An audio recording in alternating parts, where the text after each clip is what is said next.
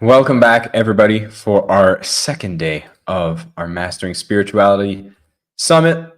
Welcome back for those of you who are here yesterday. For those who are just tuning in and this is your first day coming in, you are in for a treat.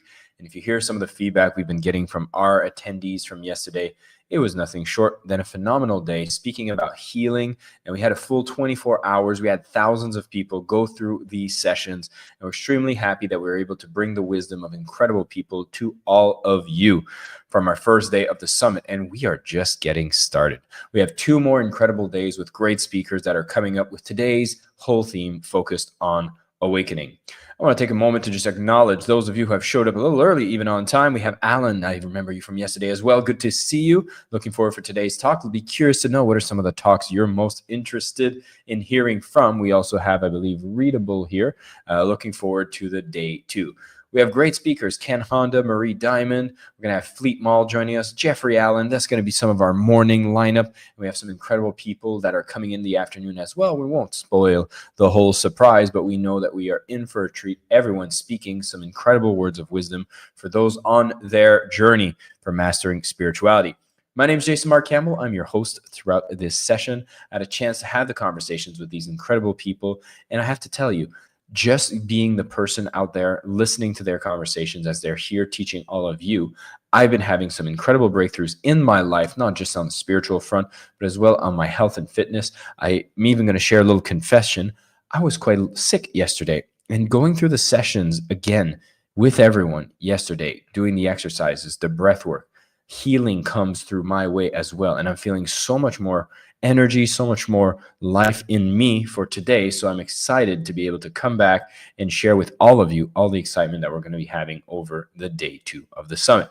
So if you're just joining us, know that we are here on the page, and we're going to take a moment to walk you through the page where you are able to have a conversation, open up the comments, make sure that you're not just watching, but connecting, since there's an incredible group that's all participating in today's summit. I'll take a moment here to acknowledge Kylie, who's tuning in from Tasmania in Australia. And if you haven't announced yourself yet, take a moment to test the chat. It's appearing right on your page. And I'll take a moment to show you exactly how that looks like. If you're on your summitsforimpact.com, mastering-spirituality, summit day 2, you will see this is the page where I can also see the same as you, and the entire chat happens right here. You should have a little box that allows you to send us some messages. Come interact with us, share with us. This is the way that we make sure that we're not just learning, but we are participating. It allows you to integrate so much more of the knowledge. I see already Claudia's tuning in. We have JD here from Florida. Buenos dias, Claudia. Bear Gonzalez coming in from the central coast of California. Anna saying good morning. And Karen coming in from Ontario, Canada. I'm also from Ontario, Canada, just off on the coast of Quebec between Ottawa and Montreal. So glad to see some fellow Canadians joining in this movement where we're all coming together, looking at the world, which feels somewhat chaotic right now. I mean, we're getting some live updates on what's going on around the world. And the moment that we turn off the news and realize that if we start working on ourselves and we see that the spiritual pillar is such a critical part that allows us to get into a path of mastery, allows us to find peace, purpose, and connection and community, and the loneliness epidemic. It all starts here, and you're going to hear from incredible speakers that are going to help you on that path as well. Now, before I introduce the first speaker and get started with our morning sessions, a few of you have already joined inside our membership. And one of the things I want to share is the fact that this is the first time ever Summits for Impact is making all of their summits available for one single subscription. And we want to share a bit more about what happens if you do decide to join inside our membership. See, when we do these summits, some of you have joined, have had a chance to see what is happening on day 1. We had 24 hours. And if you want to have access, you need to become a VIP to get access to the recordings. But the recordings aren't the only thing you get when you become a VIP. You also get a copy of the entire transcripts of the conversations we've had. That way you get to go through and highlight all the parts that are most important. So you get to keep those nuggets of wisdom, go to your favorite parts, and even use certain tools to allow you to enhance your learnings and manipulate it in a way that becomes useful to you. We give you the transcripts. We even give you an audio version of every single conversation so you can listen on the go and you can take advantage of all the lessons that are coming from our summit. We have 25 speakers that are joined in the Mastering Spirituality Summit, and you're going to get a chance to have each and every one of these talks at your fingertips when you are part of the Summits for Impact. We also make sure that there are plenty of bonuses made available for everyone who is a part of this session. And I want to share some of those things that are made available to you because there's plenty of the sessions that are coming up or that have passed already that give you a chance to access this as somebody who is part of this membership. So for example, we have Suzanne Geisman, who's going to be joining us on day 3. She actually has her signature Bless Me method and a sip of the divine meditation. Both of those are going to be included, including 4 visual modules of over 90 minutes, downloadable worksheets for reflections and practice that are all part of the Awakened Way workshop. That is made available for all of you who join inside our VIP offer. We have a 90-day free access to a joint venture directory. You're going to be hearing from Mark Porteous on day 3 as well. He actually connects soul purpose entrepreneurs, coaches, and those looking to make an impact together so that they can make an impact collectively. And you get to have yourself be listed in their joint venture directory. That gets included for everybody who is a part of our summit. Sonia Choquette, which you'll be hearing from on tomorrow as well, has her 21-day The Answer is Simple series. That will be included to you as well, $100 value as well when you are part of the VIP. You even have a 30-minute meditation on the 3 jewels with Martin Alward. Now, we had Martin close the session yesterday. I was hearing the feedback. You guys thought this was incredible. Well, he has a 30-minute meditation that's made available to you when you join. We have Deborah Poneman, who's going to be joining us at the end of tomorrow as well. She has Seeds for Your Soul, decades of training of meditation, personal transformation. She's distilled the most powerful wisdom into 6 life-changing modules called the Seeds of Your Soul, A Life Beyond Happy. All of that are included, but for the first time ever, it's not just for $99 you get access to the Mastering Spirituality Summit. We actually are introducing something completely new, and it's exclusive for those of you who are tuning in for this summit, is the fact that you get not only everything that's included for this summit, but we're talking about everything included for every summit that our team has put together. See, Summits for Impact are all about creating your curated personal growth experience where you have access to lessons from the best teachers around the world for any issue you're trying to go through in life. See, if you're out there navigating life, you want to have an answer in your health. You want to have an answer in how to make money, find abundance. You want to see how you can enhance your relationships, connect with the divine, find abundance. All of that, we found the best teachers teaching their core materials so you can have the answers exactly when you need it for the issues that come across in life. See, even one of these talks can be something that truly transforms exactly where you want to go and get you there much faster. So if you're looking for a breakthrough in your life, in your work, or in your purpose, we've put together every single summit, every speaker, all the incredible people that have come and shared their wisdom into a single membership. And you're going to be amazed by what we've done to make this affordable and accessible to those of you from around the world. Again, you're getting the transcripts, you're getting guidebooks and ways of putting every session into practice. You're getting some exclusive gifts that have been provided by these teachers that are off as bonuses that are all going to be included with the video lessons themselves. And as part of this whole kit, you get over 250 experts. Some notable names include Alanis Morissette, Dr. Gabar Mote, we have Marianne Willison, Jack Canfield, Neil Donald Walsh, Jay Abraham, Vishen Lakiani, Lisa Nichols, Marcy Shimoff, Teal Swan, which we've heard yesterday. We have Dr. Shafali, Brendan Kane. We have Sri Sri Ravi Shankar joining us, Marissa Peer, Ken Wilber, Sonia Choquette, Danny Morell. The list goes on and on. These are all incredible teachers, the masters in their field. And again, we wanted to do something incredible for those of you on a journey for spirituality to make sure that you are not limited to the access to the greatest talks possible for you to have transformation in your life. We make summits for impact, and we want to make a positive impact to the world, and we do that by empowering all of you with the right lessons. Some of the comments we're getting people here are just sharing the fact that these are all a ton of value. There's some strategies around marketing. I mean, here's exactly the summits that are included. We have one on mastering spirituality. Everything we've discussed here is included inside of this membership. We have a mastering abundance summit, which is all about your relationship with money, worth, prosperity, and attracting massive amounts of wealth into your life. The Parenting Mastery Summit, which is all about conscious parenting. We had the Embodiment Conference, which was about nervous system healing, trauma resolution, movement, and somatic healing practices. Rocking Life at Any Age for life reinvention, midlife empowerment, longevity, and personal leadership. and the Scale Summit, which for anybody who might be an entrepreneur out there, you get proven marketing, launch, and automated systems for predictable revenue. So as you see, we are touching various aspects for you to be going out there and making an impact. And we wanted to make the whole thing very, very easy and affordable for you. Because see, for a single summit, we usually have $99. You get access to the single summit. But now we're doing something incredible, which is you get to have each and every one of these sessions made available to you, including every other summit, for just the same price. This is for an entire year. You have access to all of these sessions, and they are yours. They're in your hands, and you get to cancel at any time. For $99, you get it for the entire year. And we're going to have some more summits coming throughout the year. You're going to get access to those too. And you'll be a part of the community of lifelong learners who want to be a part of where you get the answers to the ways you want to have breakthrough. So on the page, as you watch this, we encourage you, scroll all the way to the bottom, and you'll see you have two choices. You can go ahead and get the recordings for $99. You get lifetime access. The recordings for this summit, they're all yours. It's $99.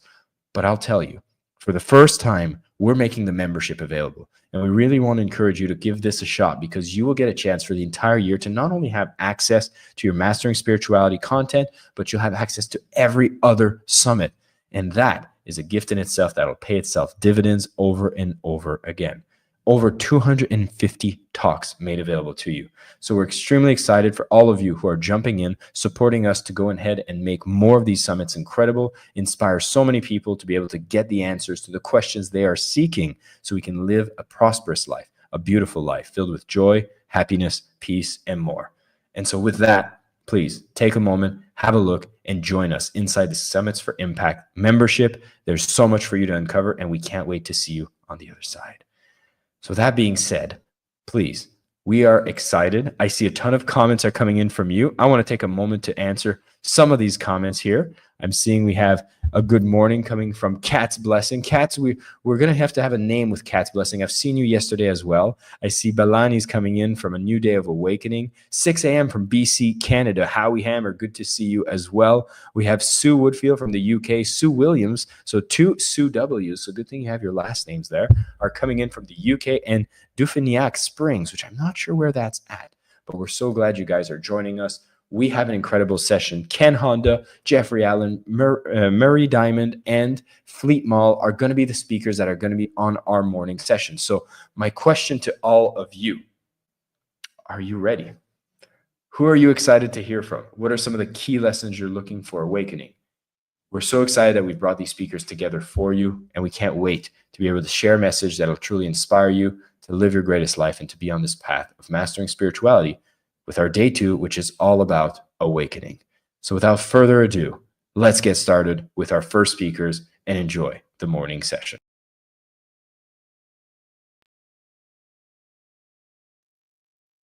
Ladies and gentlemen, welcome to another incredible session on our Mastering Spirituality Summit. Today, I'm bringing a dear friend and someone that I've had a chance to have multiple conversations with. Every single one of them has been filled with wisdom on various topics, whether it's related to money, abundance, business. And today, we're going to look at the aspect of spirituality that comes with every single lesson that he shares. And it is none other than Ken Honda.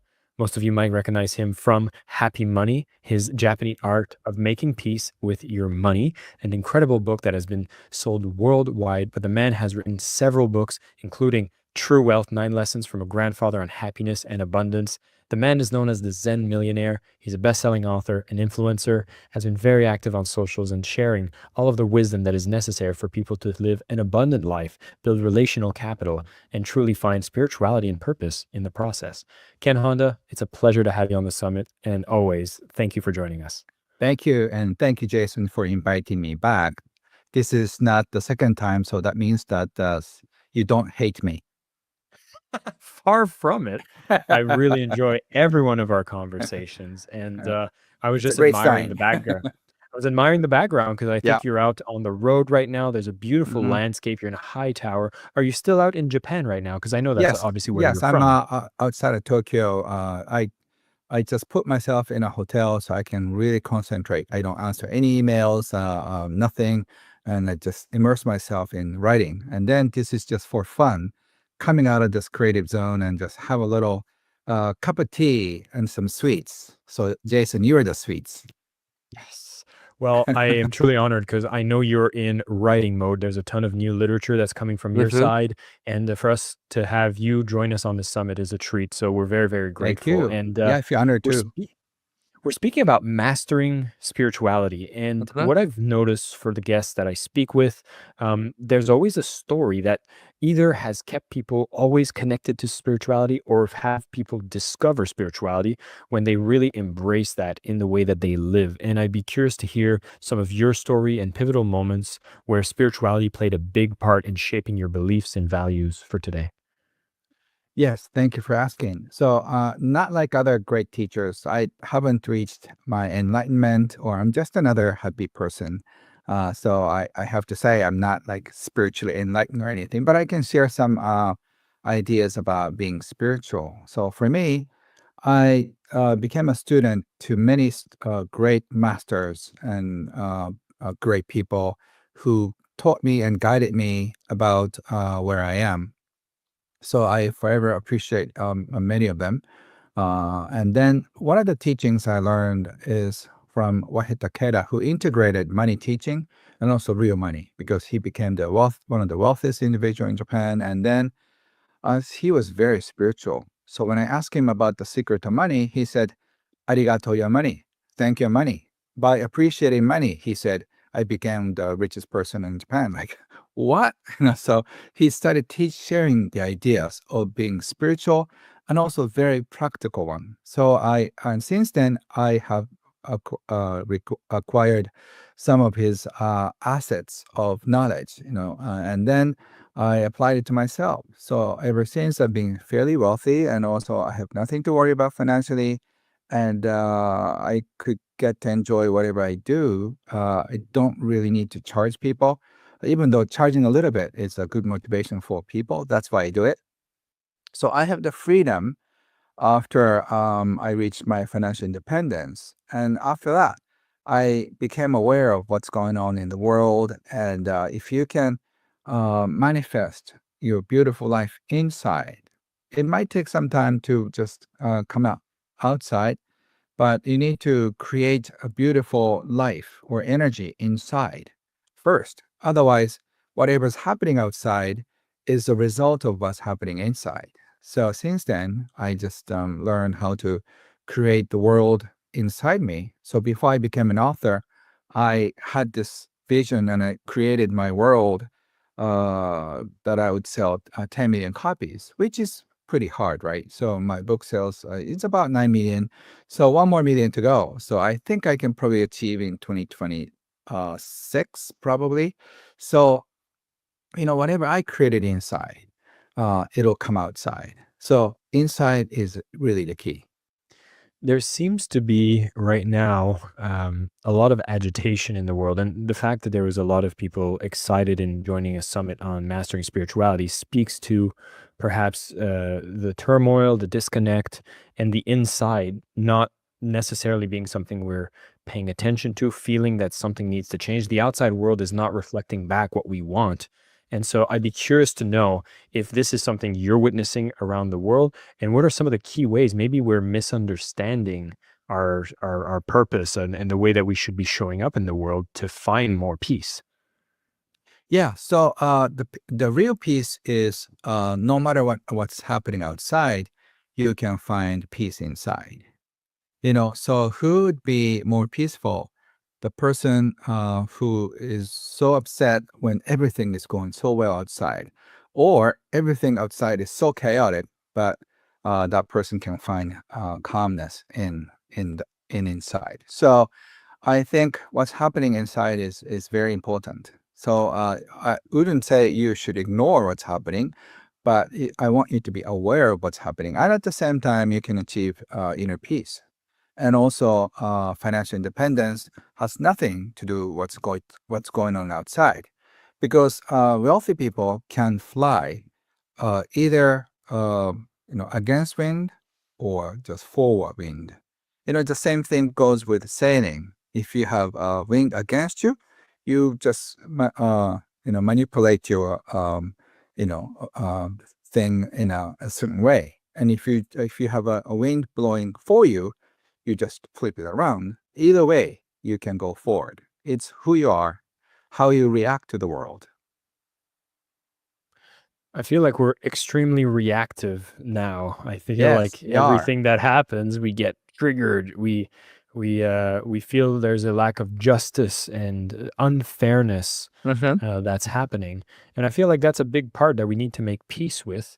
And are there some suggestions and strategies that could help us maybe turn the temperature down a little bit? Yeah. So I think it's fair to say what's happening in the world is chaotic. But I realized that it was like that. I mean, for a long time, people didn't notice it. People didn't notice there's a big gap between the people who have and have not, and also the political madness was everywhere. It wasn't surfaced. So right now, I think the greed and aggression was hidden before, but now it's sort of open on the table. But for me, it's a great news because we can deal with it finally.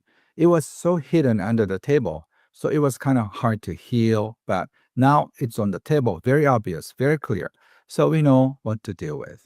So if you are struggling with what's happening in the world and then financially and emotionally, if you're struggling, it's a struggle you had is being manifested. So this is a great opportunity that if you feel something is not fair, and then you start just dealing with this issue. So life is not fair. In case you didn't know, life has never been fair since human being was born. But I think it's equal. The distance between you and the happiness is very equal. So even if your friend was born as a billionaire son or daughter, and you look like a supermodel, you're so intelligent, but the happiness, from happiness perspective, we have the same exact distance to happiness. So in that sense, I think we are born very equally. But life is not fair. Some people are born with a better feature, better health, and their parents have more money. But I have a friend who grew up in a billionaire environment. He's just a mess because he was really messed up with the money. So, and I also have a friend who is very wealthy now, but he was an orphan. And then he started from nothing. He got a scholarship, and then he started his business, and he's one of the wealthiest people in Japan. So, once again, the distance to happiness is exactly the same. I think it's great news. It is great news, and it's also kind of bringing into perspective how we can hear of a lot of these stories that are very hard to make sense when you hear of someone that's maybe extremely wealthy or Uh-huh. extremely famous Uh-huh. going through some very dark times. And I Yeah. mean, you could even bring in up cases where there's been suicides from people that you would assume, but they had everything materially, but there Uh-huh. seems to have had a gap spiritually. And so, is there a thing that we can do to kind of self audit where we are on that happiness journey to make sure that we're making decisions that are getting us closer to that goal as opposed to darker into a worse Right, place? right. Unfortunately, in North America and European culture, in the Western world, the importance of money, just finances are so focused. I think at least there are 14 different type of wealth in the wo- in our world, in our life. That could be relationships, and also the bonding, and also the trust, friendship. If you don't have love, even if you have millions of dollars in the bank account, it doesn't feel so wealthy. And if you don't have a friend, the same thing. If you don't have a purpose, the same thing. If you don't have health, you can be happy, but it's kind of hard, right? So there are 14 different types of invisible assets. I cannot cover every one of them, but money is just one of them. So for me, money is only the very small portion of wealth. So don't get carried away with how much money you need to make or how much money you have, because emotional intelligence is far more important, and especially people skills. So Jason, what I love about and respect about you is you have such a beautiful inside, and also your personality is so amazing. That's why people just love you. Whatever you do, you can sell, insurance. You can sell vacuum cleaner. You can sell whatever, but people would love to buy from you. People want to be close to you. So if you develop a personality, even if somebody like that has no money in the bank account, give him or her 5 years. That person will be fairly wealthy, not probably like a billionaire, but still financially comfortable. So please don't focus on money, because money is not something you go for. Money is something that is given to you. It's almost like a reward from the goddess of abundance after you help so many people in certain ways. So it could be through cooking, could be through coaching, could be through healing and connecting, cleaning, whatever that is that you're good at. After dedicating your services, and then the goddess Babanda said, "Okay, Ken, you did a great job. I'll wire you $100,000 or $5,000, whatever the money is, depending on how much service I gave to other people." Well, I definitely feel like first off, I'll acknowledge and say I appreciate the compliments you've shared about me. And when you share these methods, like this is a way that I try to live, and I've never been failed financially by just consciously trying to do the right things. And but I'd have to say it's maybe there's a large portion of that I might contribute to luck, maybe being unconsciously making certain decisions that seem to generate more luck. And I'd be curious to know, for someone who would want to turn on the valves on the invisible assets. I know there's Yes. a lot of different ones, but Mhm. want to be able to walk the earth and being like, hey, I'd love to be more of a magnet for good luck and to Right. feel like I'm collecting dividends from assets that I didn't even know were measurable. Are there Mhm. certain behaviors you would encourage people to do?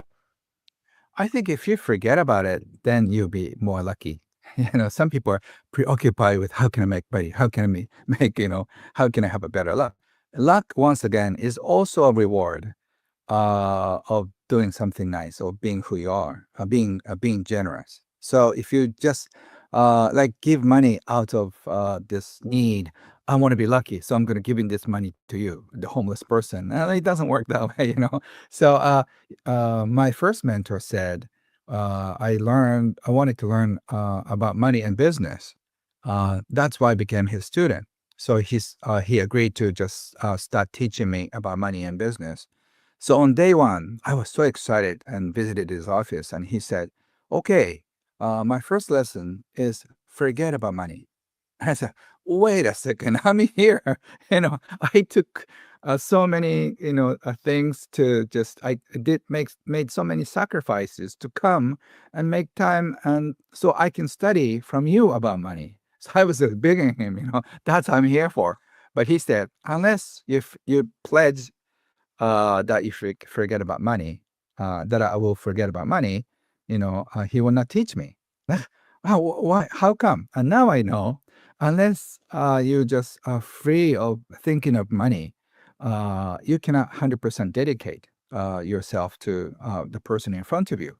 So I always ask myself, is arrow facing toward me, or arrow facing toward the person next to me, like a clients and audience? If the arrow goes this way, look at me. Am I doing okay? Am I making people happy? So then I get nervous. But the arrow goes this way. How can I be help? And how can I support you? How can I do something with what I have learned? So if I'm 100% there, then the money will follow. So you have to be really careful.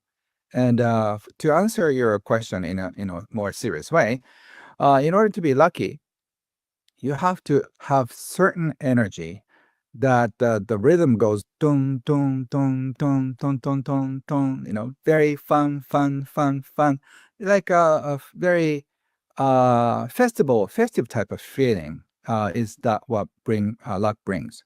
So if your energy flows like that, and then if people feel so much fun to be with you, and if you feel like they're excited with you, and then the luck energy comes. So you can just do a little magic wand, and then make sure that everybody's happy. Make sure that somebody is not crying. So if you just 100% committed to happiness around you and keep helping your friends and family members and the loved ones, and then you'll be luckier because once again the goddess of luck, she watches over you and then she makes sure that you're fine, and also she wants to make sure that everybody's fine and you're sort of helping her. So once again, as a reward, you get something nice in form of money, in form of opportunities, in form of connections. That's why lucky people get more lucky. I noticed that you've attributed two um, goddesses in our conversation so far. Yes. You mentioned the goddess of luck, you've mentioned the Yes. goddess of abundance, and it's this personification of a Yes. lot of these attribute that you want to welcome into your life. And I'd love to unpack that system that you use, and is it part of your core spiritual belief? I'm just kind of joking about it because people think it too seriously, and I don't want to get stuck with the word God because it's somehow like for a lot of people somehow very rigid spirituality. I've been through a lot of spiritual practices, so I want you to be playful. Think of angels.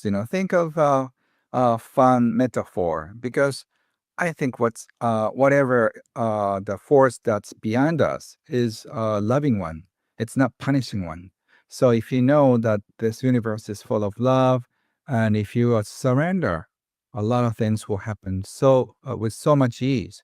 But we struggle because we think this world is made of hardships, and then we have to struggle to get it. So when you believe that the world is like that, you'll be transferred to the universe like that. And then if you believe, wow, this is so much love and this is such a great place, how can I help other people? If you choose to live in the universe, then everybody around you will be the same. Since this is a spiritual summit, I'm talking more spiritual stuff, but I can go much, much deeper with money and spirituality because I wrote a few books in Japanese on this, and people loved it because not many books are written on the spirituality and money because spiritual people who talk about spirituality, they don't have money, and the people who talk about money, they don't have spiritual background. So I'm in the right place that I can get to talk about either side. Well, we love that you're able to make that bridge, and you also cross the bridge across cultures. And Yes. you've already made the observation earlier Uh-huh. around how Western cultures are very obsessed with the financial currency Yes. requirements and the chase for that, even at the sacrifice of every other kind of wealth. And then Yes. you've also brought a lot of your literature into the Japanese Mm-hmm. market, and I'd be curious about the core differences you've noticed in people that are hungry for some of your spiritual teachings and financial teachings across both of these major markets. Mm. So I and I there is some good and bad in any culture. Like say I come from Japanese culture and I love so much about Japanese culture, but I would say a few things that they can improve or we can improve is that uh, we are so rigid. So we want to be so right. We want to do the right things. Now, the bullet train goes 200 miles an hour and it goes but it comes every 3 minutes at the prime time. So like every 5 minutes and 3 minutes, and they never late.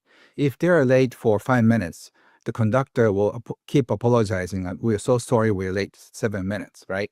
Because of the thunder or the snow, whatever. It's not allowed, Even it's pouring rain, they have to go 230 kilometers. So we are so obsessed with being right, doing things right. So it's great if we make cars and stuff, right? They don't break, which is great news. But I think if you don't know how to enjoy life, that's a problem. So we can learn from each other. Just last month, I did a great event in Kyoto, and people from all over the world, 20 different countries came together. And we all enjoyed each other because we can learn something from each other. And Japanese culture has a great point. Japanese people save so much money, whereas North American people spend too much money. So if they are married in a meet in between, I think we'll just have a great balance. We'll try to facilitate that culture exchange, but it's, you're bringing a lot of people from around the world into this Japanese environment, and then you're teaching them concepts, of course, and we get to witness that, and it feels like we're out of balance when it comes to a lot of things. And I might take the liberty of suggesting that on the Western Mm-hmm. type of culture, we're all or nothing on anything we do. Like, for Yes. example, Uh-huh. we did invite people to a mastering Uh-huh. spirituality, Uh-huh. not learning a little bit more spiritual ways of living, mastering Uh-huh. spiritual. And I feel that might even be one of our drawbacks. Mm-hmm. Mm-hmm. But I kind of like what's happening in the West too, because let's say American people are, very fun people for me. So I always hang around with American people. I always get this uplifted energy. So it's so great. But at the same time, if you're too obsessed about growing and just having fun, then there will be like a backlash of like, I have to have fun all the time. So what's interesting is that we spent 1 year in North America. I brought my little daughter. And what I often heard from American kids is to the parents, because we are always with different kids. So that's something I never heard of in Japanese culture. All the kids are complaining to their parents, "I'm bored, I'm bored," as if parents are entertainers, that they have to entertain their kids. That's a very foreign concept to us. So like, I'm bored. If Japanese kids would say something like that, probably the parents would say, study hard, and then you will never be bored. So, and also the other thing I noticed is like the kids always say, it's not fair. That is a word kids used to say. So I thought it's so cute. Mm. Well, it's the last part you just mentioned, I think, is worth pulling on a little bit, because you did mention that, Uh-huh. there are forces at play like Mm. greed, and Yes. there's things that make it so that we can now see a lot of the gaps that were always there, but now it's very visible. So for one side, it sounds like we're at least creating a lot of awareness in this age, but we can witness this greed that's disconnecting us. We're watching these things that are not fair. And the moment we do that, it almost brings in a kind of victim mentality, which I would assume is probably not the Yes. best energy in a Right. pursuit of both your spiritual goal and financial goals. Yes. I read once a interesting article. There was psychological study done. They studied two aircrafts, one with the first class, and the second aircraft, that all the seats are the same. No, there's front seats, back seat, but the s- the charges are the same. The seats are the same. So they get twice as more complaints from the first one, because they have the first class. So the people in the back felt like it's not fair. You should bring more food or more water and stuff. So if we are treated equally, we don't have as many complaints as other ones. So that means that when we are stimulated that we are not treated fairly, then there's this victim mentality and greed, more so than the environment that we feel that everybody is pretty treated equally. So I think what's happening in the world is a disparity between people who have and the people who have not. So that disparity is so huge. So that's why there has to be some kind of a disturbance of the financial system, and we have to create probably something new from scratch. I know we've had a lot of conversations within different focused summits about the kind of financial reset that's happening over the next 5 or so years. And so I'd be curious to know, like, taking the position of somebody who is sitting in a first class seat, listening to this summit, and truly seeking a way of being better spiritually aligned. And one of the thoughts that comes to mind, I'd be curious to know if this is a correct thought or not, is like, okay, should I be giving up my first class seat? Should I be trying to equalize myself? is there something wrong with the fact that I'm here sitting abundantly and there isn't justice? Are there some advice spiritually for if you're sitting from that side of the aisle? Yeah, so I have studied so many hours on what happened in 1930s in the world. Right after the Great Crash, after the COVID and the Spanish flu in 1920s, and what's happening in 1930s is that it says, I'm sure you read it somewhere, that the more than 25% people were unemployed and people were starving on the street. Some people died on the street. And then I thought, wait a minute, wait a minute. So that means 75% of the people had a job. That means that they were not wealthy, but 75% of the people could survive. So what I don't know what's going to happen in the next few years. I cannot quite predict the right future. Nobody can. But what's going to happen, the worst case scenario is that 25% of us would lose a job. That means 75% people will keep the job. So that means that every one of us is going to starve. So if when that happens, if 75% of us or them, if 75% of the people somehow try to help the hungry 25%, we all set, we are fine. So for those who feel like you have more than enough, just when the time comes, you can support some people. I did personal basic income for some people. So during the COVID time, so people could survive for at least 2 years. So I instead of government support, the people who don't get that kind of support, I gave support people personally. So if you have more than enough, I want you to do that at least for like 2 or 3 years through the tough times. And I think I would predict from 2030, the world will be much, much better place where everybody will appreciate each other and then everybody will be equal. And then these energy issues, will be gone because, like Japanese companies are developing hydrogen engine and it's working fine. I've seen it and no smell, because it's water and air. So this oxygen thing could be the next thing. So electric cars are polluting more than regular cars. So after this, give us like another 5, 7 years, and then we'll be fine. So we have to come up with ways to be generous with each other. So you don't have to give up your seats, but when the time comes, you can share your food. And then Wahei used to say in Edo era, like 200 years ago, when there was famine in the village, all the wealthy people open up their storage room and then um, uh, give all the food away. So that's why the wealthy man in the local philanthropist, it's called dharma, was very well respected. So wealthy people. So I'm going to write a book on wealthy people. When the time comes, open up your bank account and start helping people. So That's beautiful.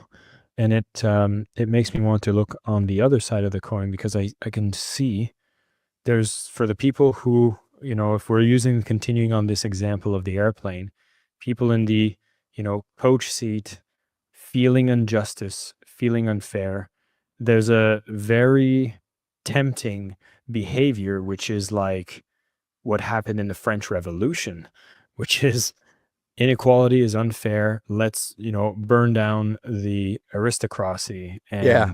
and, get to rebel very strongly. But I Mm-hmm. feel like that might not be the healthiest of behaviors neither if we want to get it to that point where in 2030 that we get to surpass these difficult times. So maybe I'd love some advice on some of the reinforced behaviors. If you're feeling like financially you're not sitting on too much, what are some of the best behaviors for you to navigate maybe these coming times? Yes, I think that's a great question. If you feel like a little crunch between the income and the expenses, this is like a wake up call for you. You have to come up with something so you will contribute more to the world.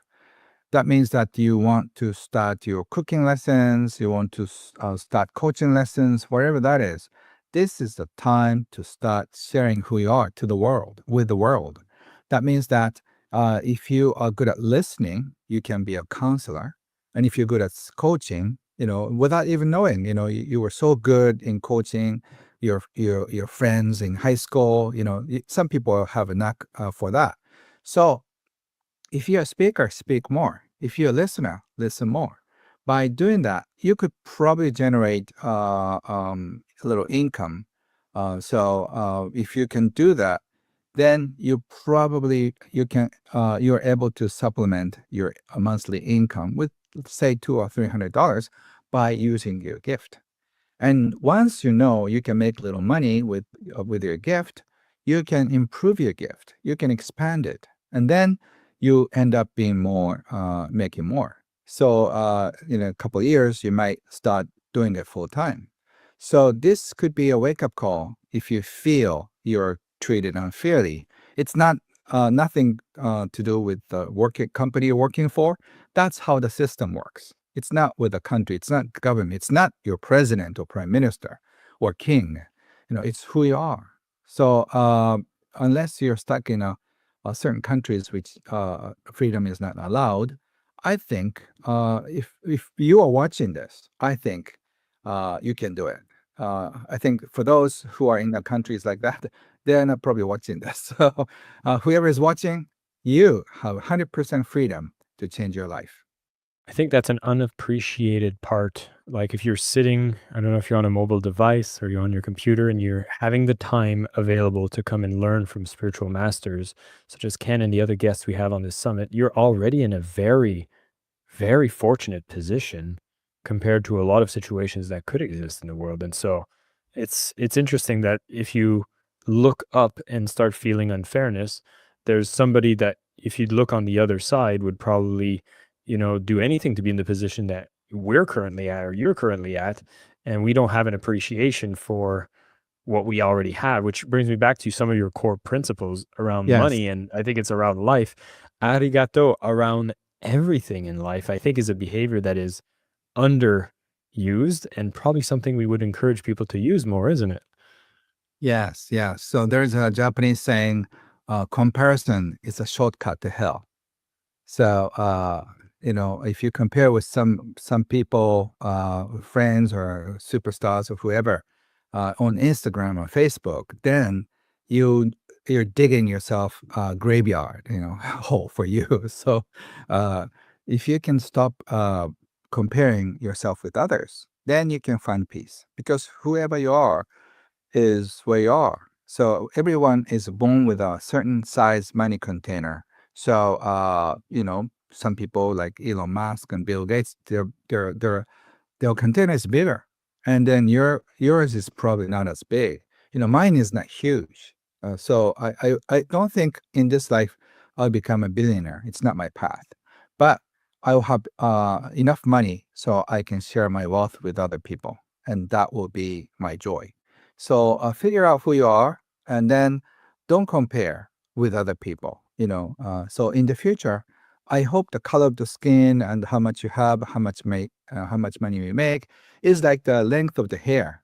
Some people have it short, some people have long, some people have none. Whatever the hairstyle you have, you don't get disappointed. Oh, damn, I have short hair. So make it long if you don't cut it.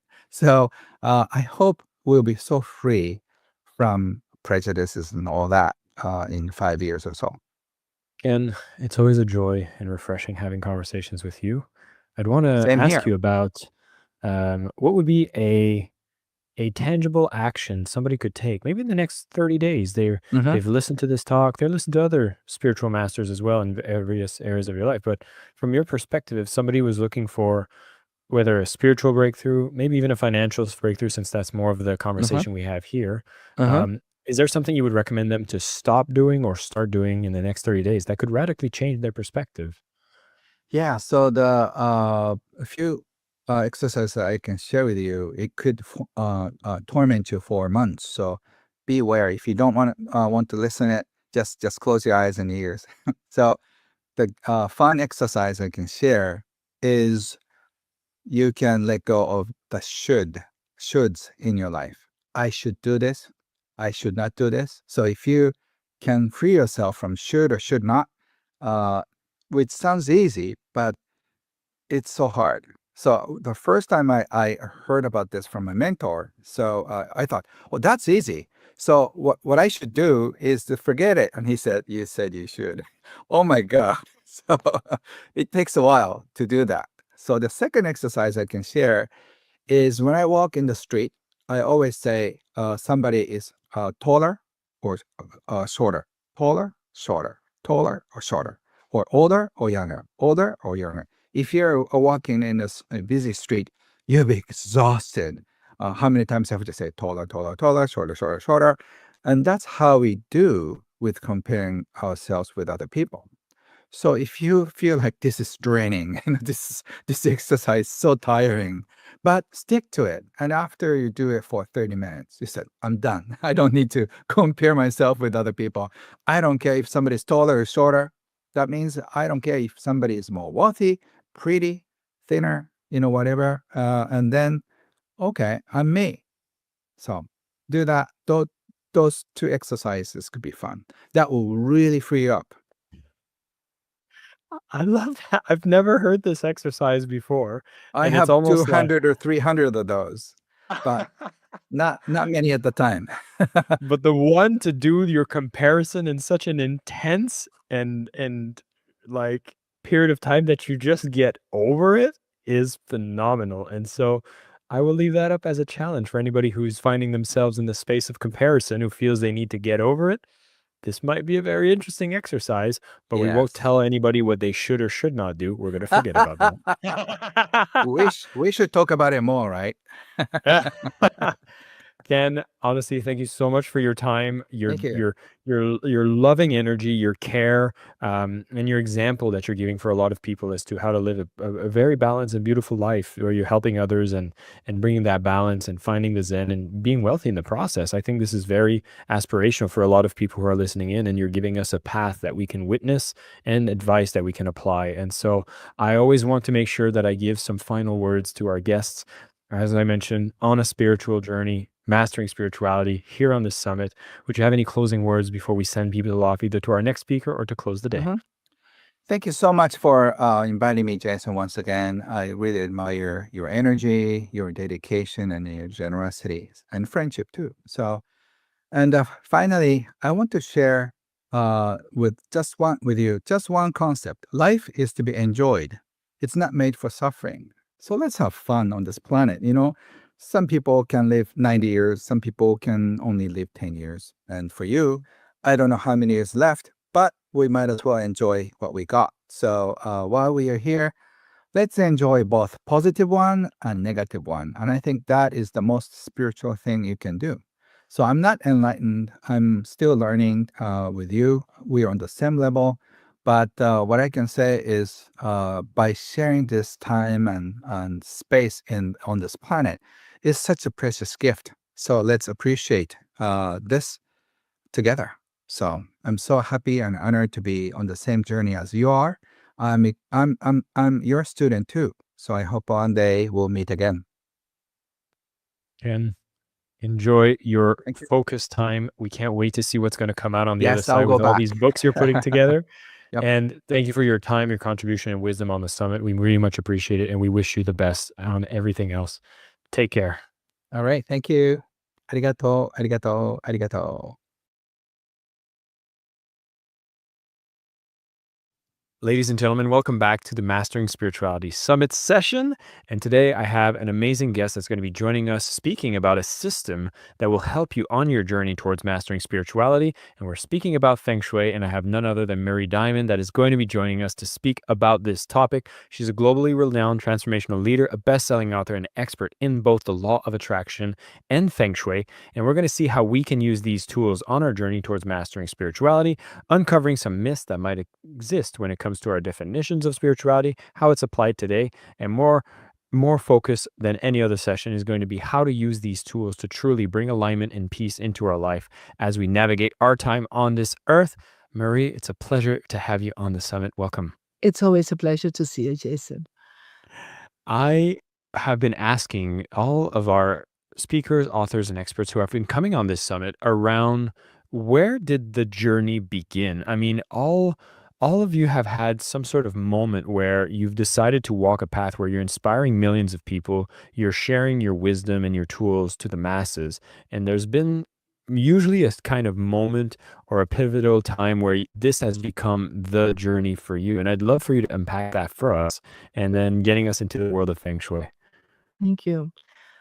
Well, I would say I always was on that journey as a child already. I had many experiences. As a child, I could see energy. I saw the chakras, the aura fields. I didn't know what it exactly was, what I was seeing, but I later on I understood that's what I saw. And I was a very religious child, so I was praying every day.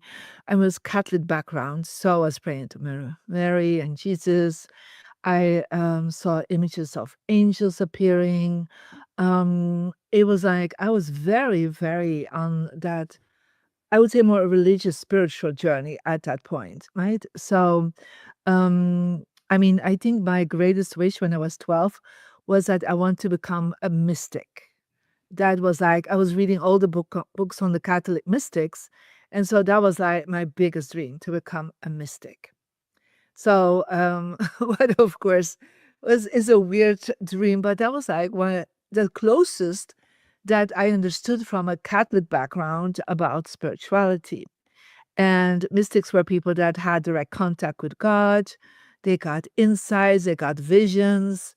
And so as I had sometimes these things happening to me, I hoped that I was on the right track to become a mystic, right? So it then from that moment on, it all turned around when I was 15, and I had a near-death experience when I was run over by a truck, and I literally left my body. And I do remember seeing myself in the ambulance and seeing my mom there and seeing they tried to resuscitate me. And then I left my body. I went through like all dimensions. I went to the side of light, and there were beings of light there, and they told me that I had to return, that I was here to enlighten more than 500 million people. And so a few days later, I came back out of coma. They resuscitated me, probably, right? Because I came back. Um, and I was very clear from that moment on, that mission was very strong in my head. But another thing that happened that just opened my spiritual energy at that moment was, after the accident, they wanted to do plastic surgery on my face because I had, like, from the accident, all my skin had been ripped off because I fell on all stones, and that was like all my normal skin was gone. So they wanted to take plastic surgery and take skin from my thighs and put it on my face. And I remember saying to my mom, You're not going to sign off on that. And she said, Why not? I said, I'm going to heal myself. Now, you have to understand in that time, um, being in a Catholic family, you would not say, I heal myself, right? You would say, Jesus will heal me, or I pray to Mary, or I pray to a kind of a saint or angels, whatever it is. You would never say, I will heal myself. But my mom trusted me enough. And so I then start feeling all this energy in my hands. So I put my hands on my face, and literally 3 weeks later, I was back to school and I had like a normal skin. And so they never spoke about, doing plastic surgery again. So I think that was like the time where I went from looking for outside prayer like Jesus, Mary, God, to understanding there was energy and knowledge in myself. Now, I was already meditating since I was 7. I had a spiritual master that came to me when I was 7 that told me, in a visitation of a master, that told me like what to do to meditate. And this is what I still do. It's called the Tubes of Light meditation that, many people worldwide do every morning. And so I did that meditation already every day. But after I was 15, I was like, okay, I need to really do more about meditation, because it was not just my face that was wounded. I literally had huge problems with memory. So my short-term memory had gone. I went from a straight A student to a straight F student. I couldn't memorize any text anymore. And so I really focused on more meditation. I reconnect with the spiritual master that then, told me more techniques to really expand my brain and to be more aligned with my intuition. And so that is how I start studying, is literally I would go in meditation, I would read something, I would say, "Well, I hope you got it." So, and then I would reread and reread, and each time giving it to my soul. And then when it was an exam, I would just go in meditation and I was like hearing the text that I needed to answer. Yeah. Or I saw the text that I needed to answer. But it was not a recollection of my brain. It was like it came from another source. And that is exactly how I went to become a lawyer. I mean, I didn't remember things. I just meditated about things. So, that's actually my first step, how I got into spirituality.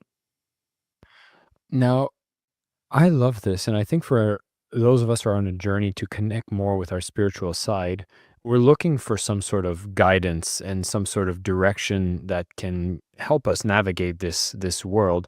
And I'm curious to know if this is something that can be accessible to us as we're trying to get closer with our spirits and see if we can find answers.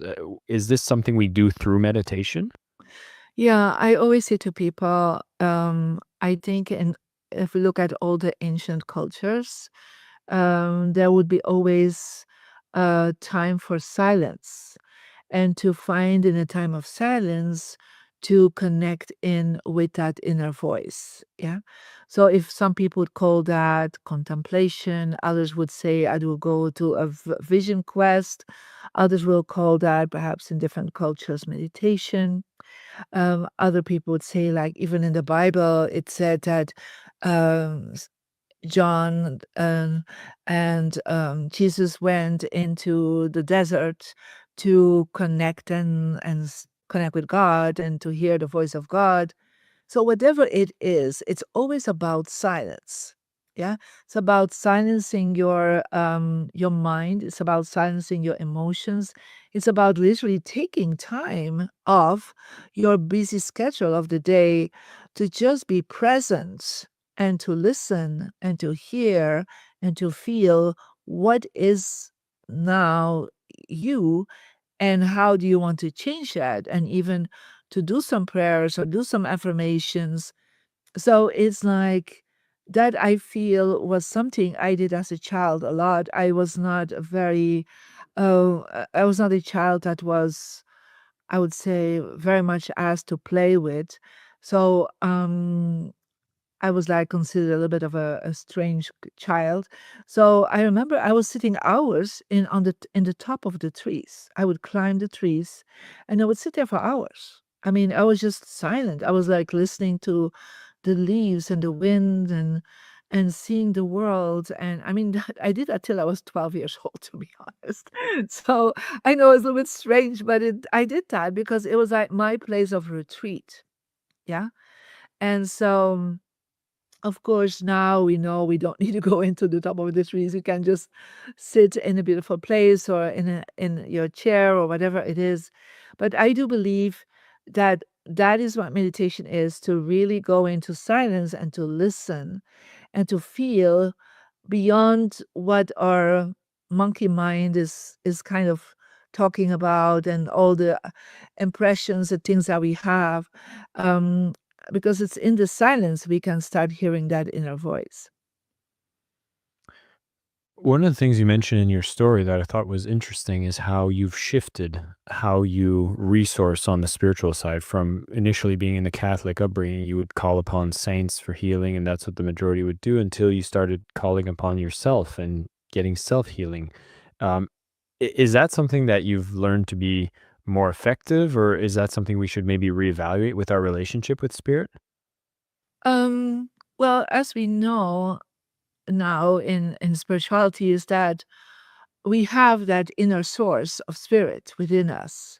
And of course, you can call in all the support and help from the beings that are out there. We call it angels or ancestors or spirit guides, or why not? They're there to support you. I do believe that. But if we just only focus on the outside resources for healing and spirituality, I think you're missing out on the major source, and that is God within you, or the universe within you. And so it's only when you start tapping into that your spiritual journey really, really goes to the next level. I'd be curious to know if you find that in today's journey of spirituality, if there's some common misconception or people that might be led in the wrong direction, and what would be some ways to correct that? Well, it's really interesting. I do believe that in today's world, there is in a lot of ways, there's like a kind of an extreme form of in some people's experience around religion, right? And so, but what they don't really understand, probably, and that's the misconception, that it's all one field of love, right? And there's one field of divine energy. And so they just kind of take that divine energy and they're like, oh, it's called this, and only us, we have access to it. And then another religion will say, no, we call it this, and that's the only, and if you do these rituals and these prayers, that's the only way to get access to.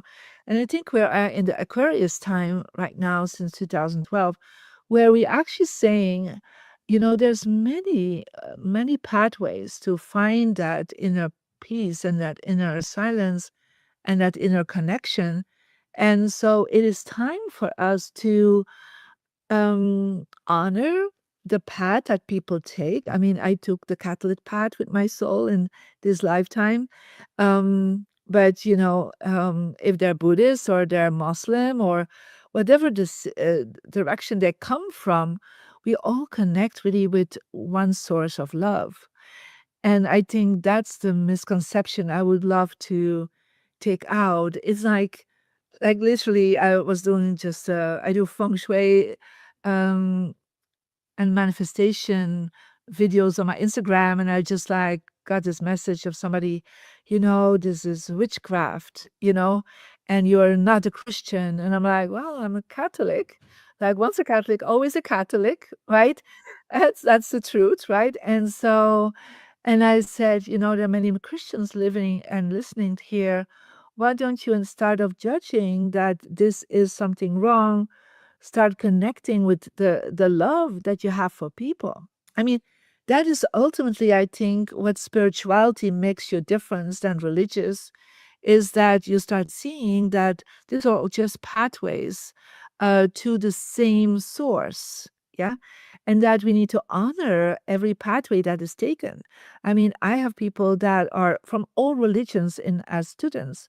And then there have some that are totally agnostic, and some people that are spiritual. It doesn't matter as long as you choose the the language of love, yeah, for yourself and for others, yeah, because ultimately it all leads to the same source, and it's a source of love. I love that. And I can definitely agree that that's very likely for the majority of our listeners here, trying to understand how we can include everything and see that it's all related to love. Now, my usual conversations with you are very directed towards feng shui. And, is it a correct assumption to see that spirituality and the path towards mastering spirituality has a room for feng shui and that it can be used as a tool? Oh yeah, totally. So the first thing that I started teaching people was meditation. So I was a spiritual teacher before I was a feng shui master. And I had reached an enlightenment experience when I was 26. And so from that moment on, people started coming to me to be guided spiritually and to help them to clear energy. And that's how I started in my journey. But after a while, I started seeing a lot that people were hitting a spiritual ceiling. And that is because in the ancient traditions, People would go to a sacred site or a sacred space, if you call it a temple, a church, a mountaintop. They would go to areas where the energy is a higher vibration. Yeah.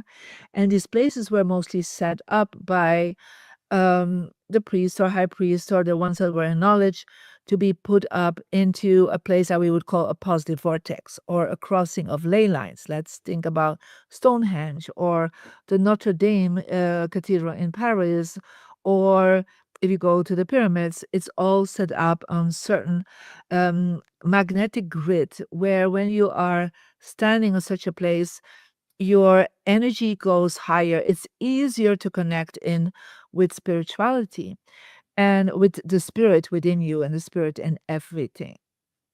So, as I was already feng shui connected since I was 15, I started practicing feng shui after that. And I'm sure that helped me and to go very much faster with meditations. I knew which direction to face. I knew, how to surround myself with the right colors and vibrations. And from that experience, when I started teaching meditation to people, I saw that people would come to a seminar and they had a spiritual breakthrough. And then they would go back home and the energy would just start sizzling out almost, right? And so I understood I had to start teaching some feng shui principles to them so that if you, for example, meditate in a place where there's chaos, well, it will be hard for you to find that peace and harmony within yourself. Yeah. So, because feng shui is all about an energy system that comes from China, but it is similar and based on same principles as the five element theory for Chinese medicine or acupuncture, Tai Chi, Qigong, where you connect in with the Qi, the energy that is in your body. But what if we do connect in with the Qi and the energy in our environment and tap into that in such a way that we feel easier in a peaceful experience? And so I started, implementing that for my meditation students. And the first thing I start teaching them is that based on your birthday, if there are four compass directions that actually bring you easier in alpha, theta, and delta vibration. What actually, when you go in meditation, you get out of your beta state. Yeah. And what is a beta state is like literally the ego state, or people would say the survival state, or it will all connect in with their reptilian brain, the back of their head, where they go in survival mode. And when we go in meditation, we want to go and connect with the frontal lobe, the frontal cortex.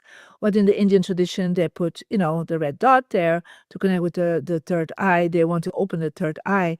It's not just so much that you open the third eye, you want your energy to go to the frontal cortex.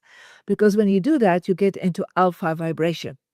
And from there, you can go higher to theta is healing and delta is enlightened state. So I started understanding that when people were facing the wrong direction, I could see it literally as I could see the chakras. I could see that their third eye would close down. They would sit the wrong direction. When they face the right direction, the third eye would open up. Yeah. So it's not that you have to like literally do all this exercise to open your third eye. It's just you need to be in the right direction of chi that works for you. So people can download the free Mary Diamond app and put in the birthday and a birth gender, and then they will have a compass that will be there, and the compass will give you four directions, and you see colored that are the strongest for you. Yeah, one will be activating more success vibrations, the other more healing, the other more relationship, the other more wisdom, like overall intuition. But you also have four empty directions. The empty directions, when you face that direction, you literally stay in your beta frequency. It's very hard to get into your alpha. I mean, we've done tests on that. It's very interesting. When you face the right direction, you go into an alpha state. Like within a few seconds, it goes easier to get into the right state. And so then based on the app, you can then see, for example, if you have healing meditation, you face towards your healing direction. So you take the app and see like, oh, this is my healing direction. So when I focus on healing techniques or yoga or Tai Chi or or just healing on meditation, you face that direction, your brain gets easier. That affirmation that you're saying, that exercise you're doing, it integrates it faster in your body. If you want to heal and do forgiveness work and release work with relationship, you face your relationship direction. If you want to work around money and success and career, you face your success direction. And if it's just a general thing that you don't even know what you're focusing on, focus on your wisdom direction. And so I have seen that alone made a huge shift in my students. So when my students meditate, literally, they take the app and they turn themselves to the direction that is good for them. Yeah. I remember once I was teaching this technique to 12,000 people in Austria. And so it was very interesting. They take all this app and they turn to the right direction. And there were people there who were all entrepreneurs. And they were like, wow, I didn't know how easy it was to meditate and to stay still. Because once you do in the right direction, your ego voice will come down faster. You get more focused. Yeah. And so that was just, a wonderful moment. But that's what all my students do worldwide. And we have more than 2 million online students. So it's really like focusing the right direction. Yeah. And your brain is so much more open to the spirit because your third eye opens, your crown chakra opens, and so you get connect with the higher frequencies of healing and energy. So that is a feng shui technique, but it's based on your own personal birthday. So I'm going to take a moment for everybody here on the summit to take just a couple. Grab your phones, go and download the app. It's super easy to find. It's the Murray Diamond. You'll find it on the Apple and on the Google Store. When you download it, it's free. You put in your details, and then you have this tool in your pocket for whenever you are doing any of the spiritual practices. And we're obviously going to be exposed to a lot of different practices on this summit, but knowing that you can actually activate the environment, which is always the missing piece. And I've heard you mention how when it's framed around the law of attraction, the feng shui and the environment is the missing piece when it comes to the law of attraction. I can even see that being now a missing piece as well for somebody on a journey of their spiritual mastery. This is just unlocking another way of creating more ease and harmony as you're trying to learn these different practices. Yeah, Um, it really we is. It's a missing piece also on that journey. Yeah. we have a lot of people who are going to be focused on the spiritual healing space. So I love that the healing direction is clear for that. For anybody who's going more towards like the mastery, the wisdom direction would be the second highest priority direction when you're doing these kinds of practices. Is that correct? Yeah, I like my wisdom direction very much because sometimes you don't just do healing, right? You do like all kinds of things in your meditation. So I love the wisdom direction. That's where your intuition is the strongest. Also, when I'm teaching, I always look at my wisdom direction because it's like my channel is the easiest. I get the most aligned to get the words, to teach people. Um, but when I do, for example, release work, forgiveness work, I will focus on my relationship direction. Yeah, Hmm. because that is like, um, my energy is more open to that. I'd be curious to know for somebody who's going on this path and feel like there are things in the way that are blocking them. Are there some things using the world of feng shui that we should be aware of that could create spiritual blocks in our home? Yeah, for sure. So that's why, in my latest book, Your Home is a Vision Board and Feng Shui Your Life, it actually helps them to go through their home to see where the energy blockages. Yeah. And so, but you also can literally look at your wisdom direction. And so, let's say your wisdom direction is indicated in yellow and hold that in the center of the room that you are mostly meditating. Yeah. And see what's in your wisdom direction. So what's in your wisdom direction, if there's like a garbage bin, your wisdom goes down in the garbage. If it's cluttered there, it all I always say your home is a vision board. Everything around you is subconsciously affecting you, and it's affecting subconsciously your mindset. And so, for example, in my wisdom direction, I'd have there an image of the masters I connect in the most with. Um, I put crystals there that I feel connected with. I have an image there of the mountain that where I do always my retreats, and that's Mount Shasta. So, there are certain colors that are also good for wisdom. That's why it's indicated in yellow. That's why I wear yellow today for you, because yellow is a color of wisdom for everyone. So it could be a yellow candle you place there, or something in yellow, because yellow is the color for in the quantum field for feng shui of wisdom and intuition. So you can play with these aspects. But I always would say definitely check out your wisdom direction. In your wisdom direction, you can put a little altar, even if it's in your bedroom, but be careful that you don't put everywhere all the spiritual images, especially in your bedroom when you have too much spiritual wisdom, spiritual energy, and images of Buddhas and angels. Well, your love life will really suffer. So, I wonder why. Yeah, that would be a very overpowering energy to have into the bedroom. I I also love how it seems that feng shui has been very much understood much more in the recent years. And I know your work has played a major part in creating a lot more awareness, especially in the Western cultures around feng shui. Are you seeing that this trend is continuing? And are you seeing acceptance or competition with feng shui? As because you just mentioned how some person still labeled it as black magic doing feng shui. no, no, no, they called it witchcraft. But, Yeah, yeah. and I was like, hey, I'm totally okay with being that called. But the whole point is it's not because you have to understand this is just being aware of your space. Mm, And I do believe that my 30 years of contribution to humanity and explaining to the Western world the traditional Chinese feng shui, because I'm classically trained, but then put it in a different mode. Like most people, they know just I have an energy number, I need to face that direction.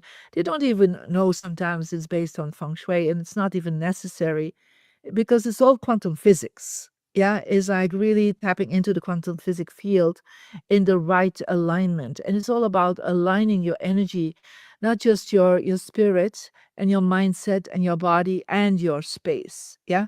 So align all that and things will go easier to manifest, easier to tap into your to your higher self.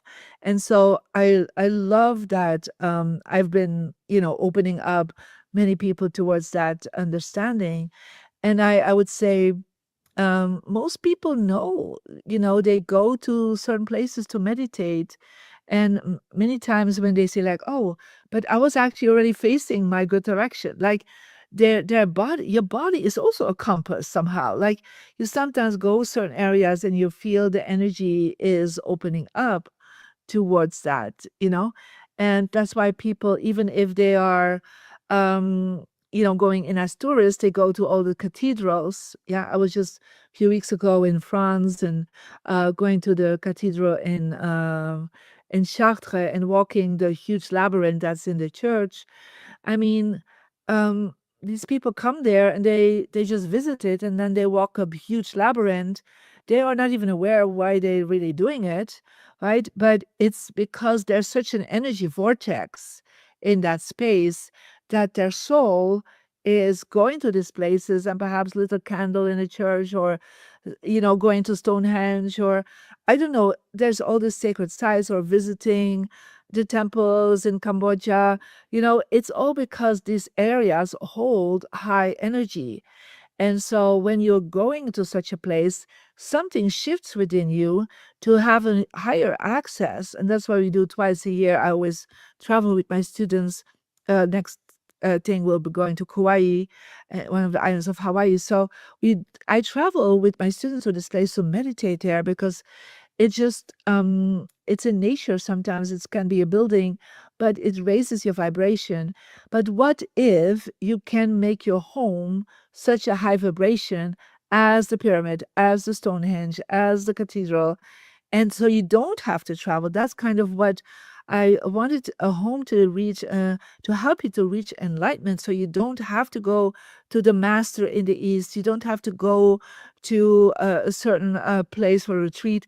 That your home itself has all the high energy to reach that level of enlightenment and healing. well, I'm glad that we can do such a thing in today's age, as most of our listeners here are sitting in their homes listening to this summit. And so I think where a lot of our knowledge comes in, a lot of our practice and our work, our world has become that our home can be a place we spend even more time than ever before. Well, It seems like a pretty good idea to spend some time to optimize it, and the literature that you've produced for people to be able to have a checklist and a guidebook to take them on that path is phenomenal. And I know that you go into so many details to make sure that people end up with a home that is actually very optimized for feng shui. And it starts opening up some aspects, not only on their journey for mastering spirituality, but everything else around the success, the abundance, their health, and their relationships. And I think that's one of the most underutilized tools in this field of spirituality that I'm glad that we get to expose everyone here towards. And honestly, I'm just a big fan of the work that you do. I know you're always giving me some tips around optimizing my spaces around where I do my work. And for that, I'd be curious to know, as we're going towards, the coming times, it feels like there's a lot of tension around the world. It seems like we're going through some more challenging time. It's one of the reasons we found ourselves creating a summit around spirituality. The people were asking about more information around this to get guidance, to get maybe a sense of understanding of what's happening right now. I'd be curious to know, given that you have the connection with the energetics that's so sensitive, are you having any words of wisdom for people in the current times, using tools like Feng Shui or beyond, because it seems quite turmoilous? Yeah, it is. So when we look from a feng shui perspective, we have what we call cycles of 20 years and a big cycle of 180 years. And so since 2024, we actually are in the cycle of fire. Now, the cycle of fire is the end cycle of 180 years. Yeah. And so what it means is that it is time now, after we come from, and that's the number 9 is actually we call it the period of 9. And we come out of a period of 8. And period of 8 was on 2004 to 2024. It was a period of wisdom and knowledge. And it was a time where people were researching knowledge. Yeah. And so think about, in these 20 years, we had access to Google SEO or Yahoo. We had access to online podcasts, online ebooks. So we have more and more access to wisdom. Even the teachers now can be on your screen and give you information and insights. So from that perspective, the access to I would say, the online library of wisdom has expanded beyond. We don't need to go to our local library anymore. We just can click, right, and find on any subject, whatever healing modality, whatever spiritual modality, we can find so much amazing teachers. So we are coming now in the period of 9, the period of fire, that says, okay, now you have done the research. Make a choice. Choose for a purpose. Choose for a passion. Don't keep looking around, but just make a choice. Like, this is the modality. This is the direction. This is what I'm going to do with that knowledge, and follow my purpose, follow my passion.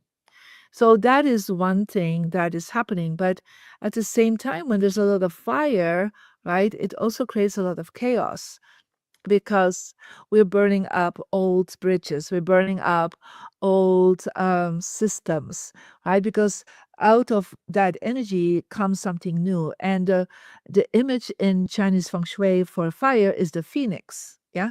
The phoenix that, crumbles into ashes, but always comes back out of the ashes of the past, more beautiful, more amazing, more bigger wings, in order to build a new world.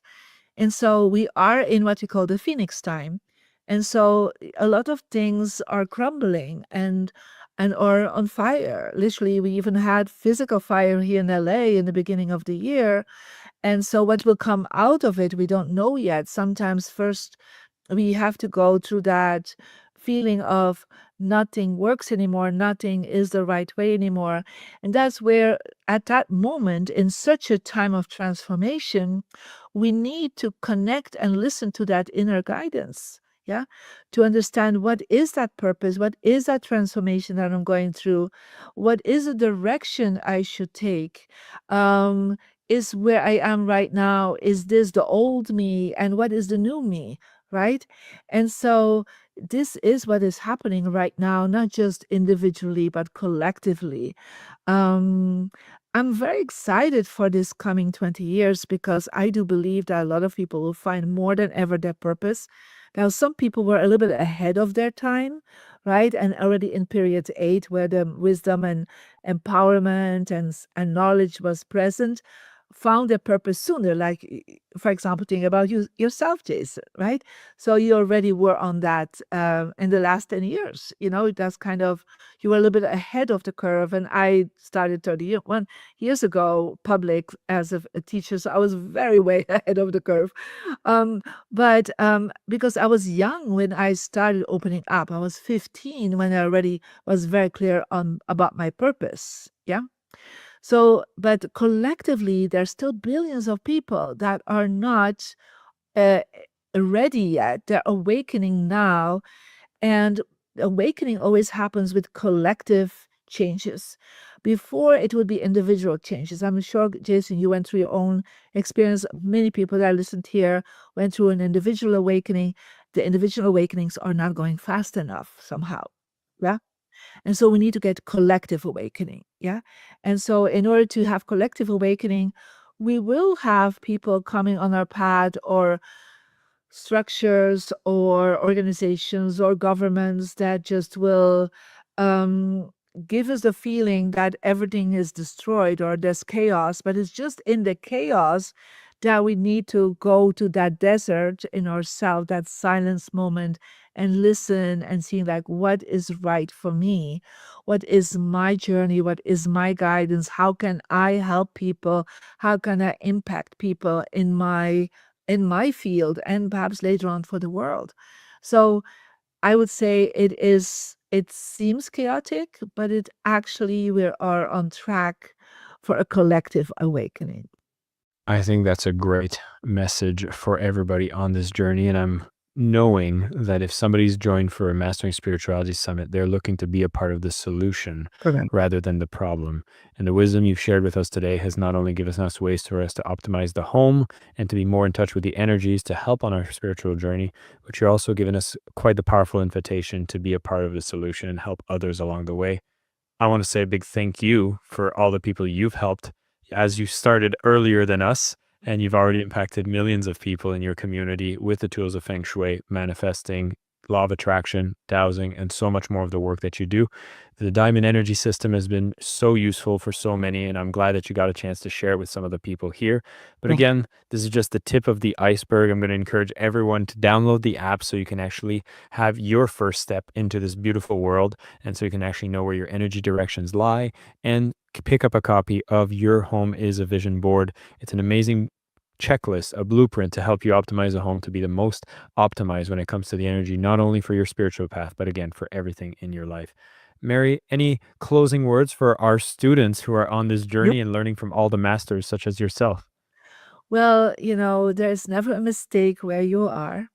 Right? So know that you're here at the summit with Jason and with all these wonderful teachers. And, everyone will share a beautiful golden nugget or mini, right? And so, try to take on what you feel is right for you. And again, that's where you need to go in your intuition level, in your meditation, facing the right direction to just see like, oh, this is what I need now. And really make a checklist and write things down like, oh, this is important because you cannot study from all of them. That is not possible, right?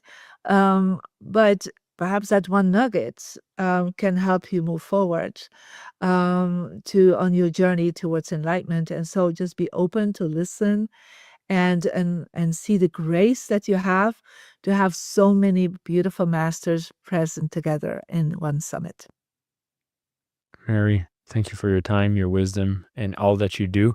You've helped us so much. And for everybody else on the summit, this was Marie Diamond. Once again, be sure to grab that app so you can stay connected and you'll get to learn more about tips around Feng Shui and so much more from Marie's work. Thank you so much. Thank you.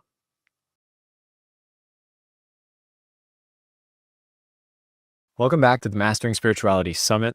And the session that we have right now is with an incredible gentleman who has founded several organizations, including the Heart Mind Institute, Prison Mindfulness Institute, and Wind Horse Seminars. He's also co-founded Engage Mindfulness Institute, Transforming Justice Initiative, and so many more. The man has spent over 5 decades practicing mindfulness, training in Tibetan, Zen, Vipassana traditions.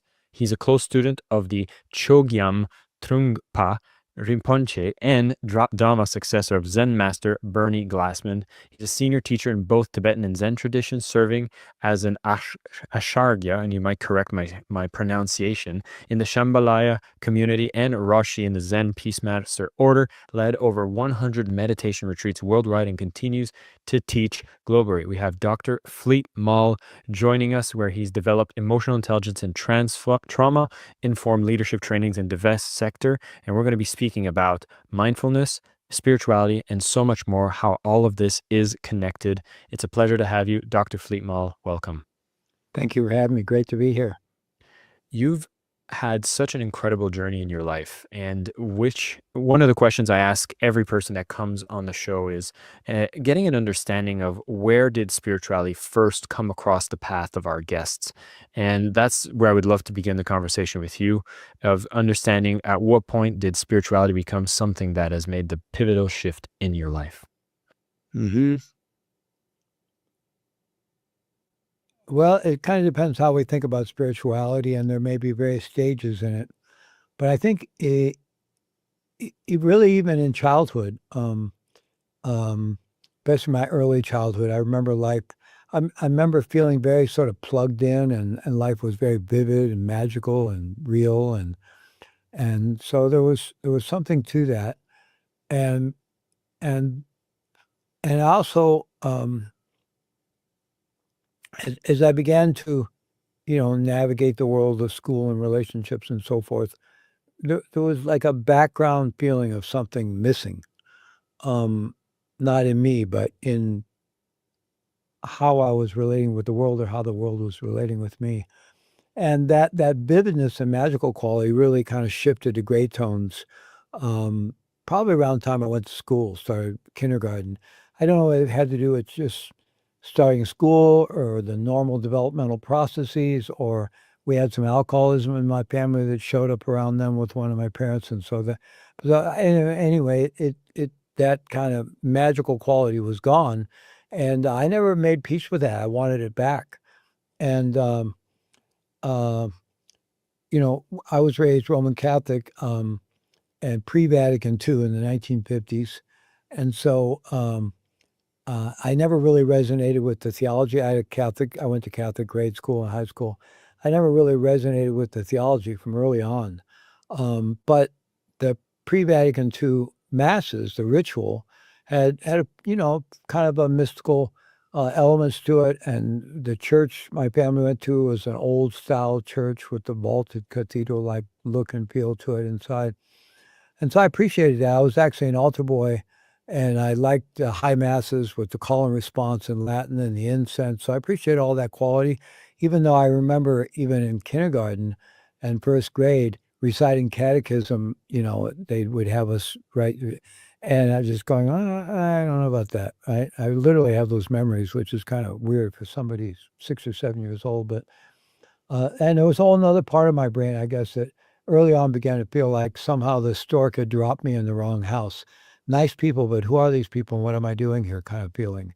And so, then my adolescence and early adulthood was a search to reconnect with that quality of the vividness, the magic, the being plugged in. And so it being the era of the counterculture, that took me right into sex, drugs, and rock and roll and all the rest of it. And there were some real qualities in some of that, of really reconnecting with something. But, I think there's something real in some of that, and also a little bit of mirage-like quality. And if you've got a hole in your gut already from childhood stuff, and you got propensities towards addiction, and all that can come with a lot of baggage, right? And so, it kind of unfolded like that. Eventually, after really being way deep into the counterculture and drug experimentation and anti-war politics and all the rest of it in my college years, I left the country and left for Latin America really to get out of what was turning from the kind of love and light psychedelic era into a harder drug scene, which I participated in. I was an IV drug user for a while. But I just, I wanted getting away from that, but also still in this search. And somehow I'd gotten this idea in my head that I was going to find something in Peru. I don't even know where I got that idea. It had nothing to do with drugs or anything like that. I'd also had this longing, long time childhood longing around sailing. So anyway, I took off with a friend. We were traveling through Mexico. We eventually, a lot of amazing experiences, really interested in the archaeology, indigenous cultures, and then ended up in Belize and bought a sailboat there, a local native sloop, very rustic, and rebuilt it a little bit and spent almost a year living on the ocean with basically no money, just living off the ocean, spearfishing for our livelihood. And eventually we thought about sailing that boat to South America, but eventually realized it was going to be kind of difficult and we were out of money. So we sold the boat, not for very much, but enough to keep going as backpackers and down through Central America and South America. Eventually we made our way to Peru. And I discovered really something I'd imagined was there. It just environmentally, there was this quality that I'd been missing in my life. It was like back. And you would wake up in the morning. I went all over Peru, but ended up living in what's known as the Sacred Valley of the Incas. And you'd wake up in the morning and it was as if you had consumed some kind of psychedelic substance, but you hadn't, right? It would just seem like it was in the environment. And sadly, the first time I came back to the States after being down there for a while, it was clear I had not brought it back with me. So it was environmental. I hadn't internalized it. And I did go back and live there for a number of years more. But, it was always that longing to reconnect. And the next place I really connected with that was when I met my first teacher, who you mentioned, Chogyam Trungpa Rinpoche, the Tibetan meditation master who was a kind of iconic figure of the 1970s and 80s and founded Naropa, then Naropa Institute, later Naropa University in 1974. And I had already zeroed in on the Tibetan Buddhist tradition. I basically, in my I should track back, in my sophomore year of high school in 1966, I discovered Zen Buddhism, and LSD and marijuana all in the same summer, basically. Probably sex too, all around the same time. Like, I guess sex might have even happened a little earlier. I don't know. But at any rate, so I've been, kind of trying to figure out how to down in South America. I was trying to figure out how to meditate on my own out of books. I'd kind of zeroed in on the Tibetan Buddhist tradition, and there were only 4 books that had been published at that point, which is kind of amazing. They were all the Evans Wentz translations, a British scholar who'd gone to Tibet and gone to India, and they're not considered great translations today, but they were the 4 original translations of books like the Tibetan Book of the Dead or the Life of Milarepa and things like that. So I had those, and I'm living way up in the Andes Mountains, trying to figure it out on my own, trying to practice on my own. But some travelers would sometimes find us. We lived in a remote valley off of the Urubamba Valley, but people would hear there was some, hippies living up there, and they'd find their way. And they showed up, and they had a copy of Rolling Stone magazine in the early fall of 1974, and had this huge feature story about the first summer sessions at Naropa in Boulder, Colorado, which was this huge spiritual happening.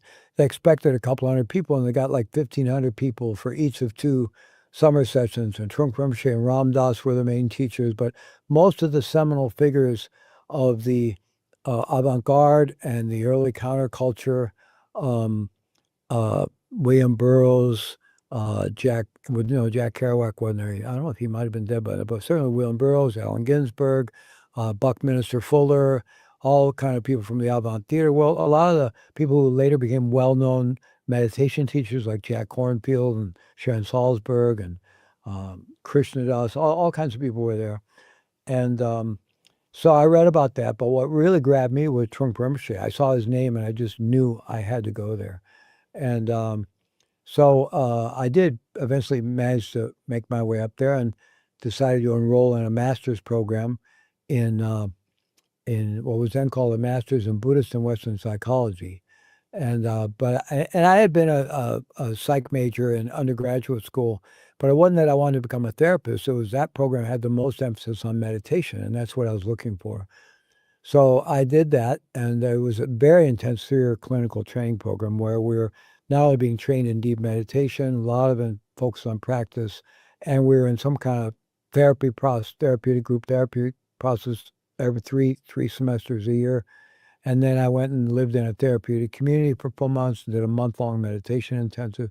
So that was very intensive training for 3 years, and it still serves me today, really, in many ways. But it was through that I ended up connecting with my first teacher, Trungpa Rinpoche, and ended up becoming a close student of his. So, and that was when the first time I knew I was home.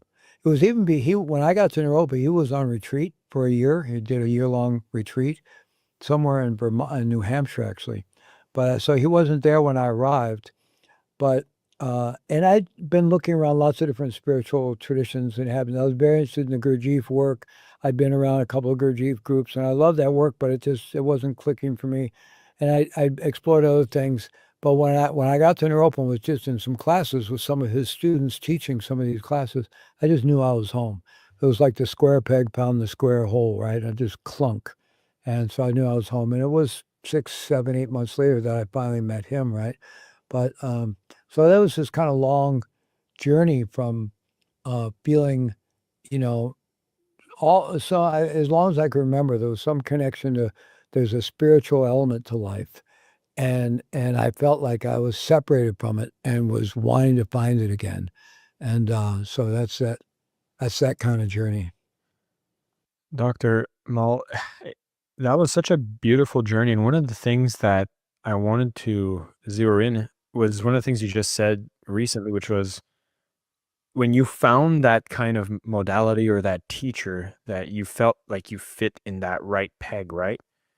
And for a lot of people that are here on this Mastering Spirituality Summit, I think that there's this desire to try to find, like, if you're here, you're trying to deepen your spiritual practice, you probably have not felt that, or maybe you felt it once in the past. It still doesn't seem to be accurate today. And I'm wondering if that's even a proper way to be, I don't know, is it chasing the spiritual path, to be looking for that moment where it seems to fit right? Is that a realistic thing we should be trying to find if we're going out there and experimenting with spirituality? Well, I think it's very individual. I think everybody's journey is different. There are traditions that say, well, as long as you're still searching, you're not going to find it because you have the identity of being a searcher, right? But it's still, or a seeker. But I think it's inevitable. I mean, I think it's going to begin there one way or another, and I think it's a completely reasonable approach. And at some point, hopefully, we find something that's a good fit for at least a while that we can go kind of deep.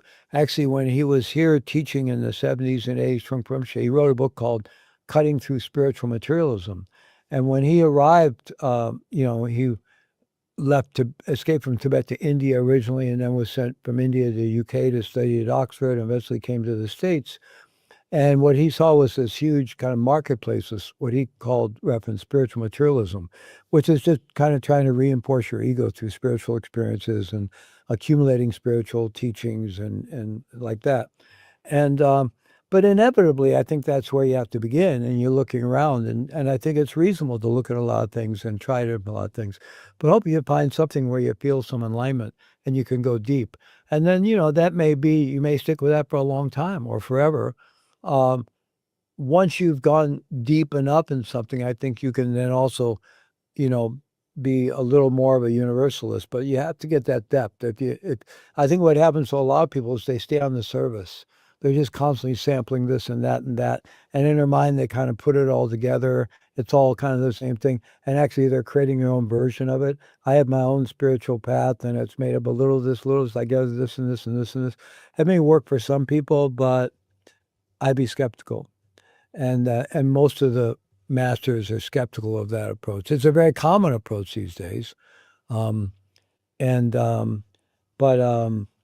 I think it's important at some point to find a path some practices, a tradition in which you can really go deep. Because if you're and to connect with, either a teacher or a lineage or a tradition that you're willing to be somewhat humble in relation to. Like, I don't have all the answers. Maybe somebody's further along the journey than I am. Because if you never have that experience, then you're one of my teachers used to say that, especially in the Tibetan, in the Dzogchen tradition, which is very, very advanced formless practice in the Tibetan Vajrayana tradition. But if you become a Dzogchen practitioner, you don't want to have more than one teacher. It's not you can't read other books or another, but you got to. This is your teacher, because you got to let the teacher be the cook. Like, if you're still taking a little from here, you're trying to be the cook, right? And so who's running that show? Well, it's still your ego. It's actually very helpful to understand that. And I don't mean to demonize the ego necessarily. It's part of the human condition. We develop a self-structure, and that self-structure can be more or less limited, more or less narcissistic, more or less confused. But for all of us, it's a human condition that we arrive in adulthood with this psychological structure that is often called the ego or the limited self. And all this, in all the great spiritual traditions, there's various pathways in spiritual technologies of either transcending that self-structure or deconstructing it, or in one way or another getting beyond that limited self-structure to experience one's interconnectedness with greater or higher, more expanded consciousness, interconnectedness with others, the world, and so forth. And so, but who's taking the spiritual journey? Who's the seeker? That is the ego, until it's not. And that it's just good to know that. It doesn't mean like, oh, my evil ego is. It just means no, and until an ego can, through spiritual practice, be refined and get lighter and lighter. Now, it can also get reinforced, which is what Trungpa Rinpoche called spiritual materialism, where we're actually building up a strong spiritual ego, strong identity out of all these spiritual teachings and experiences we collect. But with good practice and good teaching, the right environment, your ego is not getting bigger and thicker. It's getting thinner and lighter and more spiritualized in a positive sense. It's become lighter and lighter. So at some point, it can actually surrender to something. And, we might see that as a reunion between our individual consciousness and our greater consciousness or whatever. And it's talked about lots of ways and different paths. But it's helpful to know along the way for all of us, even if we're genuinely involved in a spiritual journey, it's still our limited self that's actually doing that until it's not. So we should be aware of it, and also aware of the limited self's kind of fundamental structure being fear-based. It's identity-based. It's, coming out of the womb and into early childhood development, we're not able to hold reality as it is, which is impermanent and fluid and vast. So we have to build some structure to hold that. And we're building that to actually ward off the experience of reality as it is. So even for the highest functioning cells that grew up in a very stable, loving atmosphere, we're high functioning, we have a solid sense of self, it's still ultimately fear-based. And it will co-opt things to it, including spiritual experiences, to feel stronger and more secure, right? So, but most of the great spiritual traditions have ways of helping us see through that and get less and less caught up in that kind of dynamic, that kind of process.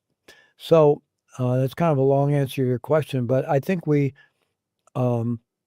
so much available today, and we live in an amazing time when all the spiritual teachings of all the world's great contemplative, spiritual, shamanic, traditions are available to us. And, the things you used to have to risk your life and climb over 3 mountain passes and maybe get killed by bandits to get to, right? Now it's just all there, right?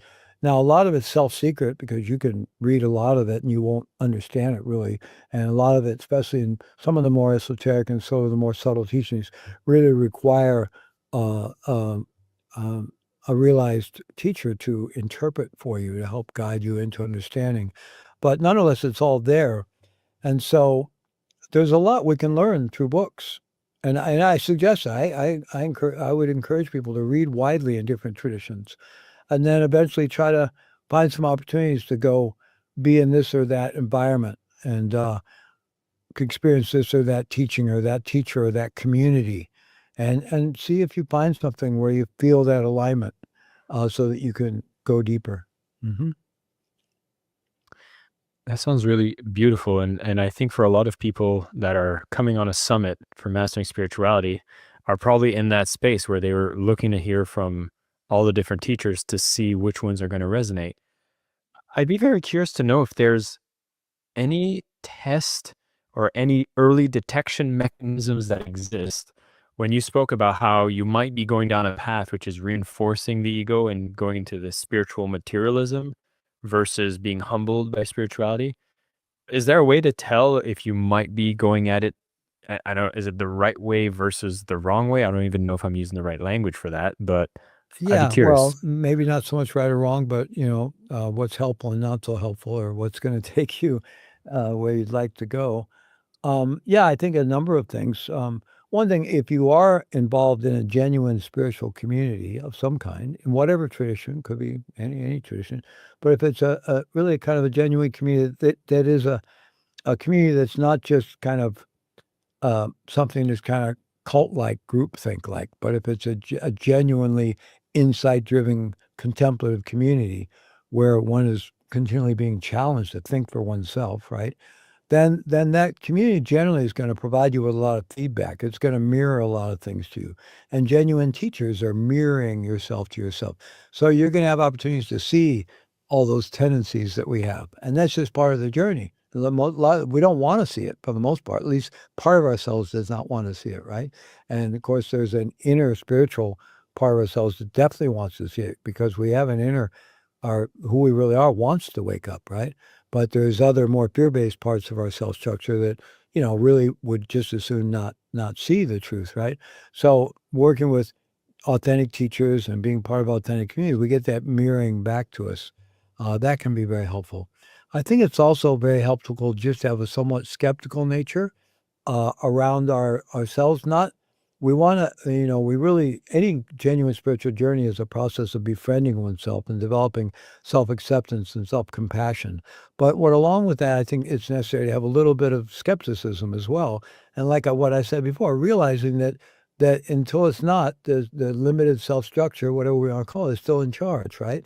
And it's not, like I've told people a lot who have been exposed to the Trungpa Rinpoche teachings around spiritual materialism, um, um, that it's not helpful to sit around and go, oh, I don't think I'm a spiritual materialist. I hope I'm not. I know those are those others, those charlatans, or the people out there really obviously commercializing things, and I hope I'm not.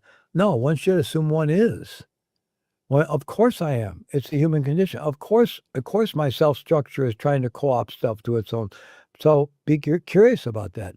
How is my spiritual materialism showing up? Where's the next layer of it? Because I recognize that and go, I can peel that back. Oh, great. I've liberated myself from one layer. And then where's the next layer? And the next layer. So always being curious, right? And realizing that, of course, we're involved in all that. And the thing is to be willing to see it, to be really eager to see the next layer, right? But our tendency is to not want to see it, right? And of course, that will keep us forever from really growing and evolving, because we're busy hiding, right? So I think rather than being involved in wishful thinking that my ego is not involved in my spiritual journey, to realize that of course it is. And the journey is to see that with greater and greater clarity, so I can let go, release different layer after layer after layer of that.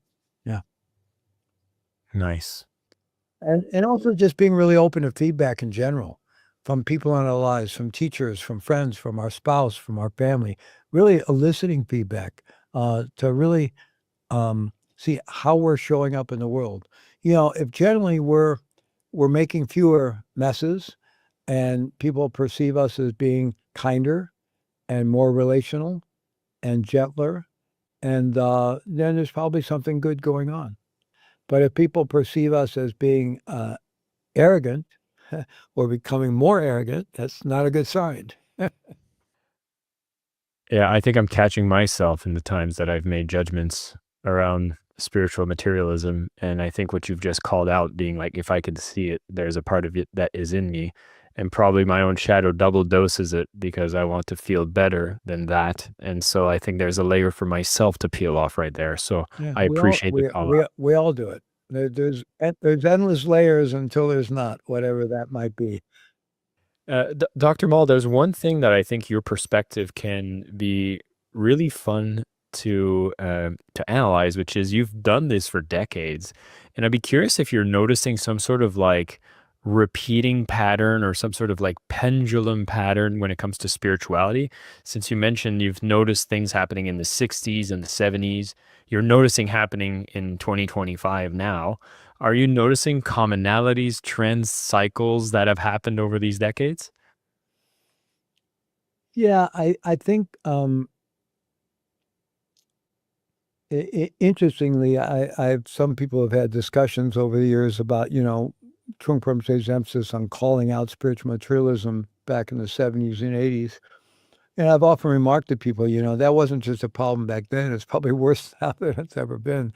But I do think it goes a bit in cycles. There's a big kind of spiritual marketplace that evolves with a lot of cultural fascination around it. And then, like anything, it tapers off. The fascination wears off a bit. And then it comes back out again in new forms. And so I think each cultural shift, I think, um, you know, the whole social media created a whole new different version of the digital age, created a whole new different version of it. Um, just the level of access to everything. We can develop this really, this very narcissistic, almost impenetrable arrogance just because we have access to everything. And especially people who've grown up who are younger, not to pick on younger at all, because it's amazing what young people have access to and their possibilities because of it.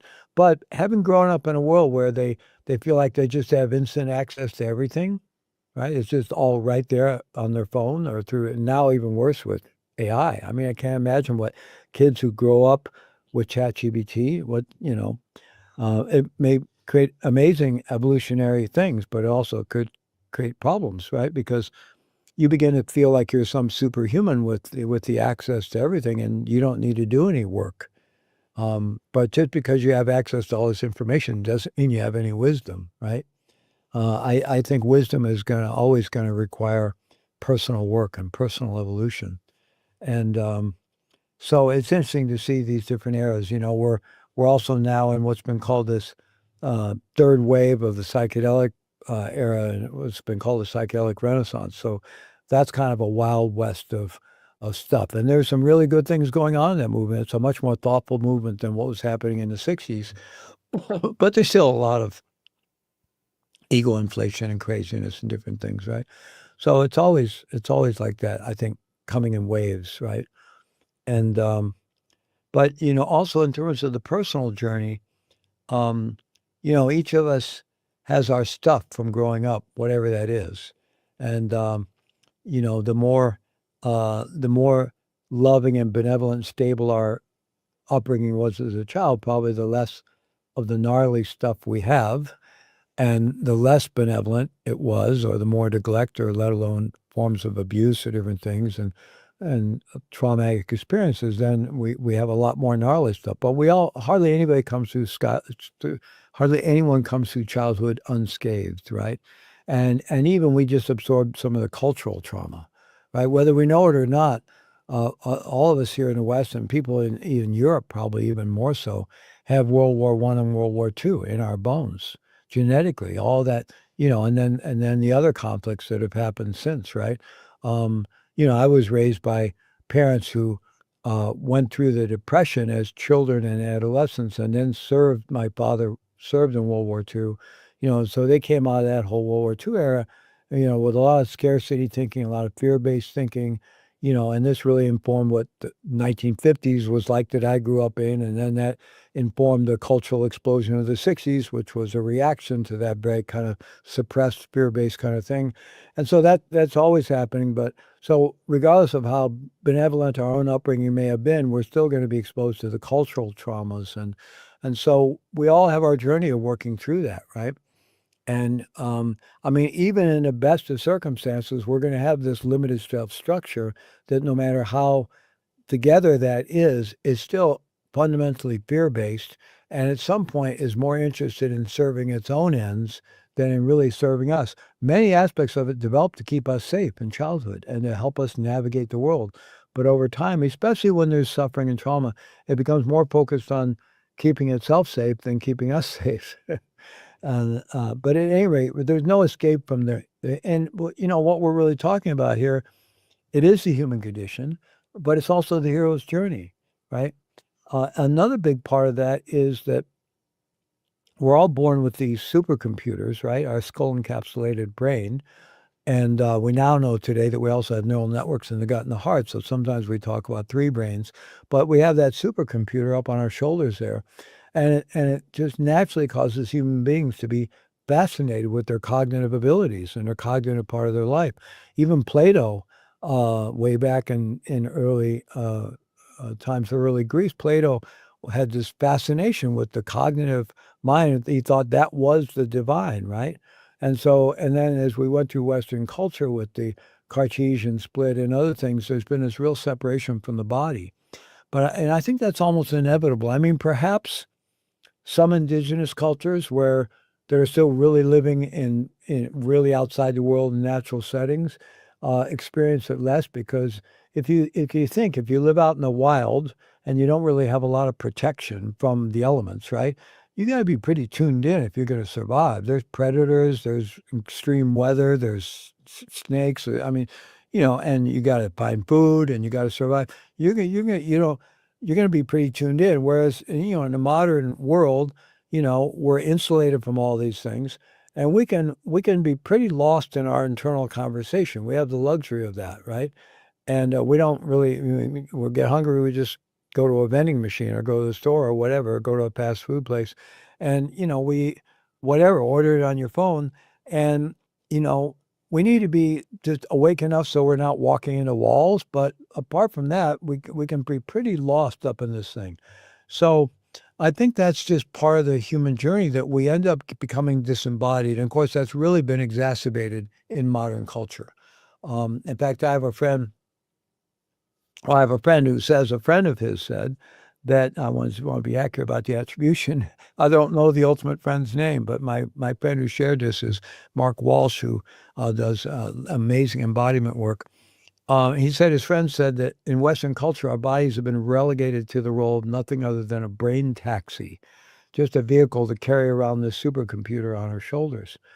And so then I think that is a natural part of the human condition to one degree or another.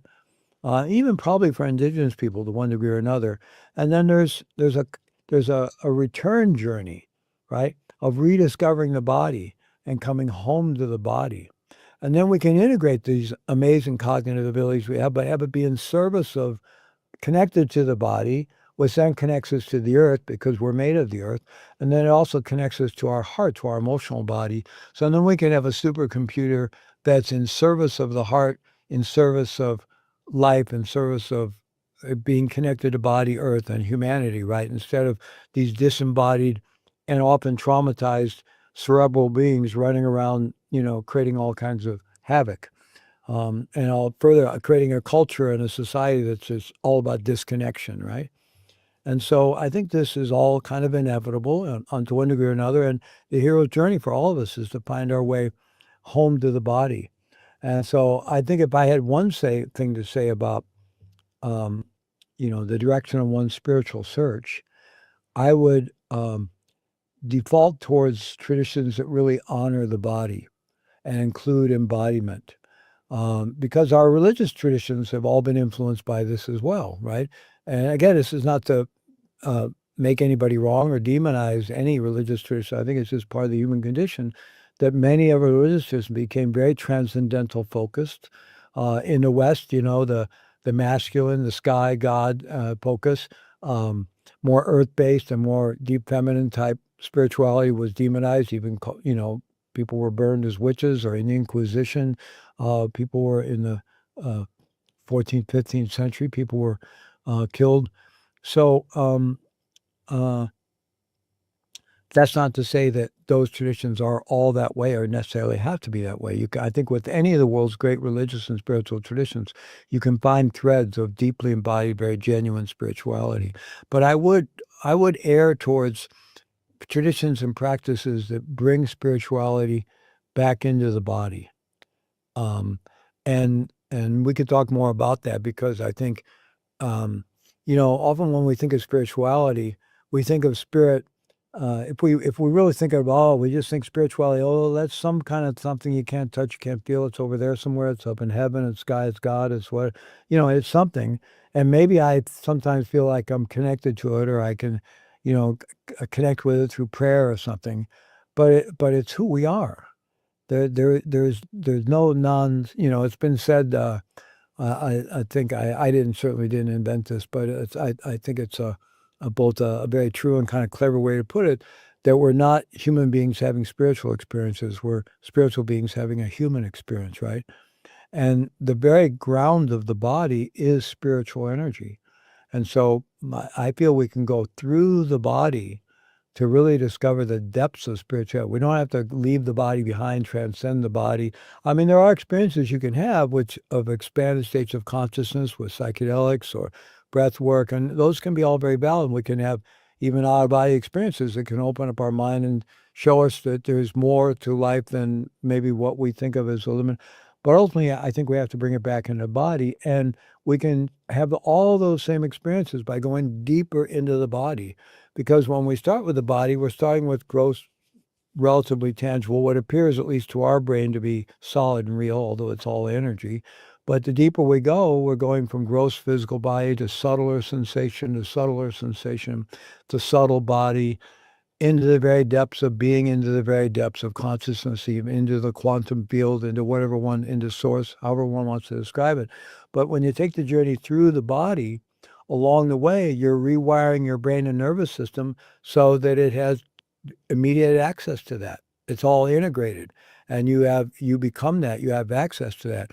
Whereas when you have transcendental experiences that you create in one way or another, you may have these powerful insights and experiences, but then you come back and you're living in your body, and there's this real disconnect. And often all that trauma is still in your body and causes you, even though you've had all these powerful experiential experiences, and people might even perceive you as a very wise or insightful spiritual teacher, which you may be because you've had profound experiences, but you haven't really done the work here. And sometimes it rears its ugly head, and you see spiritual teachers, spiritual figures getting in trouble, right? Because they haven't dealt that stuff. So for me, why not start with the body and find spiritual paths that have the body involved from the beginning and all the way along? I find this entire session has been just an absorption of so many great information and wisdom from you. And so I'm so glad that we're having this chat. And one of the last things I want to make sure we have a conversation about related to this is if someone would be wanting to do a simple practice, maybe it's a habit to build, maybe it's something they should stop doing, and they were, say, going to dedicate themselves for 30 days to do something powerful to deepen their spirituality. Would there be something you would recommend? Yeah. Go off and find a snow cave in Tibet for 30 days. And no, I'm just kidding. Yeah. If somebody wants to do that, that's more power to them. But no, we don't need to do that. We have everything we need right here in this very body, in this very mind, and in the world we're in, and the relationships we have. So I think it's some way to train our attention. Our attention drives everything. We know today certainly from quantum theory, which has actually been around, quantum mechanics started back in the 20s or 30s of the last century. So mainstream science often kind of pretends like it's not there, but it is there. It's very much part of science. And even currently, more mainstream science is really recognizing that the reality we experience is only experienced in the subject-object relationship, right? It's the process of observing that brings reality, and we're all co-creating reality all the time. And what it's really driven by is our attention. Where we place our attention is incredibly powerful. And until we train our attention is just wandering all over the place all the time, driven by internal struggles and traumas and all kinds, and then the constant distractedness of the external world. So we're just bouncing around like a ping pong ball, whether we realize it or not. So training our attention, so finding some discipline by which you can train your attention. Could be a mindfulness practice, could be some kind of embodiment practice, could be a martial art, could be something where you're training the body and mind, and you're actually training your attention to be focused on something, I think is critical. Again, I would encourage those practices that are more embodied, right? They're folks, because to train our attention, we can train our attention by focusing on anything, external objects, visualized objects, thoughts, prayers, words, sayings, anything. But the most tangible thing in which to anchor our attention is the body, the deeply felt physicality, the physical experience of the body. And it's really helpful to know that even if we start turning our attention to the body, initially, like in many types of meditation or basic mindfulness meditation, one places one focus on the body, feeling the breath or feeling, different parts. But what one is really paying attention to initially is what my first teacher, Trungpa Rinpoche, called the psychosomatic body, which is like the conceptual body. It's made up of thoughts and feelings and images. It's not really the body. He called the body, the direct experience of body, he called it body, like real body.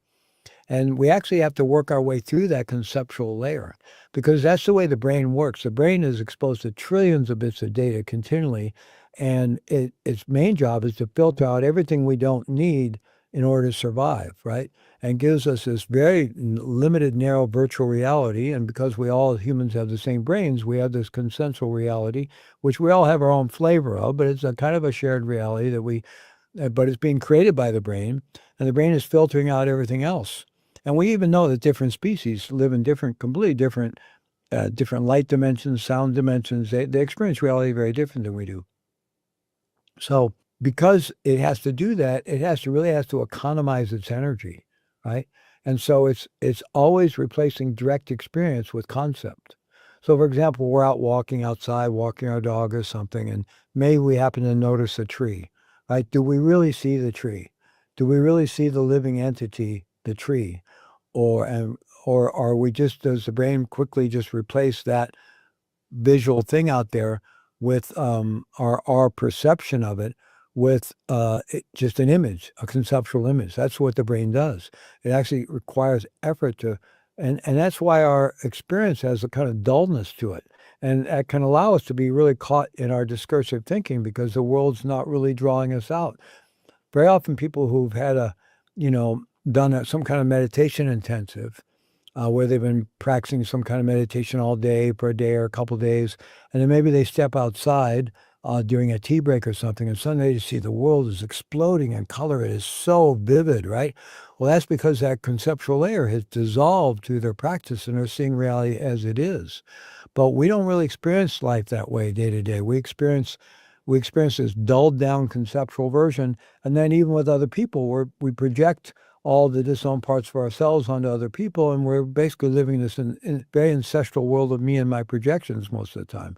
When a real person pops out from behind my projections, like, oh, it's shocking. Oh, there's a person there I actually have to deal with. It's not just another version of me, right? So it's helpful to understand we're living in this very limited world, and so when we start working with embodiment, it's not just putting my attention on the body or the breath, but the actual sensations. Learning to tune into the actual micro sensations. Like if you were paying attention to the breath, the air moving across the skin at the nostrils on the in-breath and out-breath, for example, very quickly the brain just want to go, oh yeah, breath or in-breath or out-breath even. But can you actually pay attention to all the little micro tingling, prickly, pins and needles, warmth, aliveness, numbness, coolness, heat, and realize the freshness that every in-breath is a completely unique experience happening right now, unlike any other breath you've ever experienced or ever will. It takes some gentle effort to find one's way into that freshness. But as one does that more and more with the body, and not only with the external field of sensation on the surface of the skin, but then awakening the internal landscape, activating what's called interoception or internal perception, there's a vast interior somatic landscape. And the more we tune into that at the level of body, actually direct experience, that really trains our attention and holds our attention. It makes that shift from the default mode network, which is the busy chatterbox, to the task positive network, which stabilizes our attention. And then that gives us access to deeper states of awareness and eventually deep states of flow. And along the way, because our nervous system brain is a learning machine, it's learning how to get there. And the more time it spends there, it knows how to get back there easily. And these go from being temporary experiences to more like ways of being that we abide in. They become more who we are. Dr. Fleet Maull, if somebody wanted to go deeper in a learning path with the materials that you have, what would be the best place for them to go and search more? Because we're going to be putting some links and directives for people who want to continue this journey and this conversation, which has been nothing but fascinating. Well, I would encourage people to check out Heart Mind Institute at heartmind.co, not com, but .co, heartmind.co. And there you'll find all our courses. And I have my neurosomatic mindfulness courses and programs of various kinds, which is a deeply embodied, trauma-informed, neuroscience-informed approach to meditation. And we have all our summits, which are all in the area of neuroscience and contemplative spirituality and healing trauma and psychoanalysis, psychotherapy and somatic healing and all these kinds of things. So you'll find it all there.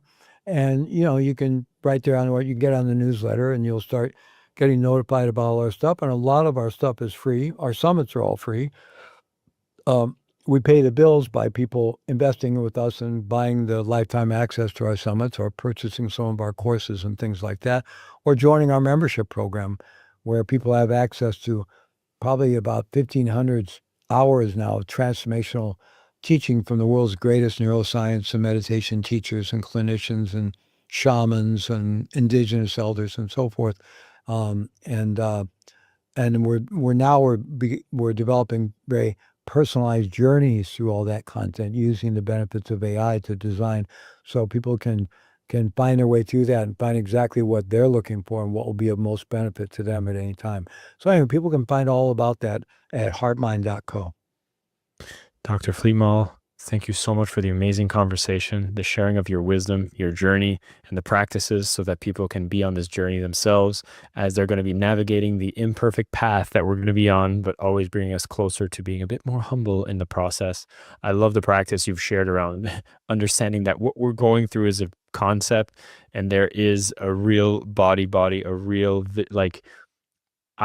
I'm catching myself in the ways that I'm navigating the world. And I think that's one of the biggest things I'm going to take away from this conversation is a bit of a slowing down and a little bit of taking the time to truly feel the experience that I'm in, which is quite a fascinating human experience. And sometimes we do take it for granted. So thank you so much for coming on the summit. We'll be putting a link for everybody who's interested to go deeper to discover more of Dr. Fleet Maull's work. But this was absolutely wonderful. Thank you so much.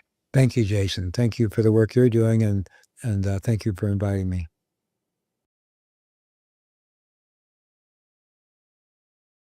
Ladies and gentlemen, welcome back to another incredible session on our Mastering Spirituality Summit.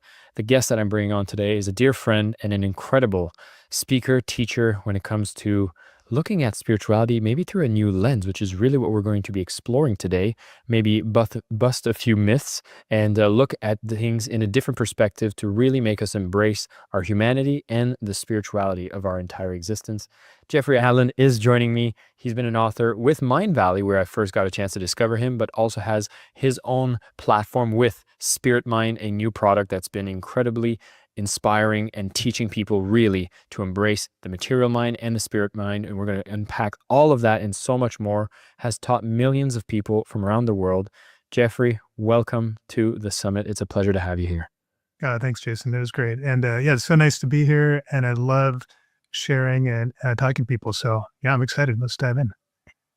I've been doing something fun with the speakers on this session, which is really giving everybody a taste of the moment spirituality started playing a more major role in your life. And I find all of these people with so much wisdom and knowledge have had some sort of like pivotal buildup to a transformation. And I'd love for us to spend some time to uncover yours that put you on this path of really inspiring so many people in the process. Yeah, totally. That's a great question. So for me, I'd say that there's been so many pivotal moments. It's just like one thing will happen and I'll kind of wake up, and then something else will happen and I'll wake up a little more, get a little higher vibration. I'm always moving and changing, and I think that that's really healthy. If it stopped, if I felt like, oh, I'm at some pinnacle now and I made it to the top, I'm super spiritual or whatever my goal was, I think at that point it'd be a good time to say, oh, maybe I'm stuck, right? So, because for me, spirituality is always about growing and expanding and becoming more self-aware. But to your question, if I look back at some of the pivotal moments, the ones that come to mind is I was, my background is as an engineer and mathematician. And so I grew up with Christianity, and I liked the aspects of it that were about connection and love, and the idea that there's this, uh, this higher power that we're all part of and communicating with. And yet that all felt true and good to me. But I didn't resonate so much with some of the like, this is good and bad, or here's some punishment that might come down. Like that stuff didn't really ring true for me. So I was always like, not rejecting it, but also not completely buying what I heard growing up. And I kind of at some point I did a transition, which is very common for where I was living, which is Boulder, Colorado. A lot of people kind of pivoting into the new age back then. And after getting into that for a while and getting fairly deep, I realized this doesn't really feel any different than what I grew up with. It's just the words are a little bit different. In some sense, it felt like twin brothers saying, no, I'm right and you're wrong. And then the other twin brother, no, I'm right and you're wrong. But when I looked at it abstractly, I could see that really these two systems of thought, these two beliefs around spirituality were basically the same. Just some different words, different ways to look at things, but not a whole lot of difference. And so what really got me on the path I'm on now, where I started looking inward rather than outward, instead of like, trying to find the correct set of rules or the correct like religion or group that I should be following. At some point I started taking intuition classes. I started looking inside for my answers, and that really changed everything. It's very interesting because that's such a common duality that we're facing right now, in the sense that it seems like we're supposed to sign up to a certain group. And once you do, you have to be one of us. And that's kind of one of the definitions that people might have of spirituality, which seems quite false in the process. Yeah, well, I think it's just something that we're evolving out of right now. So I think that for a long time, spirituality was primarily around religion, and religion served the function of us feeling connected and feeling purpose, and also like a social function of kind of keeping society moving in a smooth direction, kind of establishing some boundaries. We shouldn't like kill each other and be mean to each other, some basic stuff that at the time probably was revolutionary and really helped society. But at this point, especially, in my lifetime, what I've noticed is that spirituality is becoming a lot more personal. So instead of like finding some information that I need to follow or looking out there for the set of rules or guidelines or principles I need to live by, it's more about, okay, turning within and just being self-aware. So what do I really feel in this moment? If I really tune into my body right now, if I just take a moment and breathe or go for a walk in nature, whatever it is you do, like what's actually true for you? Not what do you think should be true or what do you think you should do, but what's actually true inside. Because when you tune in and you start finding that, first you'll kind of go past some fear about maybe if I look deeply within, I'll discover that I'm not a good person. Maybe I'm, maybe I'll find something I don't like in there, right? So there's a little bit of fear about going within, but just kind of keep going past that. You're going to find that you're a fantastic person if you keep looking within. But you'll notice is kind of layer after layer of ideas and beliefs about what should be. And then, for me personally, me attempting to be that person that I'm supposed to be. And for me, that's not a very helpful or functional version of spirituality. So for me, it's kind of the opposite. What I do is say, okay, if I let all that stuff go and just assume that inside there's this version of me that's already pure, just like a child when a child is born. They're so beautiful and full of love and pure before they learn any information or any programming from parents, society, and so on. So what if I could get back to that part of me deep within that's already resonating with love? It's not judging things. There's a sense of excitement, enthusiasm, and curiosity about the world. And I'm starting to see things through that lens of love. There's no like should have, could have, or would have, or goods or bads, or any of that measurement, just seeing everything as it is. When I start doing that, all of a sudden, wow, everything is spiritual. Everything is beautiful. Everything is full of love. And probably you've probably had that experience before, Jason, or anybody listening, that there's moments where this happens, where there's just this sort of transcendent moment where all of a sudden the simplest thing, it could be making dinner or walking my dog or just stepping outside for some reason, when all of a sudden everything just sort of opens and I'm able to see like, whoa, it's just gorgeous right now. Like maybe it's a sunset, or like, I can't believe how beautiful this moment is. And what's happening there is not that the external world got more beautiful and you suddenly stepped into it. What's happening is that suddenly I stepped out of all my beliefs and thoughts and effort of trying to be something or find something or do something. And all of a sudden I was just present in the moment. And the moment always looks beautiful and fantastic and full. There's no need or lack or effort that's required. So that's, to me, that finding that space, those sort of transcendent moments, that's what spirituality is about right now for each of us. And there's no one road that's going to take everybody there, right? For other than becoming self-aware and following your own path, right? That's the one road, your road. Everybody has their own path. Well, it's one of the reasons why I like particularly the fact that we're introducing spirituality and the process of mastering spirituality through a summit, because people are going to get a chance to see so many different perspectives from so many different teachers, and people will get to see what resonates and carve their path from there.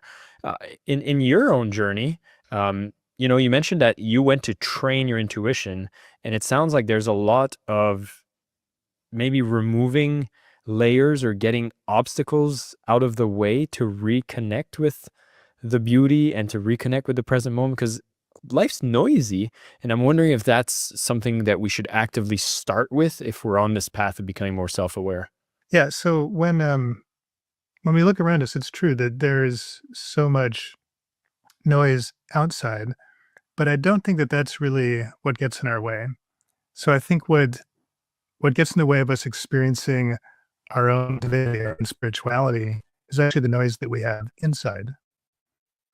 And so when I started getting into intuition, and first I was still sort of looking outside for answers, trying to find like, can I use intuition to get a raise at my job? Can I use intuition to find the best restaurant? Can I use it to sort of basically be a better player of this life game, right?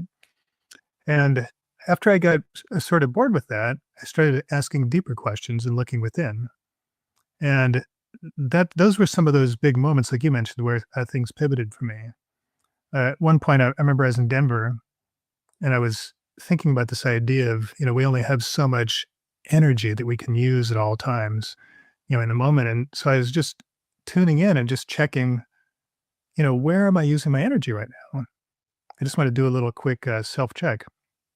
And what I saw was kind of shocking. I was like, oh, 90% of my energy is being used to find money, to find somebody to date, and that's basically it. So I'm like, okay, am I okay with that? Like when you start looking within and assessing honestly, you get these surprises like this. I'm like, I'm okay with 90% of my life, 90% of my life force and energy is going toward basically money and sex. I'm like, that doesn't quite jive with what I want. Like that's a too high of a percentage, right? So a little self-awareness, and then I started looking, oh, okay, well, where do I want my energy to go? All things start opening up. I like to help people. I like to be in the space of joy. I love to create things. I love to talk and have conversations that are inspired and like, ooh, all of a sudden my space started filling up with all these true desires that are within me just by noticing that where I was using my energy and saying, I want to make room for more. I want to make room for something new. Yeah, so that was actually a big pivot for me. That sounds like a very practical exercise for anybody to do right now, is just doing that self-assessment on where energy is going. Because I feel like that also takes away any barriers to just saying like, oh, where am I spending my time? It's only like one dimension, or where Yeah, am I investing my money? Like those are tools I feel like I've used tangibly to yeah. see where I'm putting effort. But I love how you present that as, where is my energy going? Because it's almost like its purest form, that you could look at what you're investing truly in this limited time space. And so, is this something you would do as a conscious, if somebody was listening to this and feeling like, yeah, I need to assess that, would it be an exercise you would suggest to do on a regular basis? Is it a big audit? Or maybe there's some more unpacking here. I would say this kind of thing, you might use it once or twice, but pretty quickly you're going to self-correct. That's the beautiful thing about self-awareness is it's kind of like proprioception in the body. So if your proprioception, your sense of where you are in physical reality is working, if you start to fall over, you'll naturally just stand up. You don't have to think about it like, oh, I need to check. Am I falling over? I need to check every day at 9 a.m. if I'm falling over and then stand up. Like you don't do that, right? It's just it's sort of automatic. It's like, oh, I'm falling. It just happens. Same thing when you start tuning in. If you put that sort of in your awareness just right now, all of you can do it as you're listening. Just notice like, just tune in, kind of take a breath, be right there in your body, and just ask yourself, from love with no judgment, like, where am I spending my energy? Where am I spending my life force right now? What are the top 2 or 3 things? And you don't have to think about it. Just wait a moment and suddenly you'll know the answers. And if it's the answers that you want to hear, then let those go and go a little deeper. Just where am I spending my energy that I'm not aware of? What are the top 2 or 3 places? Yeah, there you go. Now you're getting into the good stuff. And always come from a space of curiosity with intuition. There's no judgment. It's just getting to know. Nobody else knows what you're seeing. You don't have to tell anybody, so you can be totally honest, and it's okay. The more honestly you see yourself, the more easily you can start to adjust if you want something different. Or you can celebrate, like, oh, that's great. I'm using my energy exactly the places I want to. Yeah, that's it. And then, so if you got something, you got a little baseline now, maybe check in. I'd say probably naturally you check in maybe another 2 or 3 times over the next couple months or a week or whatever feels natural. And then at some point that'll just go away, right? It's just a training wheels. It's training wheels for the bicycle that you already know how to ride, but you think you've forgotten. So all these little exercises are just that. Yep. Okay, this was a very little exercise, but I went a lot of places in the last like 20 seconds. Yeah. Like that was really powerful, because I started to see like, even when you called out, like the first things I thought were very aspirational and like very loving places I spent some energy. And when you said to put those aside, I did start noticing some of the habits that may not be as serving me as much. And to me, there was a lot of like, okay, scrolling through the social medias, watching the YouTube, even playing some video games. But I even started ranking them and I said, I know you said don't judge, but I started ranking them in the sense that I was like, okay, well, this one actually brings me some levels of joys. This one, maybe that actually, I don't know what it serves and I need to investigate. And that's kind of how the process went for me really quickly. But it's almost already making me conscious to start shifting. Yeah. And the goal here is not to find the things that you need to correct. So the goal is to just get an honest assessment. And, but what you did was perfect there, Jason. What you're noticing is that not only did you see things, but you also saw right away, like, oh, I do have some some values around these things, if they're good or bad or healthy or not healthy. So you notice those too. And that's great. You want to notice that, but also don't take that seriously, because that may not be that's most likely just a layer of information or beliefs that you're kind of operating from. Doesn't mean it's true for you. So really true for your soul. There's a big difference between what if we kind of look at it in this material mind and spirit mind terms. What we're trying to do here is tune into that part of you that's always been part of the divine. So we're just tuning into spirit mind, which is always there, always from love, doesn't have a space of lack or need. It's just full and complete and full of love. And we also, all of us have a material mind, which is great in the material world. And you can also think of it as your analytical mind or analyzer. And it's good at categorizing things, judging things, measuring things. All these things are really important. But you have to keep in mind that basically, anything that your material mind is kind of writing, the story that it's writing, is just that. It's just a story. And it's okay for you to change it. You're changing it all the time anyway. It's funny for me to watch because everybody believes that their beliefs are true. But then when they learn something, they now believe the new thing is 100% true. But somehow they miss this. Like, well, if you were 100% right before, and then you changed your mind, and now you're 100% right, what's the odds that this time that it's not going to change again, right? So you kind of take a step back and look at your process. Like there's this beautiful ability that we have to assume that what we believe is true is correct. That kind of keeps us sane. But you also want to know that it's not, it's just a story. It's just it could be a nice story, it could be a mean story, but it's just a story you're telling yourself. And you can change that.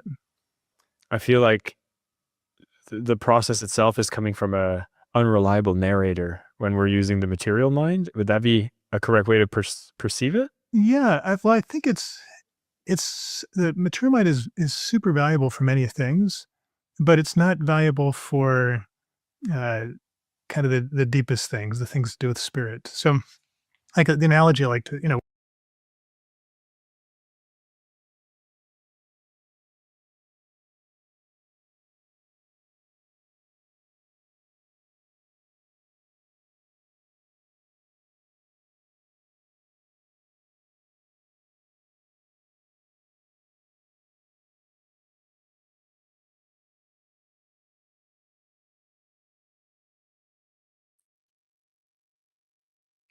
One moment, everyone. We had a technical difficulty. We're going to be resuming the talk in just a moment.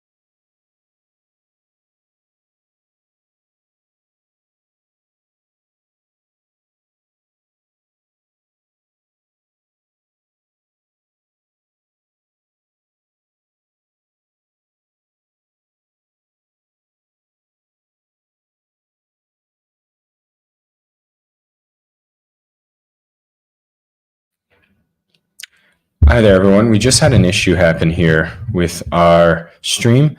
I'm just going to be coming back here. I'm just going to make sure that we start again at about the same time that it cut off, and we'll make sure we didn't miss anything. So please stand by. I'll be playing the video shortly. Welcome back to another incredible session on our Mastering Spirituality Summit. The guest that I'm bringing on today, undertapped, underdeveloped, and what I find very interesting is you've even put the language of saying you were very good at manifesting on the material mind, where I might have actually thought that was a spirit mind component. And so maybe I need you to unpack the differences between the two and explain how do we access the spirit mind more. Yeah, it's That's a good observation there. Yeah. So the things that like most people kind of sort out have this idea. There's like the body and the spirit, right? Or the body, the mind, and the spirit. Whatever way you're dividing it. But the buckets that we put things in aren't quite accurate if you look at the energy behind them. And when I talk about spirit mind, I have to mention my wife Isame, because I learned this framework from my wife Isame. So I married her a little over 15 years ago. And what I noticed was she doesn't have that sense that I was experiencing of something's missing, but I don't know what it is. When I met her, she was radiating fullness, and it didn't matter what she was doing. And that's the main thing that I've admired about her over these years. We can be anywhere, and Hisame's in that space of love and that space of fullness. Silly example, like we went to the airport one time, and she just likes to go early. I always like to go at the last minute because it feels like, it's a waste of time to be at the airport, right? That's what I thought. And so I asked her, well, why do you get her early? And she said, I thought she was going to say something like, I don't want to miss the plane, or it's less stressful this way. And what she said was, I can be happy anywhere. I was like, okay, that's not the answer I expected.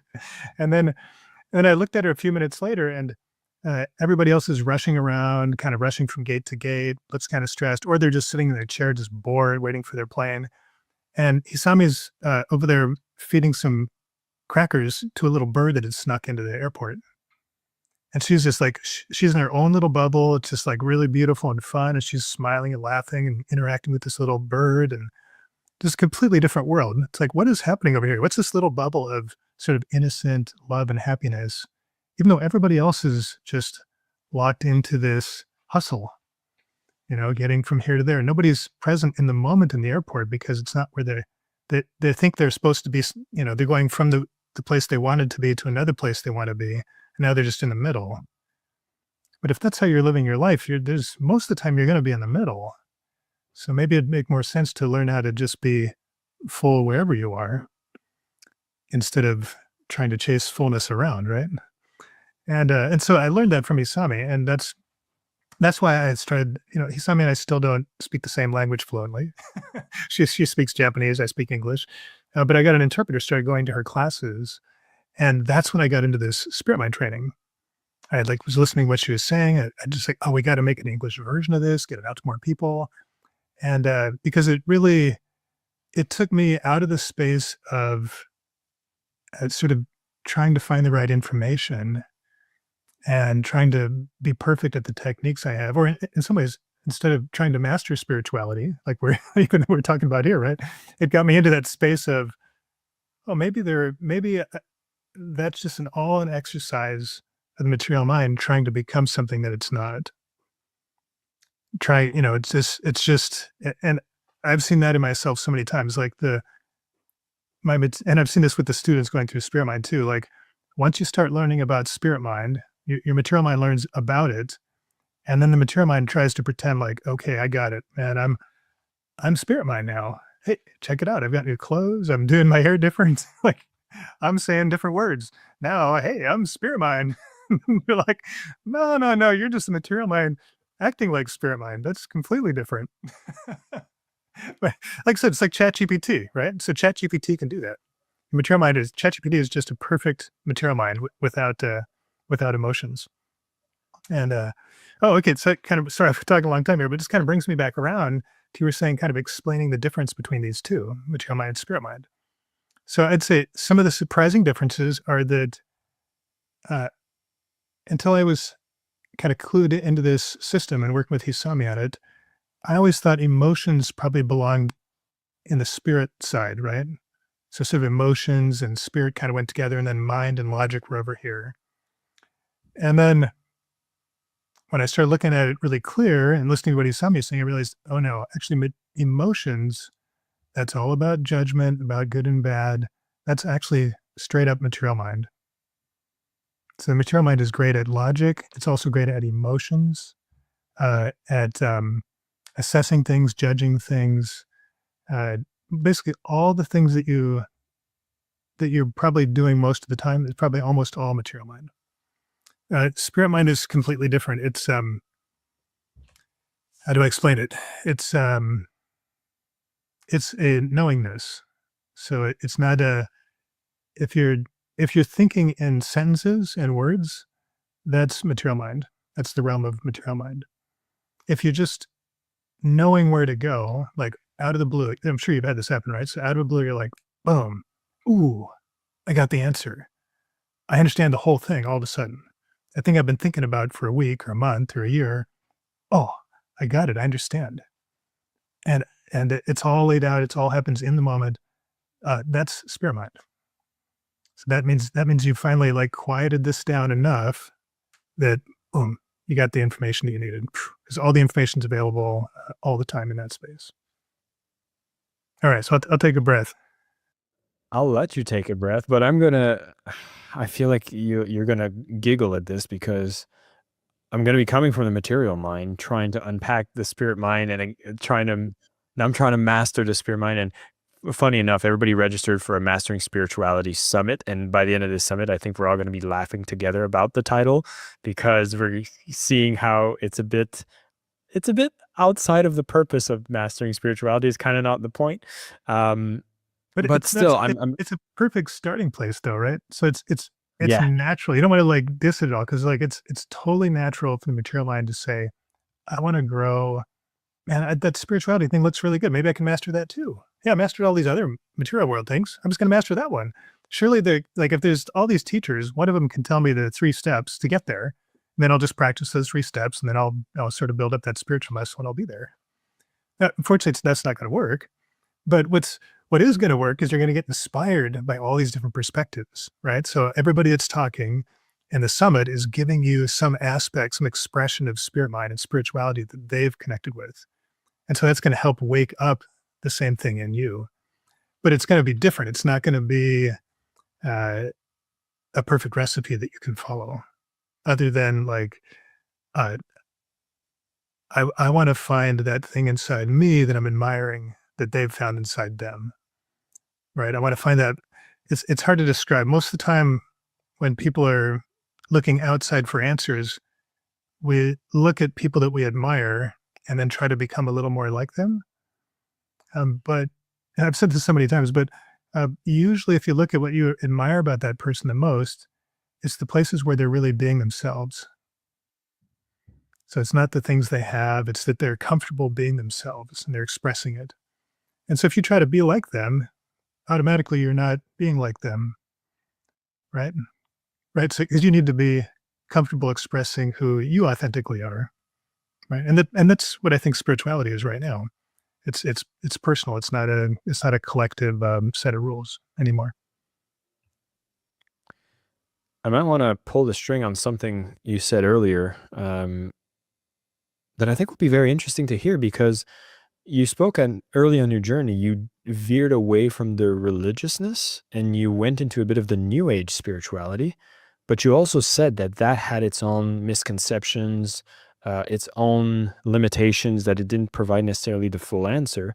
And so I'm wondering if you find that there's some myths or lies that you've encountered, maybe more specifically in the New Age space, that people should actually be kind of concerned about and maybe be monitoring, perhaps. Yeah, well, we've probably been talking about them already. So I think the kind of misconceptions that we have are that it's mostly that it's something external. So that spirituality is about a set of rules or some information that you can learn somewhere. And that somehow if you learn that information and practice it, you're going to like be spiritual, right? And so I would say instead that you're alive, you're breathing, you're spiritual already. So there's no doubt about it. There's no person out there that's not spiritual, right? That this has to do with being alive.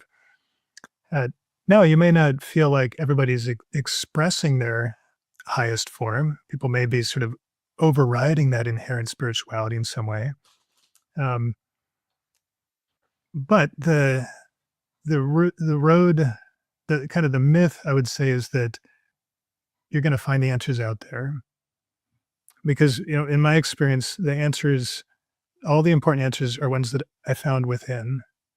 Now, it may feel at first, if you're feeling like, if your identity is wrapped up in your sort of material mind or ego self, then it may feel like those answers are coming from outside. Like I used to talk to my spirit guides a lot, right? And that was super valuable information, but it did feel like they were separate from me and I was getting information from the outside. It wasn't until years later, maybe, a decade or more later, that I started kind of cluing into that wasn't really the case. And I started asking my spirit guides, I was like, wait a second, are you just me? And they had said, oh, now we're getting to the good questions. So, the questions no longer are about, so the 90% about how to make money or find a date. The question was starting to get interesting. Like, what's going on here? Like, what's the big picture, energetically, spiritually? Like, what's happening? And so I asked that, are you really me? And they said, yeah, yes and no. It depends on which, now I understand what they were saying, but didn't then, but it depends which mind you're asking from. If you're asking from the material mind, then no, because we've created a category for each of these things, and they're different categories. But if you're just looking at the energy and looking from spirit mind, then yes, there's no difference. And so over time, the more practice you get, you'll start to notice, I started to notice that the answers, even what I thought was external guidance, is actually all coming from within me. I just needed to expand my sense of self to encompass the greatness that all of us have. I was just thinking of myself a little bit too small. And when you stop doing it, when you start thinking yourself as, bigger than you can imagine, not from an egocentric place, but just from a spiritual place, from that infinite source that's within you, all of a sudden, it makes sense that all the answers are within. You just hinted at a part that I wanted to ask, which is when you go down this spiritual path, I've witnessed some transformations for people that are maybe not, this might come as a judgment. It is a judgment, but when you go down that spiritual path and now you become the center of the universe and you stop really caring about others, you're like putting yourself on a pedestal about others, and there's almost like an ego check that needs to be necessary. Is that something we should be wary of? Should there be questions we should be asking ourselves to keep that in check if you're going down this path? Sure. Yeah. That's, like in the Isami system, that's a C zone. She's got these kind of different energy zones that we're all growing through. And that's C zone. C zone is where, you kind of aligned your actions with your inner dreams. You're sort of living the life of your dreams. But the side effect seems to be this kind of self-righteousness, right? And I can laugh at this because I experienced this too. So there was, as I was growing up and trying things on, the things that I believed were really serving me suddenly became rules that everybody should follow. So it's like, oh, if I meditate, but you don't meditate, then I'm better than you. If I decide that I'm going to eat vegetarian, but you're not eating vegetarian, then I'm better than you. If I've decided, so this is very common, right? As we grow up. Where it comes from energetically, it's really interesting to me. I always look at the energy underneath, right? I'm like a systems engineer, right? So I want to know how things work. And what's happening underneath is that what I'm looking at is that I'm feeling like I'm a better person than I was before. I'm judging the old me as bad and the new me as good. So anybody that looks like the old me must also be bad, right? It has nothing to do with those other people, right?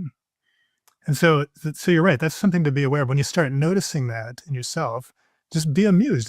Don't judge your judgments, right? I mean, that's just crazy. You're just gonna spiral, right?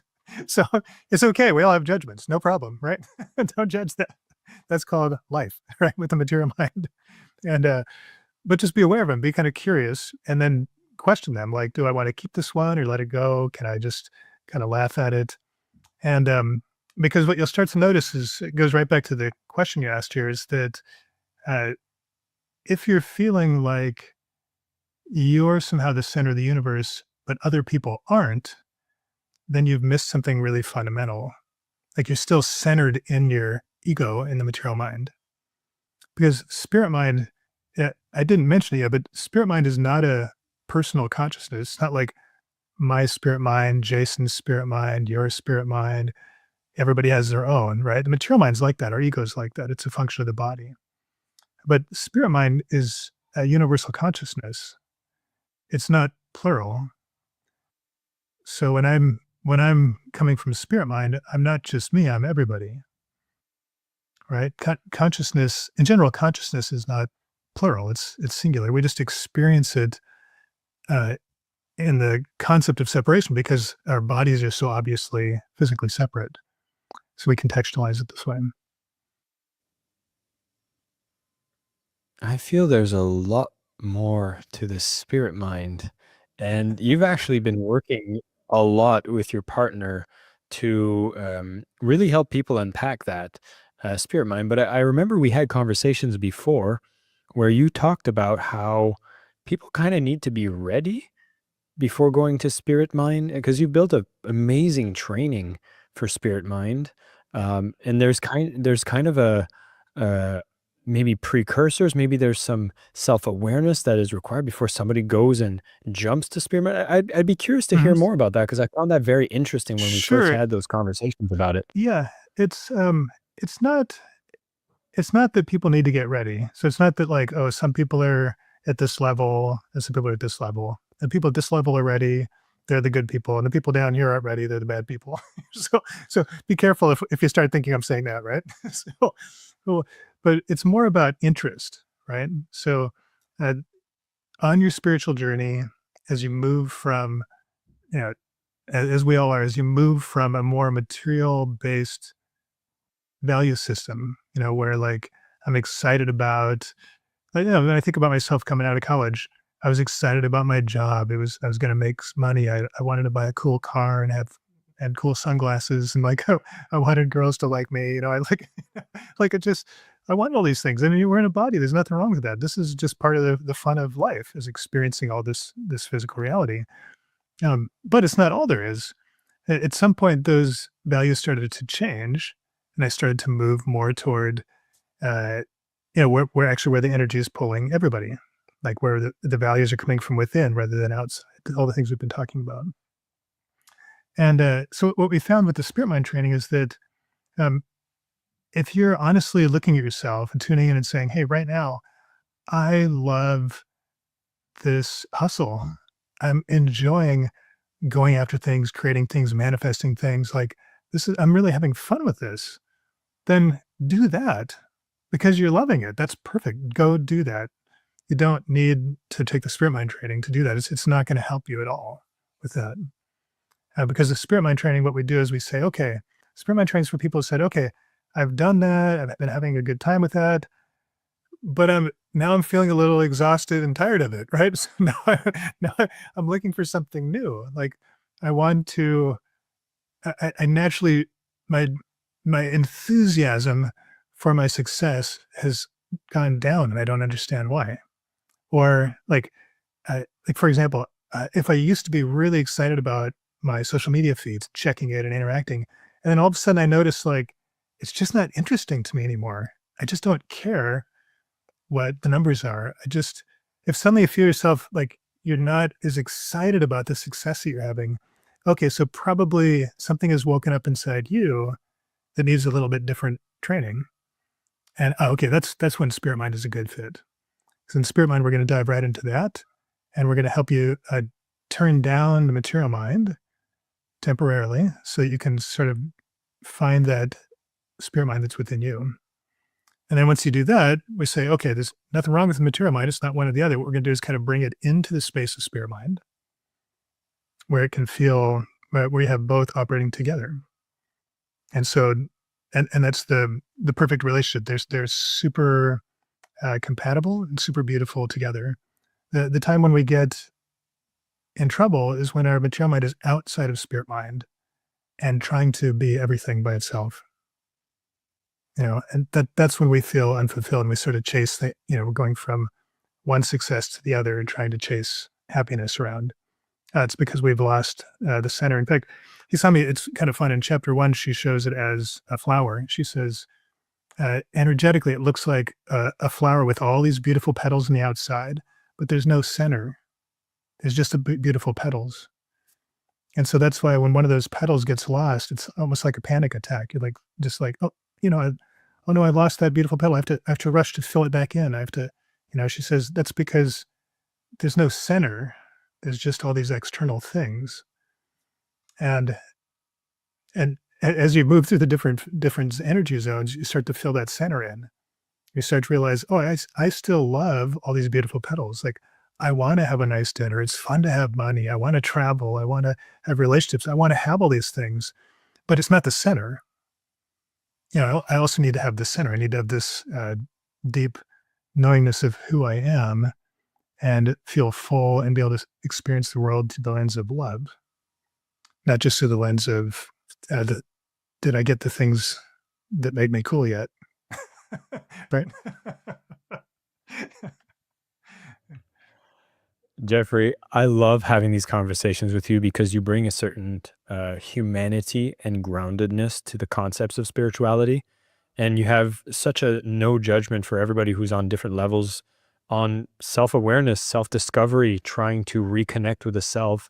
And what I love about our conversation we had today is you've given us some tools and some insights as to how to self-assess where things fit in. And what I found most curious is that if you are finding yourself in joy, in flow, and that these things are working, maybe we don't need to be trying to find the next thing to fix and have to be so obsessed with, I need to master something else, that perhaps there's a space for us to enjoy life. And maybe that's one of the most spiritual things we can do in the moment. It is. And I want to do two things. One is I'd love to invite you to share some closing words for people who are on this summit that are going to be learning from different people and going on this journey to master spirituality, whatever level that is. And after that, I'd love to share a few words to thank Jeffrey and give it a unique opportunity for people who want to go on a spirit mind journey. But first, would you have any closing words for everybody? Closing words. So let me tune in and check where everybody's at. These are always really fun because even though we're recording and you're going to watch a recording, I can still see the energy. So one of the beautiful things about being in the moment, being that infinite space, is that you can sense the energy of everything, even across time and space. Really fun. And that's actually what you see my hands kind of moving like this, as I've been sort of adjusting the energy as we go. Sort of, smoothing out some of the waves that I'm causing so that they'll land more gracefully. Some of my words are causing waves, right? So I would say, any closing words? So when I tune into the group, what I see is at the deepest level, there's a bit of fear that each of us is holding about, it's kind of things I talked about, but it's a fear about, am I okay? Is it okay to pursue the things I'm pursuing, or is that bad in some way? Is it okay to love my ego too? And yes, but there's no judgment of the ego. Just let it be serving you rather than ruling you, right? Right? That's the difference. And so I would say, when I tune into that fear, for all of you, what I would say is that, there's nothing inherently bad about what you're doing right now. So whatever it is that you're enjoying, just lean into those things more. There's no hurry or rush to change things on an internal level. That's going to come when you're feeling it. It's not about readiness. It's just about all the things that you're learning. You can't learn them all at once. So if right now you're enjoying learning something else, that's great. Go for that. And the second thing I would say is, try not to become too attached to whatever favorite things you're hearing right here and from me or from anybody else. Because the favorite words that you're hearing now, they're speaking to you in this moment, even if they serve you for a week or a month or even several years, are going to change in the future. Like in the future, it's natural for you to say, that person that I was following that was like taking me to all these beautiful places, for some reason, I'm just not drawn to follow them anymore. No problem. that like don't judge that person. There's nothing wrong with them. There's nothing wrong with you. Like let yourself be agile. Let yourself just change and grow and take everything in. And there's one more thing there. Let me see. Oh, okay. Yeah, it's that. Yeah, there's a big difference between spirituality and self-improvement. So a lot of you are coming from a kind of a self-help or self-improvement space where, you're trying to level up and trying to improve yourself. This isn't about that. So there isn't anything that needs improved. There's nothing wrong with you. So if you can't find your deepest space, if you're trying to find it from that perspective, right? So you just want to put that all aside and say, what if there's nothing wrong with me? Just ask yourself that right now. What if there's nothing wrong with me? What if I'm already enough? It's kind of like Marissa Peer would say, I'm enough, right? What if I'm not broken or not misled or not greedy or not whatever your judgments are about yourself? What if that's not true? Ooh, now things are starting to get exciting, right? You don't have to decide it's not true. Just at least question it. Ask it, what if all those judgments about myself are not true? What if it's totally okay to do what I'm doing today? Totally okay to do something different tomorrow? It's okay what I did last year. What if all those things are okay? So yeah, so that's a good place to wrap up right there, because in that space, now you're tapping into the essence of spirit mind.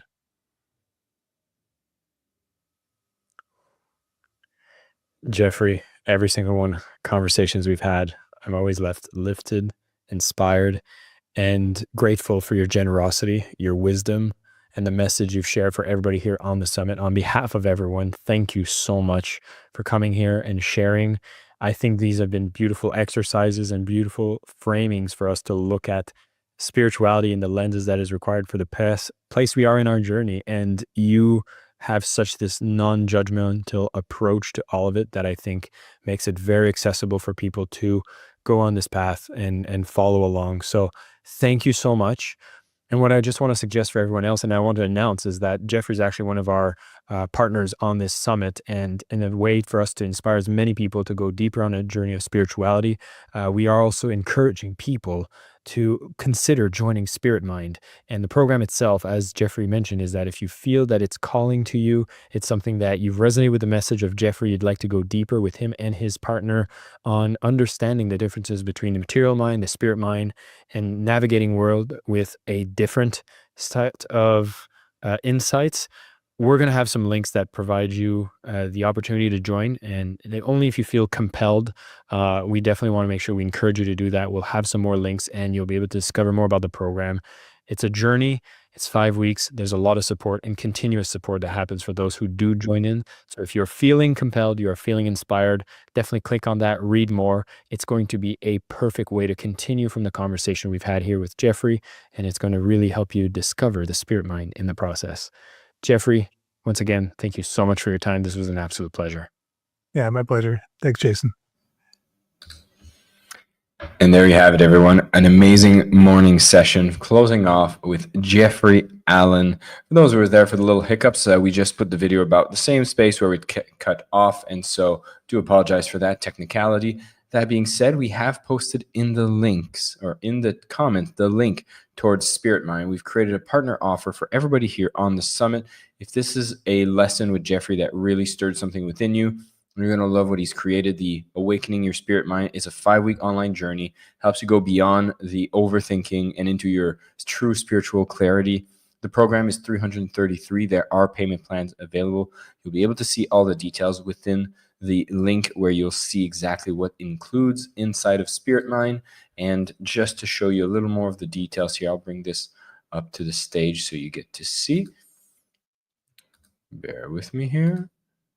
Here we go. Oops, take this back into the stage. There we go. So when you get to this page, you'll see there's an introduction video from Jeffrey that explains you a little more about what this program is all about. There's some more details when you go through the whole place. As I've mentioned, there are there is a fee. It's 333. Payment plans are available when you click on join now. It takes you through a 5-week journey. There is some live calls, follow-ups, daily practice apps that are included as a bonus. So be sure to check it out if you're looking to learn from Jeffrey and Hisami Allen in the process. This is their life's work. They've been working so hard in making this the amazing platform for somebody who's truly looking to awaken in their practice. And so definitely check that out. The link's been posted into the comments, so you can go ahead and discover how Spirit Mind can work for you. With this being said, we are at the end of the morning session. We're going to be taking a short break and coming back for 4 more incredible speakers that are going to be joining us this afternoon. We do have Phoebe, we have Mark, we have Donna, and David, as well as Sahara Rose are going to be some speakers coming off this afternoon. Very excited for all of these talks coming up. And of course, following the rhythm that we've had from yesterday, the first talk that's going to come right after this break is going to be an activation. It includes a meditation with some sound healing. So be sure that you're going to be sitting at your computer, present and ready for this experience. It's going to be absolutely amazing. And now, before you head out to break, I do want to invite you once again, if you are looking to be a part of if you are enjoying the summit, here we go. I just want to make sure I have the right page opened up. Bring this to the stage. If you're enjoying the summit, you'll notice at the bottom of the page here, you can upgrade to VIP. If you haven't upgraded to VIP yet, this is the way that you can access all the talks from yesterday. If you've missed out on day 1, you've seen how this morning we're delivering some amazing conversations. We have some more epic conversations that happened yesterday. Or if you've watched it and you want to get a chance to see the replay, our VIP members get a chance to have lifetime access to our summit. And you get to upgrade now for $99. This is a limited offer that we have during the summit, and you get to upgrade immediately. We have in this program not only the recordings, but we include the full transcripts of all 25 sessions that is happening in this summit. You get an audio version of every single session, so you can listen on the go. And we have a ton of bonuses that come from all of the speakers. So if you're looking to upgrade to VIP, on the page itself, you'll see that there's a link for you to upgrade. We're also going to put up a link into the chat so you can see for yourself. And when you upgrade for VIP, you'll be able to do so very quickly and get a chance to have access to absolutely everything. F is going to show you how you get over the 20 hours of the audio collection, the complete transcripts, and exclusive speaker bonuses that are going to be included in this package. And we also have a 30-day spiritual journal that will be accompanying you as a VIP member. So you get to put into practice what we are learning today over these 3 days. That being said, we have some special bonuses from the speaker. We have Suzanne Giesemann, who's sharing a special gift on how to connect with spirit and her signature Bless Me method and a sip of the divine. You're going to get a chance to include also 4 video modules, over 90 minutes of training with Susan. That'll be included for everyone who upgrades to VIP. A 90-day free access for a joint venture directory. Now, these are for the spiritual entrepreneurs, the light workers into the group. You'll get to connect with audiences that are looking for light workers and strike some partnerships to really expand your business. Sona Choquette has a 21-day The Answer is Simple series that'll be made available for those who upgrade to VIP. We're talking about hundreds of dollars of value for all of these bonuses. We also have a 30-minute meditation with Martin Alwood with the 3 jewels. If you had a chance to listen to his conversation yesterday, you know that he shares some dharmic practices that are extremely powerful. And Deborah Poneman, Seeds for Your Soul, is going to be one of our meditation trainings that she's going to bring over into the people who upgrade to VIP. Ken Honda, which kicked off today's session, is going to give you a chance to listen to his guided audios to attract abundance, wealth, and success on your journey. And we have the Conscious Living Blueprint by Steve Farrell, which is a 60-minute program going to be made available to you as well. All of this gets included when you upgrade to VIP. Now, if you're enjoying the summit so far and you start thinking, well, how much will it cost to upgrade to VIP? Well, everything that I've shared and all the bonus, all of it with a total value of $1,700, you're not going to be paying $1,000. You're not going to be paying $500. It's available for just $99. $99 before the price increases at the end of the summit. You might want to take a minute to upgrade now, and you will have access to every single talk. So it is in your back pocket, and you have lifetime access to this offer. So you can get to the page. We have a link that has been posted into the chat. You can see it on your watch page as well. So take a moment to read more, upgrade now, and we can't wait to see you join the family for Summits of Impact with your Mastering Spirituality Summit. This one-time payment of $99 gives you lifetime access, so you have the entire summit in your back pocket. With that being said, we're extremely excited about going through our second part today. So we're going to be taking a short break of 12 minutes. So at 1:30, we'll get started again with our afternoon session for the Mastering Spirituality Summit. My name is Jason Mark Campbell. I hope you guys are having a good time this morning. We're having more talks coming over right in 12 minutes. So we will see you there. Enjoy your break. Grab some refreshments. Do what is necessary to come back refreshed, focused, and ready for an activation and more wisdom. I'll see you soon.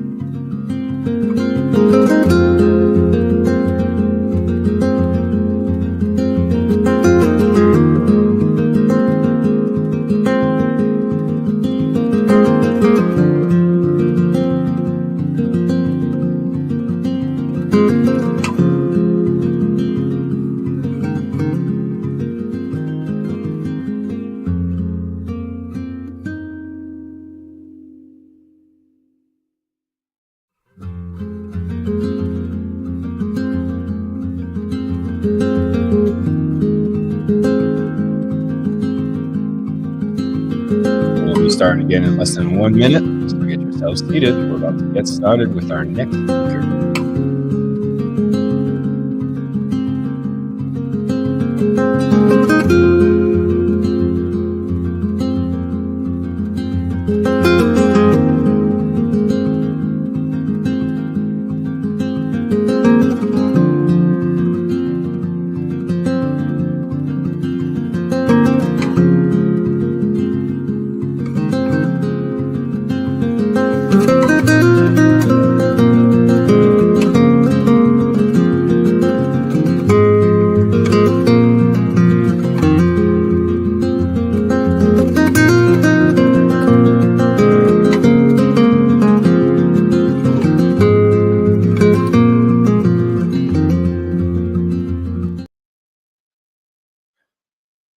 Welcome back, everyone. We are getting started for our second part of today's summit. We have 4 incredible speakers that are going to be joining us, such as Phoebe Garnsworthy, Mark Walsh, Donna Eden, and David Feinstein, as well as Sahara Rose.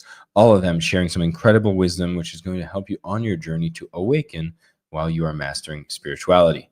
So make sure that you are in a comfortable seat for the first session with Phoebe, as there is going to be an activation for soul seekers. And as such, you will be finding yourself closing your eyes and having an embodied experience during the summit. So be sure you're well seated and that you're not operating any machinery. You should be fully present for this and give yourself the time. These are 3 days for the summit that you get to focus on you, learn and grow and expand. And so please use this as an opportunity to stay focused. And we hope that you absolutely enjoy our afternoon session with these incredible speakers that will be kicking off for our sessions today. So before I get started with that, I want to see a couple of the comments to see how people are doing. And we're going to start in about 2 minutes, just to give a chance for people who might be a little slower, who are coming on their way. And I'll just have a look here. We had a few people pop in, such as Balani, talking about so much information unpacked slowly and put into practice. Thank you, Jeffrey. Well, if you're learning from Jeffrey, there's always a bit of a slow drip of wisdom that comes through every word. And so I'm glad that you had this experience. And of course, a lot more love coming in for Jeffrey. We have Alan here sharing Jeffrey is really wonderful. Thank you. We have here that we have some agreements with Dimana. Let's see what Dimana just said. Again, just listening to Jeffrey Allen's voice makes you feel relaxed and more spiritual. Well, listening to the voice is one thing, integrating the lessons is going to be another. And so as a reminder for everybody here is that you have access to the recording of this summit for 24 hours until we start the day 3.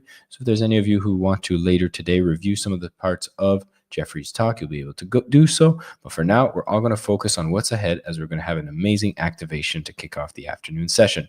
So Dimana, Lisa, Howie, Sue, Lisa, Claudia, Balani, all of you, Linda, George, and I think this is maybe something that's coming through, which is massive input of info.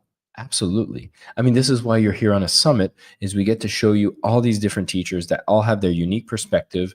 And I've noticed somebody actually complimented on the fact that we've made a structure so that the first question is all about where spirituality started being a critical part of these teachers' journey. We thought that makes it a wonderful entry point into the lessons from each of them, since all of them have had some pretty inspiring stories that brought them to where they're impacting thousands, if not millions of people on their journey here with a spiritual practice. So without further ado, let's get started with our afternoon session, a great activation. Welcome back, everybody, with the Mastering Spirituality Summit. Let's get started.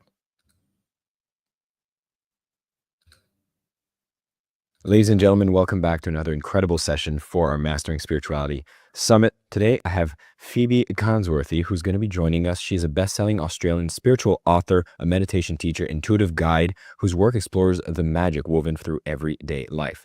Her books, which include Align Your Soul, Daily Rituals, Lost Nowhere, and Remember the Witch Within, serves as portal to the unseen realms, offering healing, inspiration, and sacred remembrance to a global audience. She is a lifelong believer in magic and the metaphysical, and we're going to explore more about how those play a part in our healing, awakening, and our journey towards spiritual awakening, alignment with one's higher self, and of course, emotional healing in the process. I'm very excited to have her on the platform. Phoebe, welcome. It's a pleasure to have you. Thank you so much, Jason. It's lovely to be here. Well, apparently you're not too far neither. So I'm being based in Bali. You're also based in Bali. And so it's great to see a great neighbor tuning into the session. And one of the questions I've been asking everyone on this platform that's coming to the summit is I've noticed there's a very unique and rich story that has led people towards choosing a spiritual path as their primary path in life. And so I'd love to give some space for you to share a bit of how did your journey become so aligned with you doing what you do now? Yeah, definitely. So spirituality is something that has been woven into my life since a really young age. When I was about 9 years old, I actually lost my best friend in a tragic car accident, in a freak car accident. So I was faced with death at a young age, which then continued the questions of what is life? Why are we here? What is the point of us even living this life? You know, at that age, I was going to school and I was like, I don't want to go to school if we're going to die. I didn't really understand. And I think that's the first tug of spirituality, is looking to understand that there's more to life and to find the meaning. And for me, it then connected to having a soul and realizing we have more than one life. We have our soul contracts, and we have reasons for us to experience this life, but we don't have all the answers in front of us. And as we move through the cycles of change, we only really understand it once we lived through it, and we can reflect back. So it just kind of happened that there was no other way but to start believing in the spiritual path and to start understanding what it is that really makes me happy. So it's funny, faced with that death and this little girl, she's always been around me. Even now, I'm in my 40s, and I still feel her energy and her presence, even though it happened when I was 9 years old.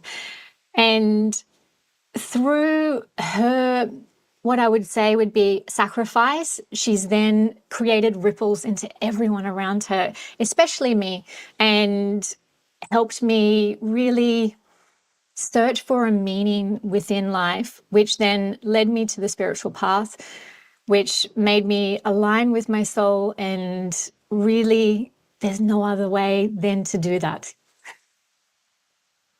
Well, I'm sorry to hear from the accident, but it sounds like what happened, though, has been a catalyst for so much, impact that has been created through your work and through what you do now.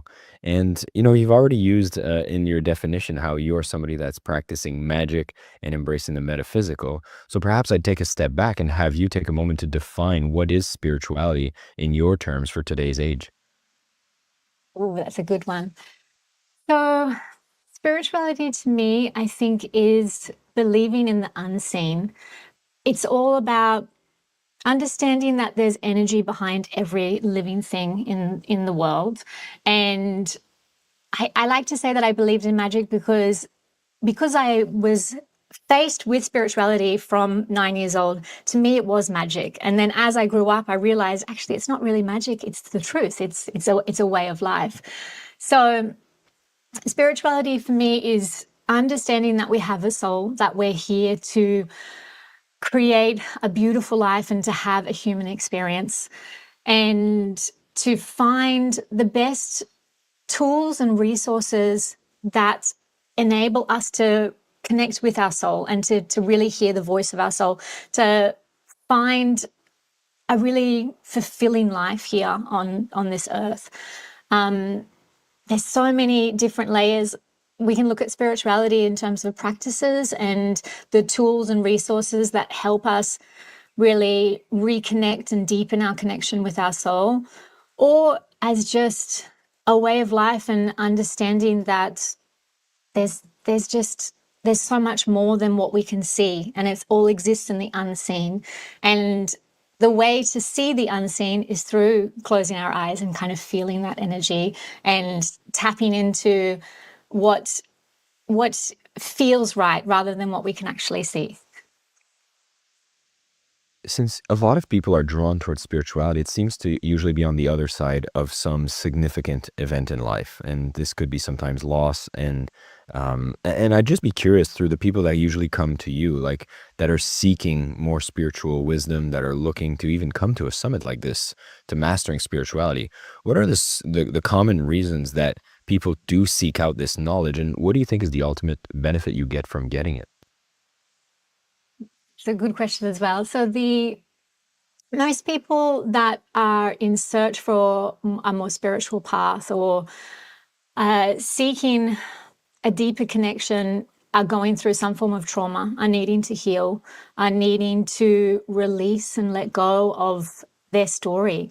And I think that a big part of spirituality is realizing that your story is shaping you and it's creating your perception of the world around you, but it's not who you are. You don't have to define yourself with it, because your true definition relies on what you decide. And for me, my definition is I'm a soul having this experience.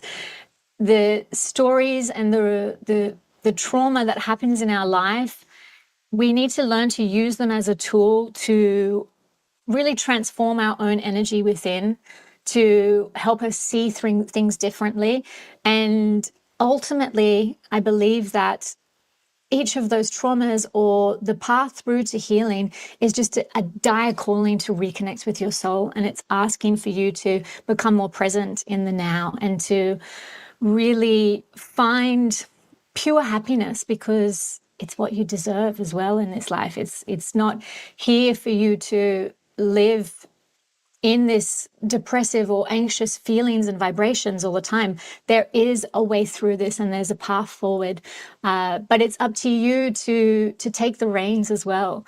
And so most people are seeking that, but it can come in all sorts of forms. It can come through burnout. It can come through just feeling a little lost, and everything is just coming back to your soul, and it's coming back to reconnection, and it's coming back to the most important thing, which is that you have the answers within you. It's got nothing to do with anyone outside. No one's going to tell you how or where you can hear this, but unless you actually walk the path, it's not going to create the transformation that you seek.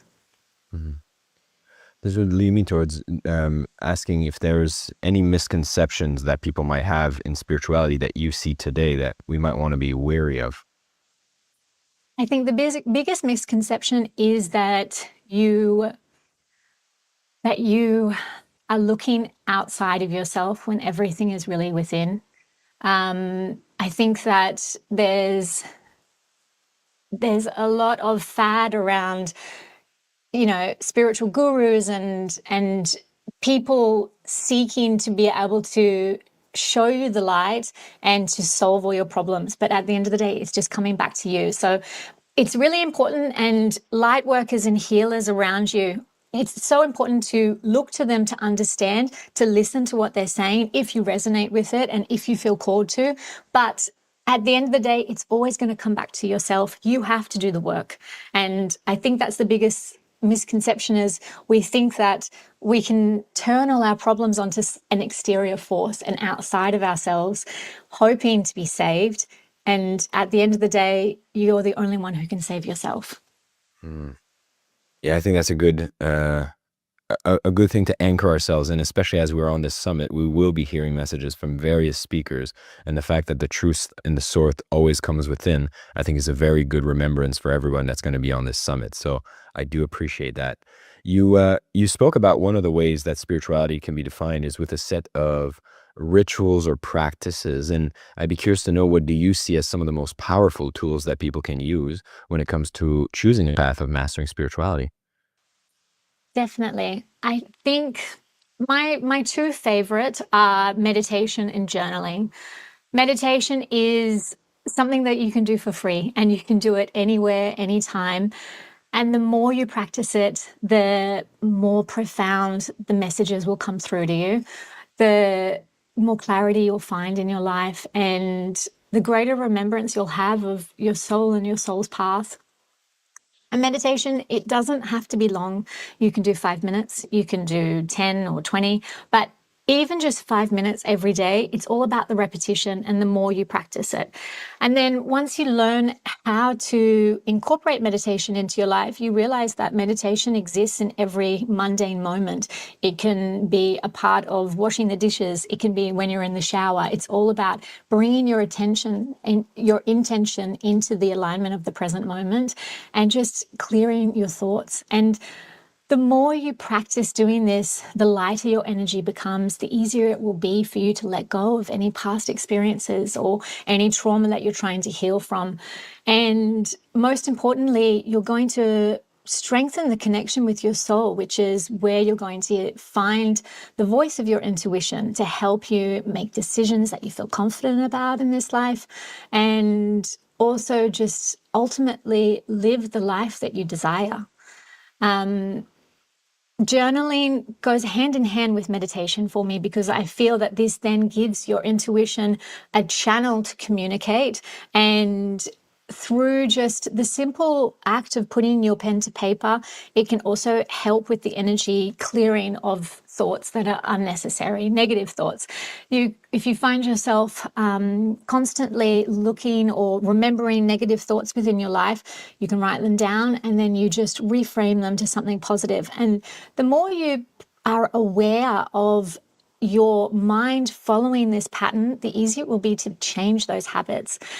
So journaling also then strengthens your connection with your soul through the intuitive path, because you're also able to gather wisdom or guidance on what your life path involves.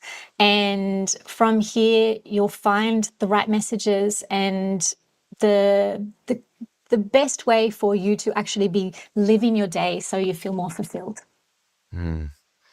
I know a big part of the work that you do is helping people, guide them towards living what you label as a sacred life. And I'd love for you to define and give us an idea, like, what does a sacred life look like, and how do we know how close or far we are from actually being in that space? Definitely. I think that a sacred life is just about bringing your awareness in the present moment, feeling anchored in yourself, feeling grounded in your soul. I work a lot with the energies around you that help bring forth more soul alignment. So, for example, as you go through the day, you're walking on the earth, and it's not just about giving gratitude to the earth, but feeling the stability beneath you, understanding that you're giving and receiving this nurturing energy all the time. Things like with water energy, when you're having a shower, when you're drinking water, just connecting with that energy and recognizing how it's nurturing your body, your temple, and how it's really transforming your energy field.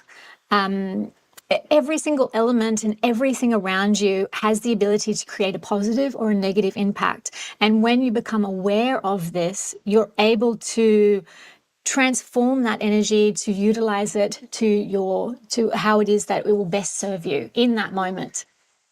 I was going to actually ask if there was a nuance when it comes to living a sacred life. Is there a major difference between a path for a man versus the path for a woman when it comes to this?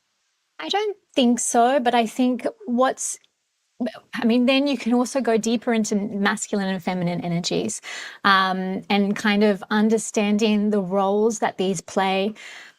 What I believe it would come down to is looking deeper into yourself and how you go about your day, and what is more impactful. Are you moving more from the masculine or the feminine side? And is there harmony and balance? Because we are different, male and female, but some male have more feminine, some male have more masculine, and kind of recognizing where the balance lies and what you need to do or what you need to consciously change within your life to find that harmony. I think that the sacred living comes very much in alignment with how the harmony of energy is living within you, and the choices that you make, how that either complements or negatively affects your true soul alignment, and then making changes according to that. Now, I know for the session today, we're even going to get a chance to experience a small experience of meditation, or at least to give us a chance to experience a fractional version of the work that you do, given that we have a limited amount of time. I'd love for you to share with us a little more about what we will be experiencing and giving us a chance to do a clearing in the process. Yes. So what I feel called for is to do just a nice energy release. I think that we're all holding on to stagnant energy, perhaps trauma or negative thoughts that we just can't seem to let go of. Before anything happens in terms of finding a spiritual path or really strengthening our soul connection, there's a lot we need to release. And we're carrying energies from past lives, we're carrying energies from other people around us, unconsciously without knowing. So I'd like to do a little sound healing to help release that energy, and then we'll strengthen the connection with the earth beneath us to really ground our soul. And then that will in turn bring a stronger connection with our soul and hear any messages from our intuition as needed. I'm going to use this moment to give the disclaimer to all our listeners that you should not be operating any machinery at this time.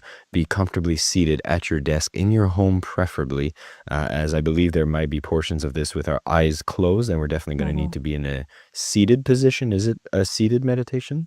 You can do either or. If you'd prefer to lie down, that's fine. If you are seated, just make sure that you either have your spine straight or you're leaning against a wall just to feel really supported. Then I'm going to use this opportunity to participate as well. And from what I understand, is there an expected time that we're going to be doing this practice so people can notify anyone else around them? Yes, as in for how long, you mean? Yes. Yeah, well, let's just do it for 5 minutes maybe. Fantastic. So at least everybody understands how long we'll be going into this experience. And Phoebe, we are in your hands. Okay, wonderful. So if you would all just like to close your eyes, and let's start by feeling the earth beneath you.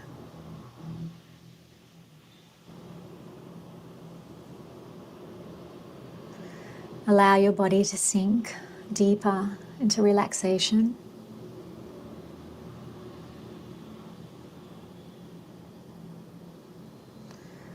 Allow Mother Earth to hold you.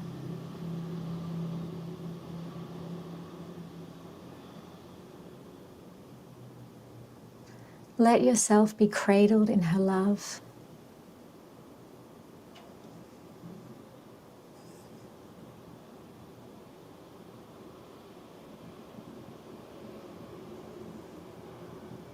And just become aware of your breath now.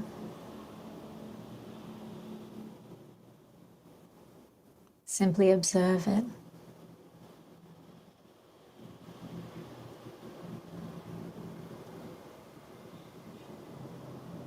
There's no need to change it.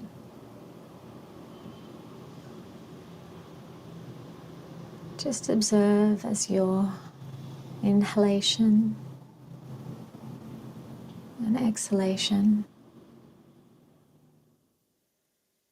rises and falls without your doing.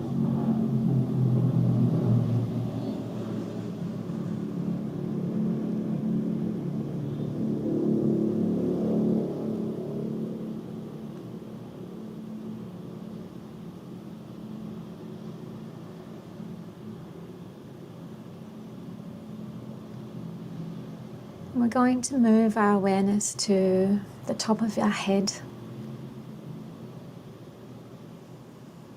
Imagine a beautiful golden light shining down from the sky above.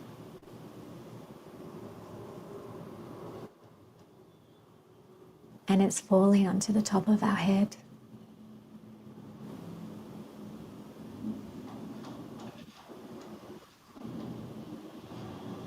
This magical golden light is going to clear any stagnant energy within our body, within our auric field. And as we move this golden light through our body, It will cleanse and release any energy or thoughts that are no longer serving you.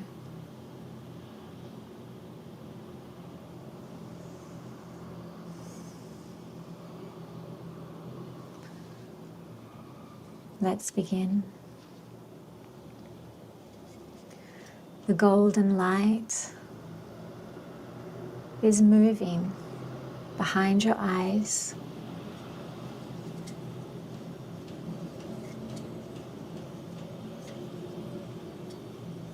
behind your nose, your mouth,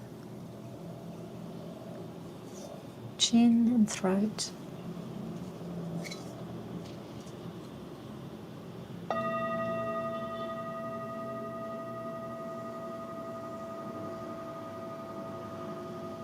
And all the energy from the top of your head down to your neck is filled with this beautiful, radiant golden light.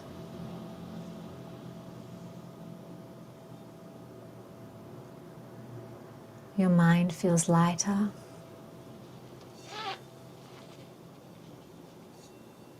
Your thoughts feel pure.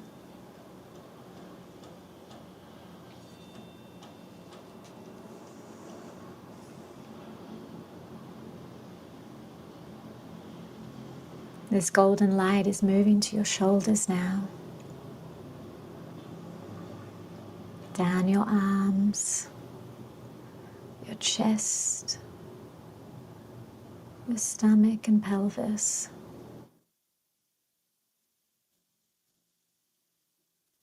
With every inhale and every exhale, release a little more of what no longer serves you.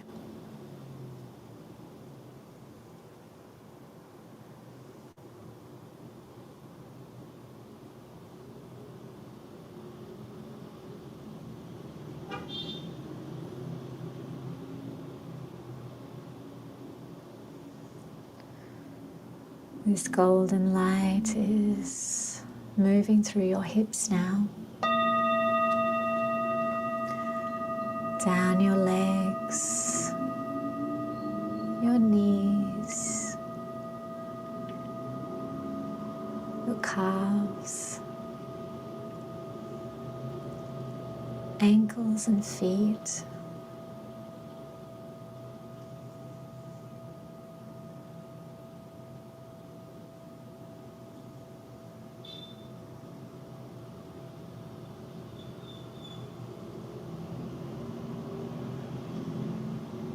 And it's clearing and washing away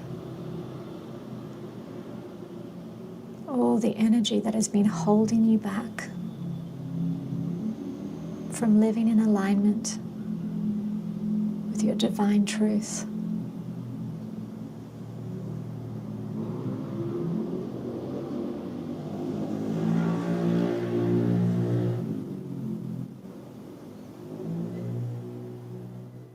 You are releasing old versions of yourself. Let go of any limiting beliefs, any thoughts that are holding you back from stepping in alignment with your soul and your soul's path.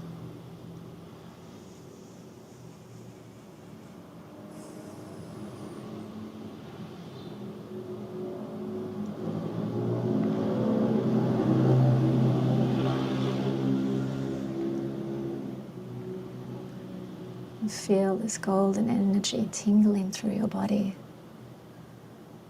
and it's pouring from the heavens above.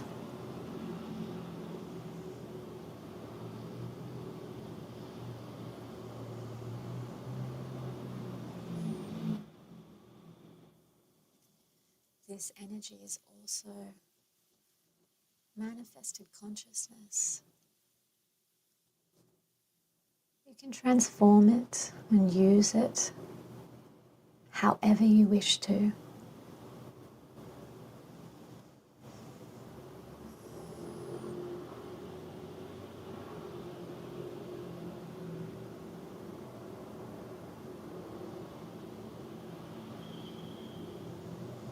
This golden light has created a blank canvas for you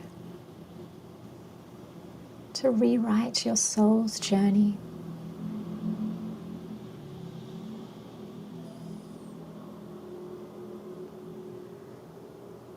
Anything that you want can be yours. So use this moment to set your intention and call out to your soul and tell the universe what it is that you want in this moment in your life.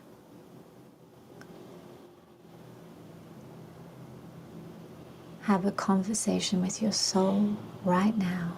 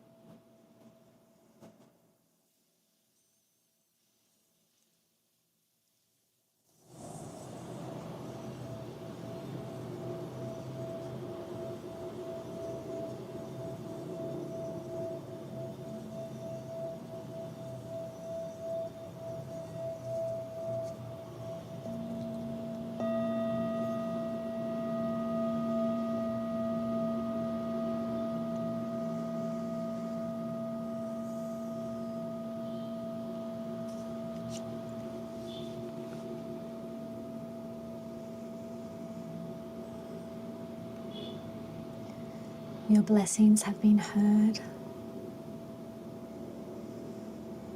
You have used your intention and the magic of the universe's energy to cleanse and rejuvenate your soul.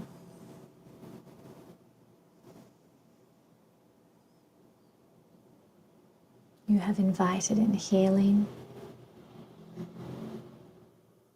You have invited in nurturing love.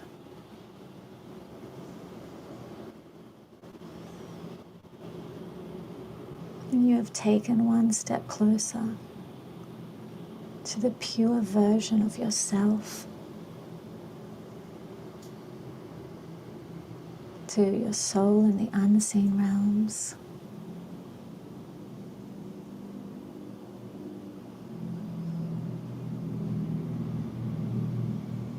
Allow yourself to merge with your soul's energy deeply now.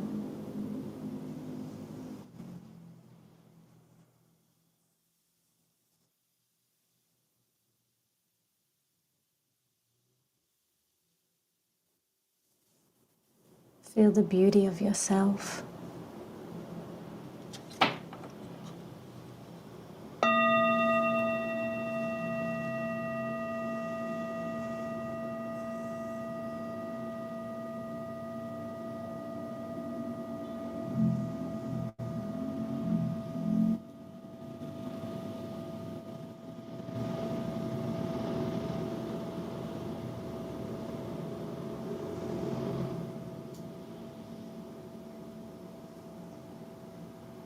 And now bring your awareness to the earth beneath you, the surface upon which you are sitting or lying down on. And gently wiggle your toes, your fingers as you slowly come back into your body.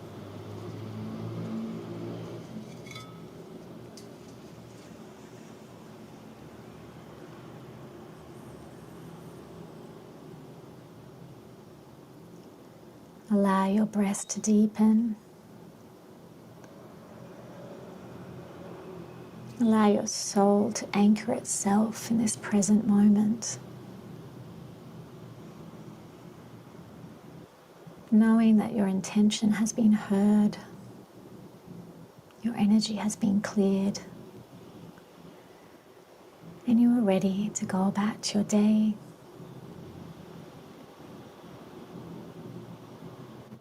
You may open your eyes.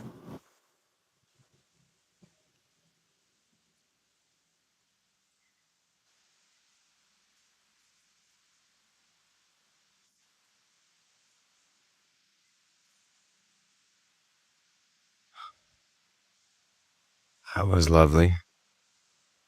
That felt nice. Thank you. I do have to say there was a moment that was very interesting for me. One thing that the audience might not know is that I'm actually in the middle of a cold right now. And the moment that the golden light was coming towards my throat, I had to cough and I had to mute myself because I was afraid of, and obviously in our editing, we made sure that the cough wasn't heard, but I did cough as I was doing the clearing with a light. And since then, my throat has become so much less irritated and I feel much better just from doing this exercise, which is in itself a little bit of the magics that we got to experience from this. Are there any other things that people should be noticing from doing such a practice? Thank you for that. I love hearing that, by the way. Yes, I think overall, the more you do it, the more you're tuning into your own energy. And I think that's probably the best gift of meditation. It's understanding that everything around you is energy, and the most important energy is yourself, and recognizing where in my body or where in my mind do I feel heavy? Does it feel constricted for me? And why is that so? And you can then follow the path of the why, and learn to heal in that way. Or you can continuously practice the meditation to be able to heal yourself through energy alignment. And it's not saying that this trauma goes away, but it helps you have more clarity onto how to heal that path, because you're able to kind of just weed out the tiny things that are holding you back. There's a lot of the time in our life, we have a lot bigger milestones that we have to face and we have to confront. But around it are a lot of little things, and meditation helps remove those little things so that you can get to the core of the healing process and what it is that you need to change within your life.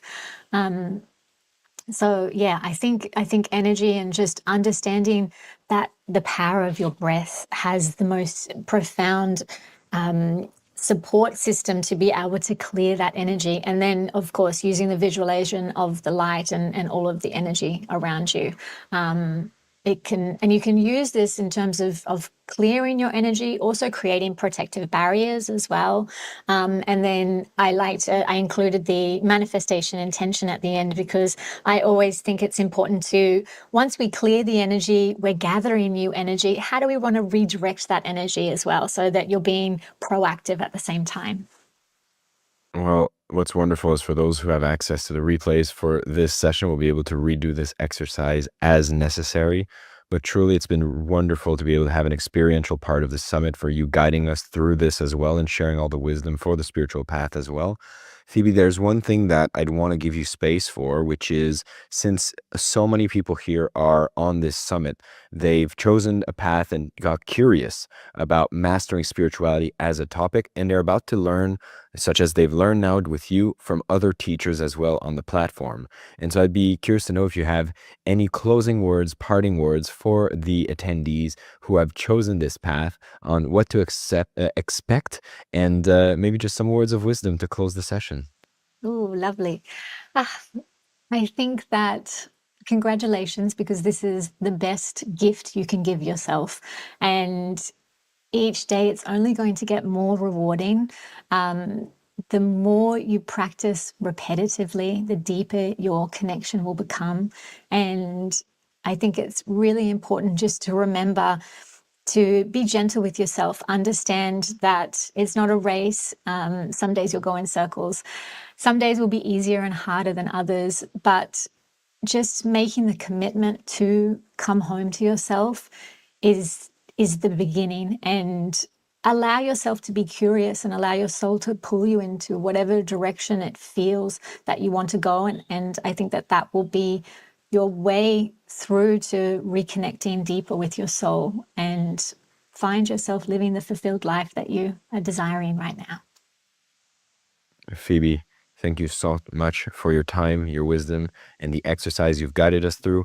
One of the things that everyone should be aware of is that on various platforms, including YouTube, Phoebe shares so many practical exercise, answers powerful questions, and there's so much more for you to discover of her work by following the link towards her profiles. We're going to put that all inside your kits and inside the conversations so you can go deeper with Phoebe's work. It's absolutely wonderful, whether that's relationship, healing, awakening, and so much more topics for your spiritual journey. She covers it all and shares in the process. So we're very grateful for the work that you do, the impact you've been making, and for coming here to share on the summit. And so thank you once again. It was an incredible session and an experience we got to enjoy as well. Thank you. Thank you, Jason. Thanks so much for having me.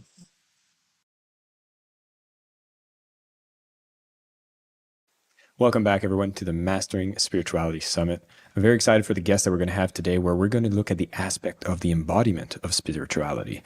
This is going to be an important aspect of today's summit, and the one that we are bringing to you today to speak more about this is the one and only Mark Walsh, who's joining me. He is the author of Embodiment, Working with the Body in Training and Coaching and Embodied Meditation. He hosts the Embodiment podcast, which has over 2 million downloads, and has led the Embodiment Conference, where there are thousands of teachers and over 500,000 delegates have attended. The man has been teaching people to become coaches in embodiment, has done workshops in over 40 countries.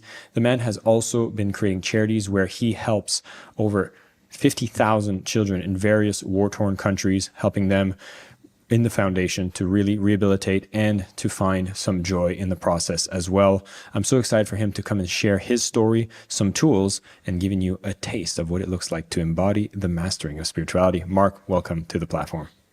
Good to be here, Jason. Now, on this summit, we noticed that all of our masters, all of our speakers have had an incredible journey that led them towards discovering their form of spiritual practice. And I'd be curious for us to kick off with learning about your story, and where did spirituality play a role in bringing you to where you are now? I think mine's a story of incompetence. So my story is that I was cognitively very able when I was young. And I was raised to sort of, a lot of books around me, read a lot of books, high IQ. I thought that was what matters. And then I hit life, and I realized that things like relationships, drug addiction, morality, my own well-being, all those things depended less on cognitive knowledge and more on what I'd now call embodiment, what I'd call emotional intelligence, spiritual intelligence. I realized there was a whole bunch of education I just didn't get in school from books. And eventually, after sort of becoming a suicidal, drug-addicted, minor criminal, I took a hard look at myself and realized I needed more. And I walked into an Aikido dojo, actually, and it just spoke to me. It's very beautiful. It spoke to my soul and my heart. And I learned a lot there that I wasn't learning in university, in school. I learned about masculinity. I learned about discipline. I learned about my own body. And then really from there, I just kept pulling on that string, and I realized, well, Aikido's great, but it doesn't teach you everything. So let's learn to dance, and let's learn improv, and let's do some trauma therapy around the body. Trauma therapists have discovered they need the body too, right? So I started looking at all these areas, and gradually it became my life. And I train coaches in that now. I supervise a charity in Ukraine working with trauma. and write books, podcasts, all that. But basically, it's become my life's journey working through embodiment. Wow. And it sounds to me like the kind of gateway to you was through the martial arts that brought you some of these elements of, is it a practice, a discipline? And I'd be curious, like, what was it within martial arts that really had the missing piece? I think, I'm from a sort of working class male British background. And the idea of sort of doing conscious dance would have been like too much for me then. Now I love it. Whereas fighting, that was something I actually practically needed at that time. And the idea was like, okay, this fighting, which is a skill that's kind of masculine, I need practically. But also I think there's that spiritual longing where if you're listening, we are directed in evolutionary or healthy directions. So I could sort of look at that on two levels. The very practical, and then this slightly deeper longing that maybe saw something in the mindfulness or the sort of Taoist nature of Aikido, or just in the discipline, and went, okay, young man, you need that. You need that. It spoke to my soul. I'm personally curious, when you work with so many people when it comes to embodiment and kind of rediscovering that void that you're trying to fulfill. It sounds like our world is getting us more and more disconnected even within ourselves. I'm curious about the journey for a young man versus a young woman. Do you find that the journey towards spirituality or embodiment is a different path for each? Well, it's a different path for each individual because we're all obviously, different personalities. And the path of the warrior is definitely my sort of almost like spiritual caste, let's say. It's, at some level was very deep in me to be warrior-like. And even though I ended up teaching trauma in war zones, it was clear that some aspect of that was always in me. Even from pictures of me as a young child, you can see this like fighting nature. And I could psychologize that and say, I had trauma, so I was in a fight response. But it's a bit deeper than that, I think, spiritually. So that's one thing I'd say is we have different natures as individuals, though I do see a gender difference in how people approach these things. And certainly something that was, that was combative, that had a lot of agency, that was stoic, that had discipline. We see young men returning to this now, even though the culture is incredibly feminized in many ways. I was just in East London. I was walking down the street, and like most of the men who passed me, I was thinking, I could kill and eat these people. Like these aren't men. These are sort of low testosterone demi men. And I hear women complaining about the same thing, so I know I'm not alone in that. So yeah, I think there's something in male spirituality which is fierce and has a certain directness. And of course, not all men, not all women. There are people who I've met many great women in the martial arts, for example, teachers of mine that I respect. So it's difficult to generalize, but I'll be controversial and say I think men and women are different. Therefore, I think their spiritual paths are going to be different. Like I've got some female friends who are very devotional. And now I understand that. But the first time I saw like it's cultural as well, right? Like an Indian female friend, like laying flowers at an altar. I didn't get it.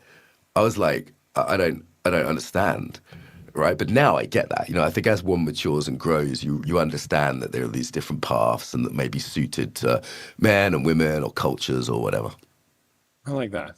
I'd be curious to know from your perspective, one of the ways that people maybe misunderstand spirituality, like if it's something that people are seeking, is there a faux pas or a way that people just maybe miss the mark?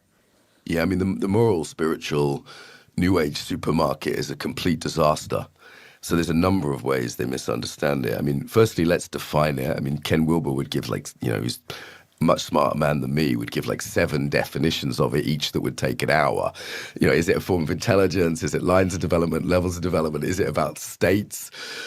So I'll start there. The common thing in the modern world is to think of it as some sort of excitable state.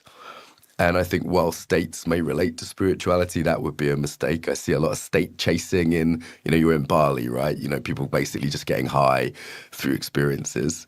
Often there's a sort of set of affectations associated with it. So if listeners maybe speak English as a second language, it would be like, using the yoga voice. I've actually got a cold today, so excuse my husky voice, but there's a sort of affectation that it has to be sort of very soft and very, maybe a little Californian. And it doesn't have to be Northern Californian. Like, you can be British, you can be German.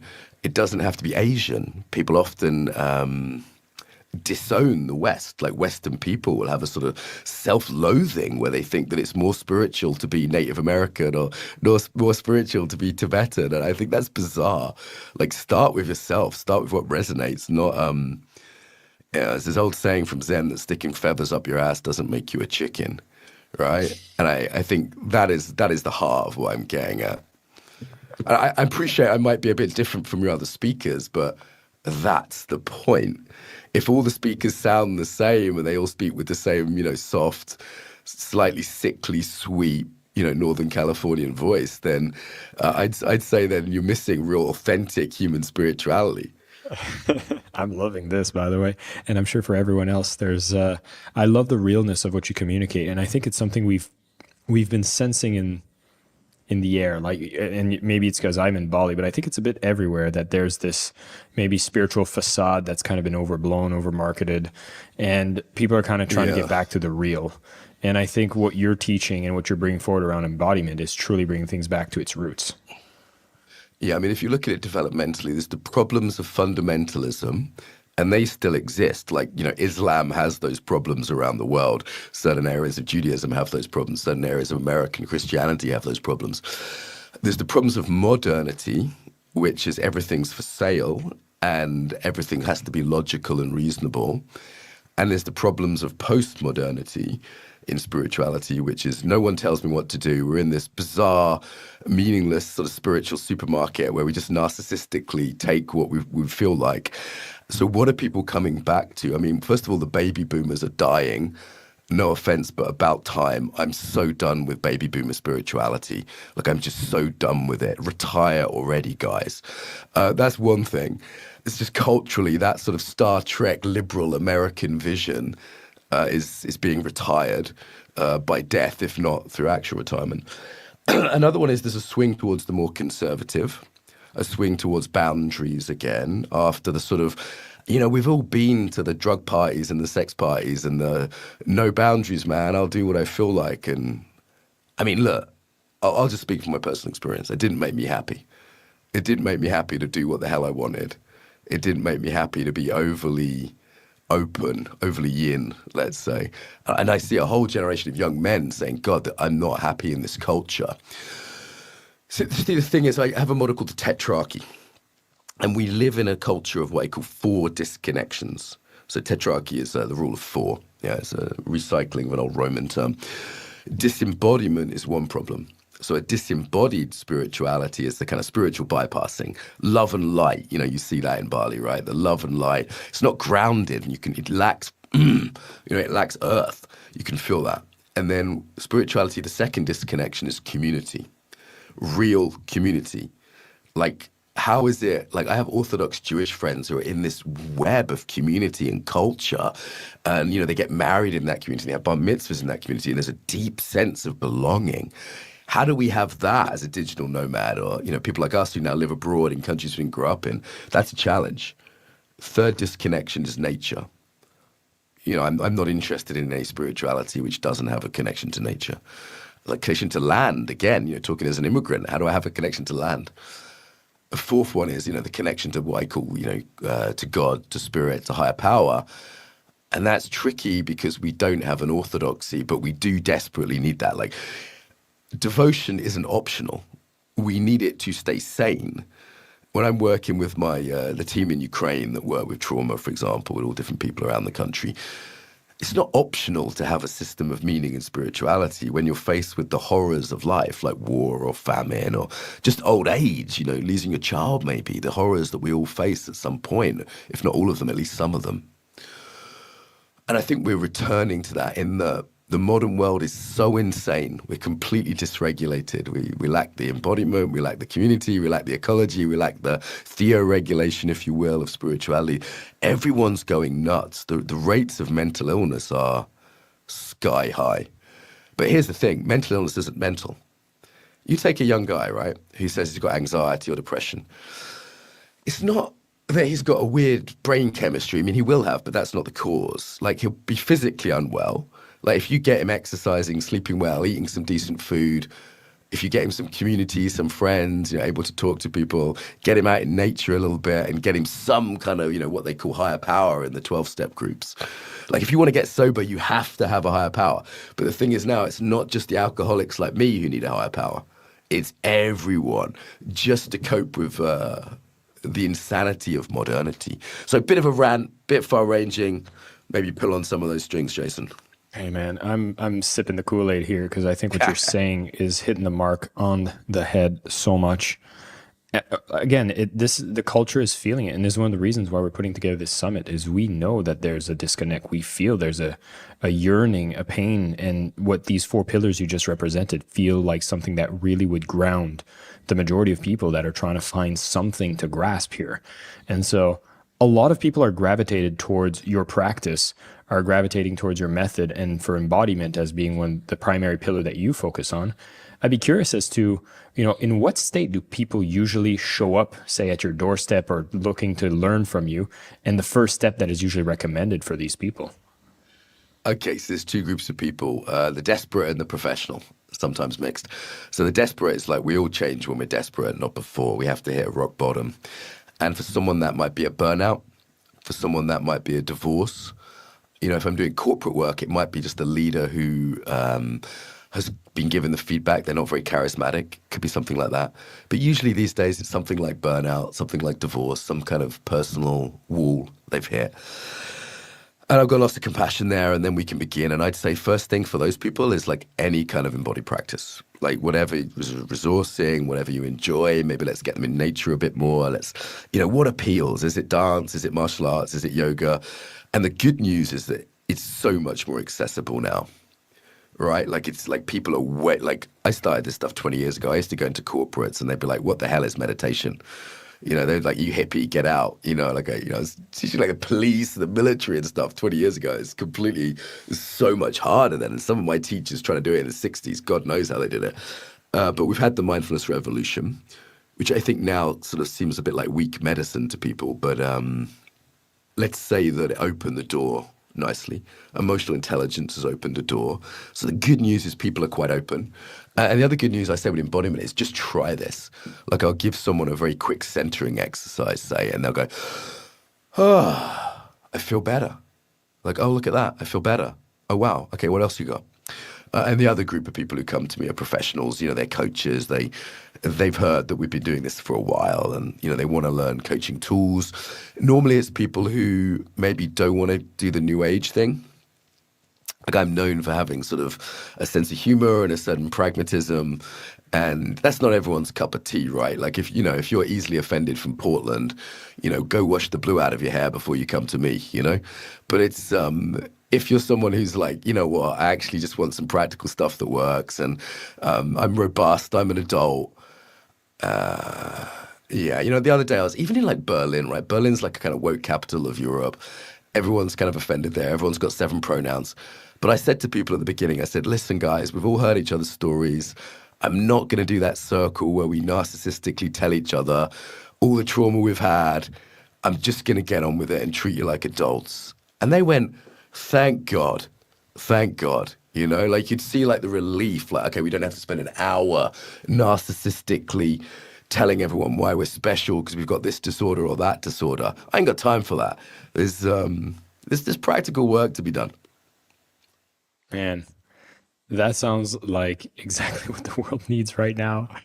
And so I'm so relieved when I speak with you and hear from you because I definitely resonate with this message and it feels like a breath of fresh air.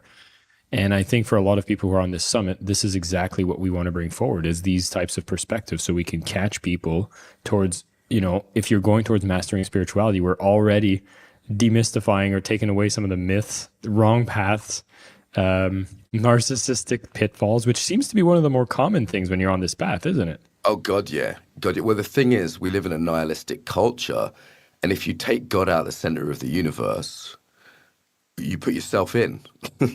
Like, that's what consumer culture loves, right? This is a conspiracy, by the way. This absolutely is a conspiracy. It's a capitalist lizard person conspiracy. That if you take God out of the center of the world, the only thing that remains is the consumer individual, and that suits the economic system we're in. Absolutely. So you could have a leftist or conservative analysis of this for sure. Both work. So narcissism I increasingly see. The other problem is most people in the spirituality sort of space are at least narcissistically inclined. I am a bit, not clinically, but a little bit. And there are, I'd say on my podcast, for example, as I've got higher and higher level of guests, I've met more and more actual clinical narcissists. And I can spot them now. There's a certain sort of big smile, and they know how to talk the talk, but it tastes of plastic, man. Like, they know how to say, and neuroscience says, and this transmitter, and here's my fucking TED talk, right? They know how to make that slick presentation, which if all your exposure to someone is a 1-minute Instagram reel, that would probably be convincing. I mean, the platforms have a lot to answer for here, right? Because it's pretty easy to be convincing. Who is rewarded by those platforms? It's a certain kind of personality. So I'd say, yeah, narcissism's a problem in the world just because of I call it the anti-culture that we're in. And it's also a problem specifically in the spiritual domain. And then if you have state experiences, maybe you do a lot of hallucinogens or do very strong breath work, and I've done those things that can be helpful, but they can really inflate your ego. You know, a lot of people did the ayahuasca and came back from Peru. Instead of saying they've seen God, they thought they were God. And on one level, that's spiritually true, right? But on another level, you're just Kevin. You know, you're just Susan. You know, you're not God. What are you talking about? You silly Billy. Plus, if you can convince a few people on Instagram and get a bit of a following, then yeah. So I mean, excuse me if I sound cynical here, but I've seen it all. I've seen it come and go over the years. I've learned on my podcast to spot those guests, and we try and filter them out these days. I see no lies from what you're saying. I mean, listen to like, does it sound like I'm not selling you anything here, right? Like, we're so used to bullshit. Bullshit's a technical philosophical term. There's a philosopher called John Vervaeke. He wrote a book on it, a couple of others. We're so used to this constant sales pitch, and that's essentially objectifying. We're treating people as means to ends, not ends in themselves. There's a Kantian phrase, yeah? We're so used to this constant sales pitch bullshit that all you have to do to stand out now is just not bullshit. And you'll upset a few people, but you'll also get a few, students, friends, whatever. Like, it resonates, right? Like, I can see you nodding, like, thank God I'm not being lied to. Yeah. I probably just slightly got the flu today, so I might be grumpier than normal. I was on a flight. Ladies and gentlemen, from London. Mark is usually... This is grumpy Mark. I'm slightly full of cold, so I might be even more antagonistic than normal today. So what's our prescription? What is the medicine you've taken that gets this truth out right now? I mean, listen, it's about life purpose, right? If you find what you're doing with your life and you face death, like, I've been cancelled that many times. I'm not even scared of it. Call me far right, please. Call me a conspiracy theorist. I've been called every name. And it's just like, after a while, it doesn't scare you. It's like, I've socially died already, right? So it's like, first of all, I've been lucky enough to have death meditations. I was suicidal as I was young. Several people very close to me killed themselves. It was tragic, but it also brought me a sense of life doesn't go on forever. I've worked in 6 war zones. You know, I'm talking to my Ukrainian team tomorrow. We're doing a retreat for the next 2 days here in Slovenia, and it's rough. But once you've had that death confrontation, what have you got to lose? You've already lost it. You've already dead. You know, you've already paid the admission. Death has already been paid. The bill has already been paid. So you might as well just get on with it. I think the other one is having Irish background and Jewish teachers. So that's given me, those kind of cultures are very big on humor. And we just laugh in the face of authority and threat. It's like, my people have been rebelling since forever. So it's, at that point, I think, what is anyone holding over you? Like, social approval? The thing is, if you're not, authenticity is like wild sex. If you think you're having it, you're not. As soon as someone says they're authentic, they're not, right? Here's the thing. If you're not being real, I don't want to get Ali G about it, but being real, you're not even meeting anyone. You're not even becoming friends with anyone. You're not getting the right students, right? Like, I want students who resonate with me. 90% of people who hear this are going to go, what a knobhead. He's not for me. Great. Enjoy Tara Brach later. She's good too. Totally different style, maybe, But 10% are going, that is exactly what I need. And I'm only going to meet those people if I'm myself. You touched on two things that I think are worth pulling the thread on a little more. One is this aspect of, social hierarchy, playing an image, wanting. It's like even in the chase of mastering spirituality, there's this sense of, oh, am I doing this? Like, what's the reason I'm doing this? Am I trying to be a better person, position myself better socially? And it feels like that's the perverse driver for even wanting to master spirituality. And the other one is death, which I'll come back later. I'll hit on both of those. So first one is like status, right? Like I've done a ayahuasca retreat, or I've done a Vipassana retreat, or I've licked a toad and stuck it in my ass. I don't know, whatever the latest trend is that's going around, right? You might have to bleep a few things out from this one, Jason. I'm sorry to give the editors the work. I apologize. It's whatever the latest, but it's status. It's just saying I'm slightly better than you. I'm slightly special.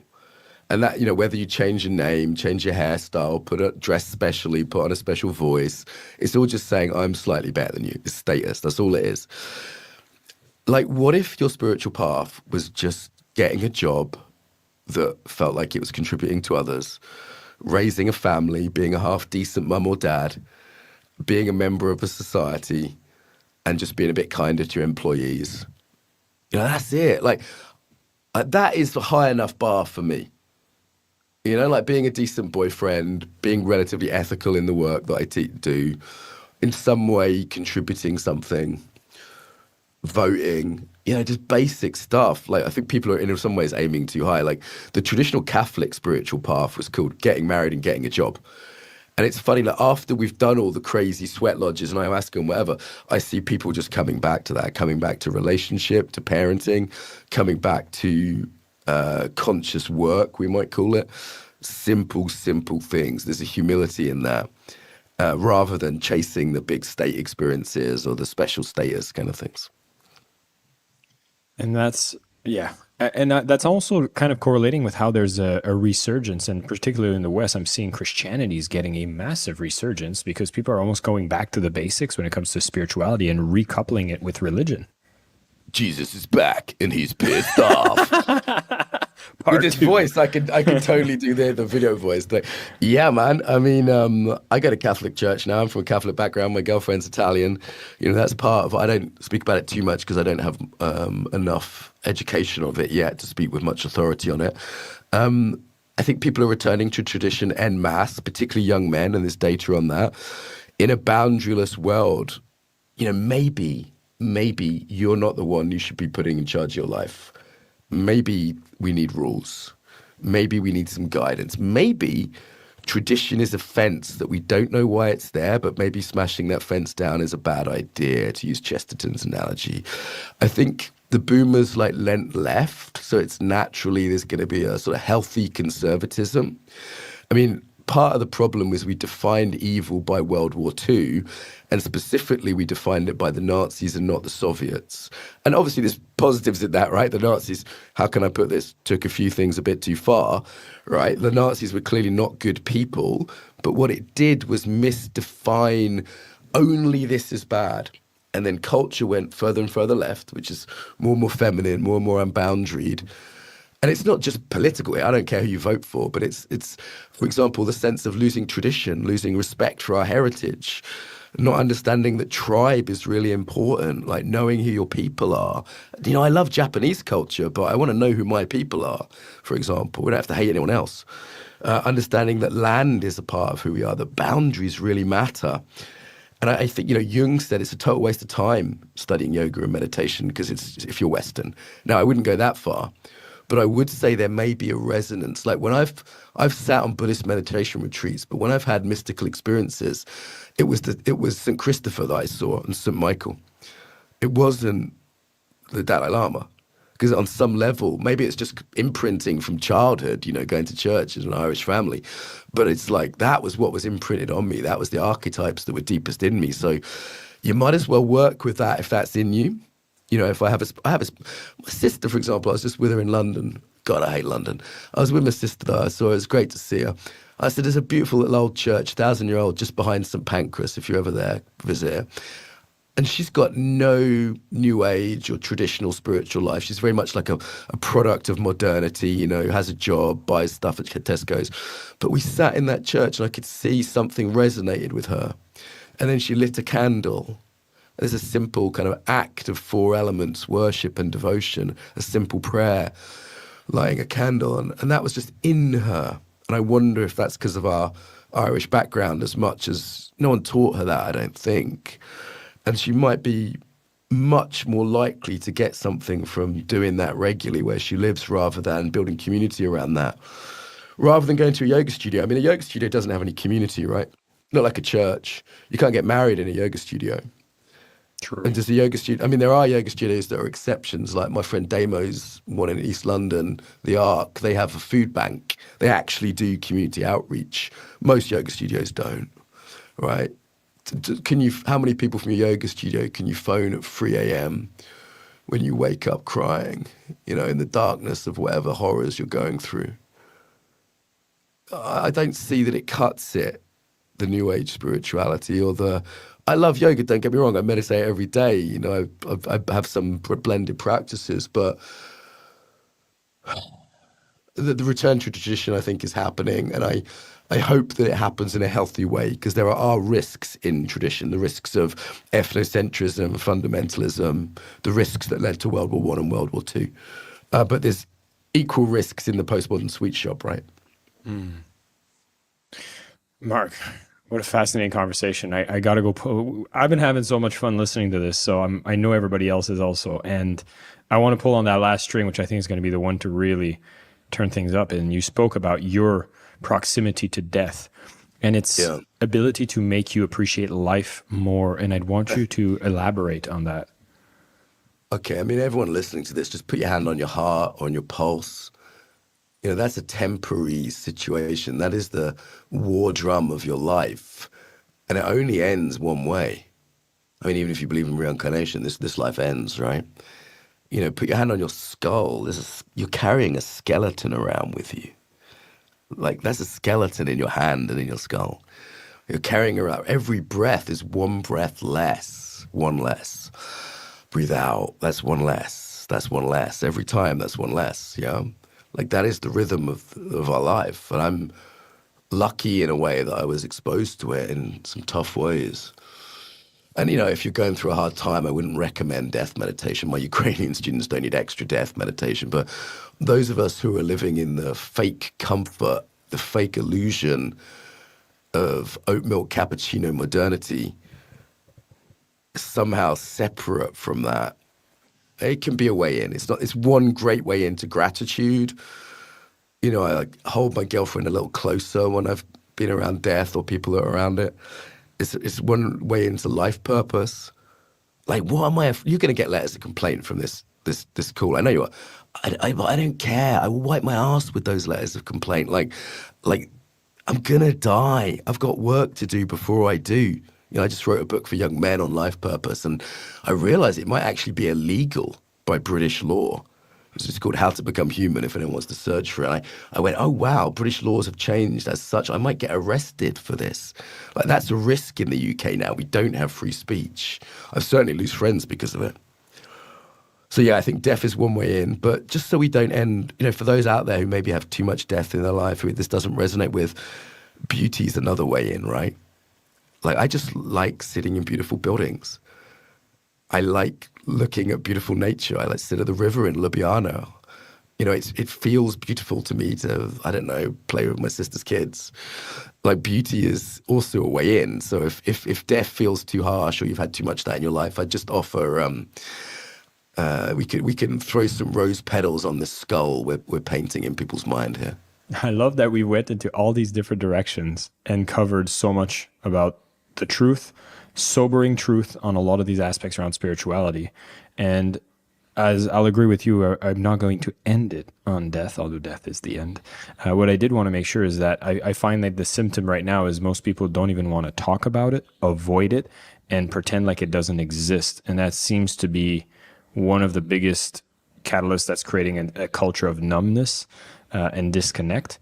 And so you spoke about a death meditation, and like, Could you just elaborate? What do you mean by saying like is it reading about death? Is it doing a practice around this? So Well, just you we can can wrap follow- this up into an exercise, Yeah, perhaps. yeah, I mean, there's a whole bunch of stuff. So you could do a meditation on your own, decomposition, like classic Tibetan Buddhist. You could do the samurai version, which is to imagine all the ways you're going to die in a day. You could work in a hospice if you've never worked around the elderly. A lot of the elderly are hidden from people today. So you don't, I used to do Aikido with my teacher as he was dying from cancer, and his skin would come off his body and I could feel his bird bones, like that was a death meditation. He smelt of chemo. Like he was 80 years old and we trained together. Like that was an honor, to be around that. And he used to, I used to listen to every word he said because I realized there wasn't many more words coming. But that could be the case with anyone, right? You could just look at your partner, go look at your boyfriend or your girlfriend and go, wow, what if this was my last day with them? Would I nag them about the washing up? Would I criticize them for that little thing they do wrong? Maybe they, drink some sugary drink that's not good for them. Would I nag them? Like, I just give that as an example because I have a bit of a penchant for sugary drinks. But it's not a big deal, is it? Like if I was going to die tomorrow, you wouldn't say this was worth worrying about. That my diet wasn't the ultimate spiritual diet. It wasn't green smoothies. So, there's other classic ones people can look up from Tibetan or Theravadan Buddhism, but there's a few that might help. Mark, fascinating conversation, especially with two of the things that you've shared towards the end here, which is an appreciation of beauty as a way to let spirituality in, taking moments to actually reconnect with beautiful elements of life. We talked about appreciating the fact that we are here for a limited time, not avoiding death, confronting it, realizing it is going to be coming and seeing how it makes us feel more alive and see how we can appreciate a lot more. There's a lot of gratitude in all of these things that you've just shared. Huge. I'd be curious to know, as people have been exposed to what we've talked about for over half an hour here, if you have things that you would like to give people for as a takeaway or a practice, something that they could use. Say they're on a 30-day journey right now and they want to have a spiritual breakthrough. What could be some of the easy ways people could start doing things you'd recommend? Get an Italian lover. That's number one. No, I mean, it's an aesthetic practice, like I'm dressing better now, I'm eating better. Your aesthetic practice could be dress well for 30 days, Your aesthetic practice could be, you could go to the gym. Like I have mystical state openings by lifting heavy things in the gym. Like that's a good practice for embodiment if you're like a normal person listening to this. But I'd say the best embodied practice is the one you enjoy. So if you enjoy dancing, dance every day for 30 days. If you enjoy body-based meditation. And I'd say, if you're sort of intermediate level, like you've already been a dancer or a yogi or whatever for a few years, maybe pick something that challenges you, something that could build range. As an embodiment coach, I'm working with people a lot, and I'll say, look, it's great, you do 5 rhythms and you're really expressive, but maybe let's do martial arts and actually get your shit together. Or hey, maybe you do martial arts and you're really, you're a little bit uptight now, you're a little bit stick in the ass, and maybe go to 5 rhythms and let it all hang out and get sweaty, So I'd say for the intermediate, the beginners, just do whatever you enjoy. Anything with the body is a good body practice. I mean, you look at my stuff if you're interested. There's loads online. But if you're an intermediate, which I think most people are now, like most of my audience that come to me are quite sophisticated people. They're cool. They're like you. They've done stuff. They get stuff. Maybe just ask, what's a muscle that I'm not building? And practice some different embodiment for 30 days. I like that. I remember for me, it was going through a tough time. What I did do is I explored with jujitsu. So I had one of my friends always kept inviting me to doing that. And I was like, I don't want to. And I ended up going. And I was like, oh, wow, this is interesting. This is new. I realized how awkward I was with my own body. And I think that was one of the most interesting aspects of practicing a martial arts, which I hadn't done before, is I was like, okay. And then it centered me again. It got me to be humble and all that stuff I thought were great qualities to bring at a time where I was trying to navigate a difficult time. So I love that aspect of leaning into something unfamiliar. Mark, nice. I'm blown away with the conversation. I'm left here very inspired and sobered. I feel like I've been grounded. I feel like what you've shared is definitely a way that, okay, I'm on this journey of mastering spirituality, but let's not kid ourselves to what we're trying to achieve on this planet. And we need to bring it back to some of the basics, realize that we're not necessarily the center of the universe. There's a lot of humbleness, some awareness of narcissism that I think is a very important thing for anybody who's already chosen to come on a course or on a journey summit here, which is mastering spirituality. You could be someone that's very susceptible to the narcissistic spiritual leaders that might be trying to razzle and dazzle. So I love that we have a bit of a detection module that you've shared for us here. But as we're coming to a close, I'd love to leave you for some closing thoughts, things you think we should be leaving people as they're going to be hearing from different people and they're going to be integrating what we've shared today. What would be some of the closing thoughts you'd like to leave us? The body matters. If anyone says you can do spirituality without the body, I'd be cautious. If anyone says they have the way of doing spirituality, they're almost certainly selling something or trying to fuck you. So I'd be cautious of anyone who says they have the way. Because, obviously, like, I'm not everyone's cup of tea. That's okay, right? And lastly, just allow yourself to be rude, to make jokes, to have fun with it, to take the feathers out of your ass because you ate a chicken. Mark, thank you so much for showing up as you. I wish you best on the recovery. I know that you had a cold, but you got to show up here. I appreciate it. Give me a sexy voice, Jason. It's Oh, good. man. Just give me a sexy voice. I'll make sure we tone it down a few decibels so it's really husky, But honestly, it's been an absolute joy speaking with you. Congratulations on the relocation as well. Thank you for sharing your wisdom. For everybody else tuning in here, honestly, I hope you had as much fun as I had interviewing Mark and listening to us having this conversation. We are going to make sure there are some links for you to go deeper into his work, learn more of the tools that he shares. It's an incredible program that he has. And for those of you who are looking to potentially be facilitators yourself, we're going to put some links to the Embodied Facilitator course and some more trainings that come from him and his group. They're doing fantastic work, and I'm so glad that you're out there. Bring your voice forward, Mark, into this world. I think you are a powerful voice in the world of spirituality, and we're glad you were on this summit. Jason, I really appreciate your presence. I to tell you were really engaged, and that helped me get through when I was a little bit sick today. So thanks for your time, mate. Enjoy your day. Thank you. Thanks. Ladies and gentlemen, welcome back to our Mastering Spirituality Summit session, where we have David Feinstein and Donna Eden joining me speaking about energy medicine, the Eden method, and truly using these tools to help you on your path towards mastering spirituality. Donna Eden, best-selling author, the creator of the Eden Method, are here to share how we were able to apply these tools on our journey towards mastering spirituality, and really so many useful practices that can be used to help you navigate the current times if you're dealing with low energy, wanting to overcome pain, wanting to find joy in your life. We're going to touch on that, where we are blending ancient wisdom and modern accessibility on the process of our spiritual growth. I'm so excited to have them joining me today. Donna, David, welcome. Thank you, Jason. Nice to see you. Good to see you as well. And I'm so excited to be able to have you both on this summit. I've seen your work back in my days when I was at Mind Valley, where you've brought energy medicine forward. You've brought energies of love. You've really blended how to live a beautiful, fulfilling life, filled with energy, filled with beautiful relationship. But I'd love to go back to the origins, because most people who are on a path inspiring thousands as you do have had a pivotal moment in their life where you've decided to make this your life's work. And I'd love to be able to walk through that journey. Oh, yes. Well, I'm going to go back just a tiny bit before that and say, I don't remember a time when I didn't see energy. I always have. And so I played with it. I looked at it. I admired it. I was thrilled when I'd see it around people. But it wasn't until I got sick myself that I started figuring out how to apply it to get myself well. And I got multiple sclerosis when I was 16. And I just kept getting worse and worse and worse. Till I was hardly walking at all.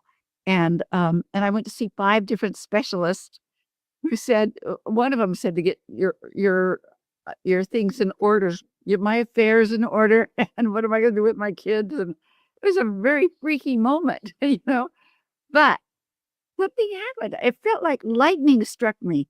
And I said, oh, I just knew I'd never go see a doctor again, that I would heal myself.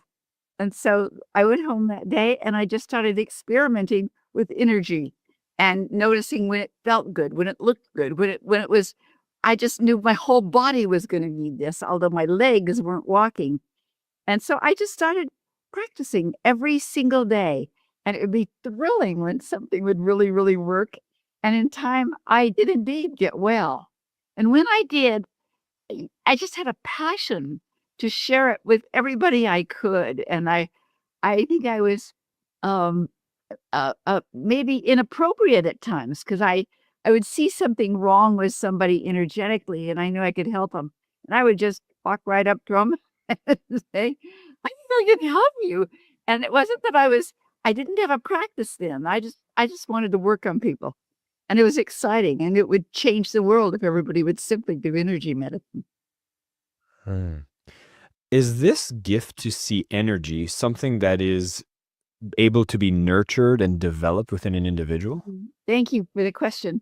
Um, I know that children, babies, when they're born, can see energy, and it tends to go dormant if the family or other people don't talk about it or keep it alive. And it isn't alive in our culture. My mother saw energy, and so she just kept it alive. My brother, my sister, and I, and they're not in any of this kind of work, and but they've always seen energy, and so what I have seen, I used to teach classes on how to see energy, but the big shock was that sometimes by the end of the class, some people could be able to see, but other people could hear energy. Other people could feel it. I mean, whatever was sense that was ready on the right on that line to develop would grow and evolve, and so people had just opened their senses when I would teach the class. Well, the most common that they would feel it. That Yeah. people will be having their hands over a body and they'll feel the energies and they'll feel where it's out of balance. They'll feel where it's disorganized. And so Donna sees it and feels it. And if there's a disruption between the two, she will trust what she feels more than what she sees. So I always tell our students who want to be able to see it that seeing energy is overrated. It really is. That it's feeling that you can probably trust the most, but that's most likely to be cultivated.